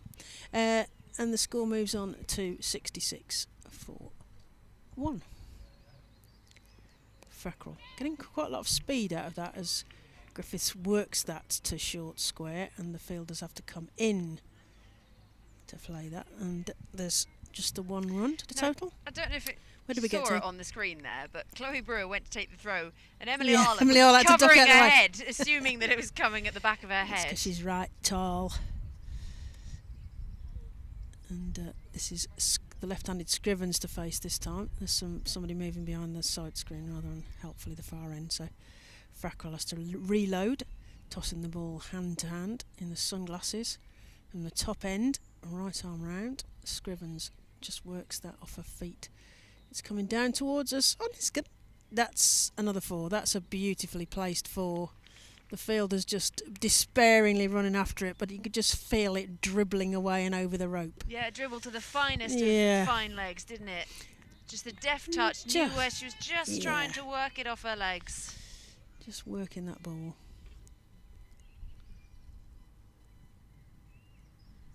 Sparks trying to work out what to do here to negate Grace Scrivens' beautiful placement and touch. Fackrell. From the far end, she's moving the fine leg, the short third to a fine leg for Scrivens to stop that shot that she just played. That's worked to short mid-wicket, and there is no run. That's the end of the over. 12 overs gone. 75 for 1. Scrivens approaching that milestone, Georgie. 46 off 48 balls. Griffiths on 25 off 22 balls. Run rate is currently 6.25. They only need 3.66. Chasing a target of 214 in 50 overs. Yeah, and you wonder how much they're going to be forced to rue that drop of Grace Scrivens. Yeah. Just 23. Yes. Yes, ruining of drop catches. Michelling. Michelle Roux. The chef. Is that the chef? Yes. Michelle Roux. Le Gavroche. Le Gavroche. I think there's a Michelle Roux Jr. as well. Which Ah. I think is so uninventive, just to call your child the same name as It's good you yourself. not think of something. It's when they're 7th, 8th and whatever, it's just a family name. Or when someone's just called senior and someone's called junior. And Junior. It's very American, isn't it? Changes in the field, but George comes into Griffiths. Can only defend that straight to short mid-wicket, Hannah Baker, and there is no run. Katie George doing a lot of running there, everybody else is stood watching.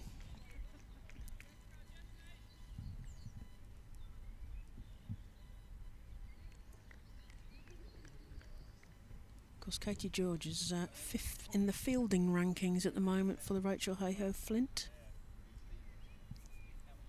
She's got to be up there with Maddie Villiers as well, hasn't Oh she? yes, no, yeah, great fielder, Maddie Villiers. That catch was amazing first half. Cordelia Griffiths plays that to Davina Perrin at point, and there is no run. I think it was 2 years ago in the 100, Katie George, I don't think she really batted or bowled much, but she made such an impact in the field that she still won an award for that. And Yeah, she is a great fielder, and but interesting enough, she took a slip catch, but you are normally associated with a deep fielding because she's got such a brilliant throw, and she'll do all sorts of diving, rolly stops in the outfield as well. She comes in, left arm over to the right-handed Griffith, plays that down in front of her only defensively, and there is no run. yeah, it'll be Laura Malkin taking the pictures. That was nice. Hold the pose there. Yeah, hold the pose. Very talented photographer, and more female photographers. That's what Yeah, we like to that's see. what we like. Yeah. She does all sorts. She does kids football and Sparks, and she also does. She's big in lawnmowers. She is big She in is big in lawnmowers. lawnmowers, yeah. George into Griffith. Waft to that one. It's well left in the end, I think. No run. Talking of lawnmowers, it's taken me to visibility, and you said about photographers. I was just thinking about Meg Lay, the ground staff. Yes. She's gone from Bristol, now she's at Lords. Yes, well, And you into another women's cricket I know, I chat. just teed you up, you see. Another women's cricket chat It's slow there, podcast Georgia. guest before she was big time. Yeah, she's big time now. She's at Lords doing the Yes. grass. I went to the Arsenal-Tottenham Women's Super League game that Oh, she'd been yeah. part of. George to Griffith leaves that one, no run. Oh, it's a wide. Another one to the total. And it's something that's really exciting as well, 75 for because we talk about, getting more girls and women as well. You don't just have to be a Oh, young yeah. girl. Getting more girls and women into playing Everything. the game. Obviously, the likes of Metro Bank have been great with that sponsorship and their partnerships with the ECB. But it's not just about playing. It's about the coaches, about the volunteers, umpiring, groundskeeping, Commentators, commentating. groundskeeping. There are so many areas you can be involved in the game. Scoring. You don't have to go out and face a 70-mile-an-hour ball coming at your head. Yeah, because we've got Heather Vernon and Sue Drinkwater on the scoring today. They are top scorers. That's another wide. Yes, they were scorers, as I mentioned in the first half at the Commonwealth Games in the all-female umpires, match referees and scorers team for the women's cricket at Birmingham for the Commonwealth Games. In fact, Sue Drinkwater is in her Commonwealth Games gilet. She is. I did spot it today. Yeah. Very smart. Sun's coming out. It's getting warm again, Georgie. I can't keep up. Katie, I know I'm going to take this top off. Katie George into Griffiths. You can only push that really back down the ground. Emily Arlott picks it up. It's a long way down for Emily Arlott, and it's pick a ball up. It's like you. Oh, expect to get It is a long way down. It's a long way down, isn't it? Much closer for me. I also did a very heavy gym class last night. Walking up the Arms, stairs legs. to my room was quite hard at the end of it. Oh dear. So it was quite nice when I had to sit in the car for 3 hours this morning and not move. To resting. Yes. It's your rest and recovery. Katie George into Griffiths. Comes forward but can only defend it again and push it once again to Arlott, who collapses slightly onto it. And that's the end of the over. 13 overs gone. Sunrisers 77 for 1. Scrivens on 46. Tithering on that 50. Griffiths on 25. Sun's coming out. There's a bit of a hush descended on the actual pitch. It's feeling like, I don't know if it's a hush for will Scrivens get a 50, whether it's Sparks. We desperately need a wicket here because these two have been batting here too long. Not sure. Freeborn's in close up with the helmet on for Fackrell. The far end, right arm round, bit of spin. Oh, and that's nurdled this way. It's coming towards us. Will Davina Perrin cut it off to the rope? She's going to cut it off. She has. So they just get the 2 and then to the score. Scrivens on to 48. Yeah, good chase by Davina Perrin there. It was and just good. flicked it up. Chloe Brewer with the good arm into Good team field in there. 79 for 1. to Freeborn behind the stumps. 2 more. Can Scrivens get this 50? And what sort of shot is she going to play to get the 50? Well, worked onto the leg side. I'm going to get 1. Down to backward square. She comes off strike. She's now on 49. Their score is 80 for 1. 80 for 1. In the 14th over. Target is 214. Griffiths to face Fackrell this time. Fackrell, right arm, spinning the ball with the sunglasses and hair high on her head. That's played to square leg. There's a great stop on the boundary there up there. Bethan Ellis. And they just get the single. It was a nice shot for a single, wasn't it? 81 for 1. Yeah, made a good old crunch off the bat, Yeah, didn't a it? good crunch. Now, can Grace Scrivens? And what shot is she going to play to get this 50? Fackrell. Right arm round. Scrivens tries to place that. Frustrated with herself. Flicks a bat. There is no run. Still 81 for 1.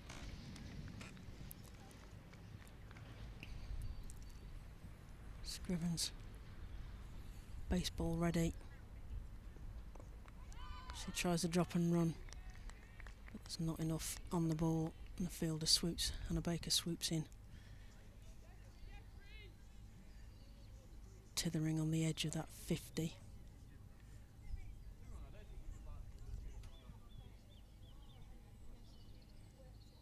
Fackrell in. Scrivens plays that to backward square. There's a fielder there, and it's just the single. And that's the shot that gets her to her 50. Well batted, the captain of the Sunrisers. 50 comes off 53 balls for Grace Scrivens. Yeah, she's come out firing today, Grace Scrivens. Obviously given a life and she's made the most of it. Oh yeah, sometimes you feel like that, don't you? You're like, oh, okay, I've had my life, now I'm going to make the most of this now. They've got to change a bowl in. 15th over. Looks like Hannah Baker's coming on. Well, took a 5 for She did. 5 for 45. the last game, Hannah Baker. It's So stars. this isn't a bad change No. to make. She's their top bowler in the Rachel A. Flint this season for Central Sparks. She's 10th in the national rankings, but she's the first for Central Sparks. As you said, 5 for 45 against the Stars and 3 for 29 against the Blaze. So she's spinning a web, as they say. It's the old bamboozle, the spin of Hannah Baker, which has also taken her into the England A side. So she was also touring New Zealand over the winter. The England A side. These two will have faced each other, no doubt, in the nets at some stage as Baker comes round to Scrivens. Plays that to cover, and there is no run. Yeah, we'll know each other very well. I think they had a lot of fun out in South Africa as well as a team. They bonded very well. Scrivens plays that to point, and there's a bit of a risk, but Griffiths is quick off the mark. They get through for a single, 83 for 1. I think there was definitely a TikTok or two recorded in that team. Yeah, they had a lot of fun. Alexa Stonehouse. Oh yeah. She's one that really enjoys getting involved on the TikToks. Yeah. And there was lots of parents out there as well, and they were getting well involved with all sorts. Yeah, the Scrivens family were all out there. A very proud family. Oh, brilliant. Griffiths comes forward and can only defend that, and there is no run. Were you there? You were there for the I was, yes. I was commentating. You were. So I was Just hiding your talent there. Commentating for the ICC, no less, and the first ever Women's Under-19 World Cup. And that's just dobbed down, and there is no run. Yeah, it was an exciting tournament, that one. Obviously, we were talking earlier about Mahika Gore playing up at Thunder. We had her on the podcast. Well, she was playing for the UAE Under-19s in that tournament. Yeah. Obviously now a fully fledged England player. Yep. Hannah Baker eking more dots.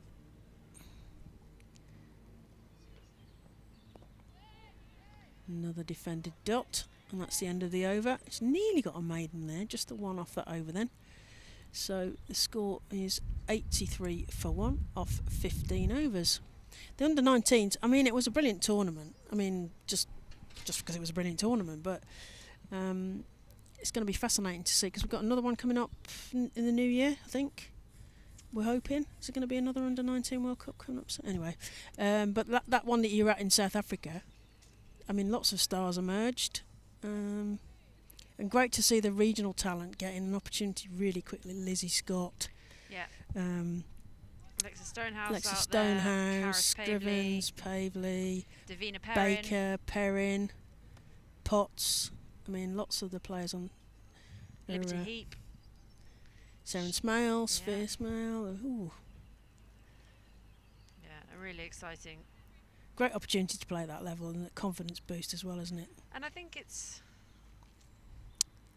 That's dobbed down for no run.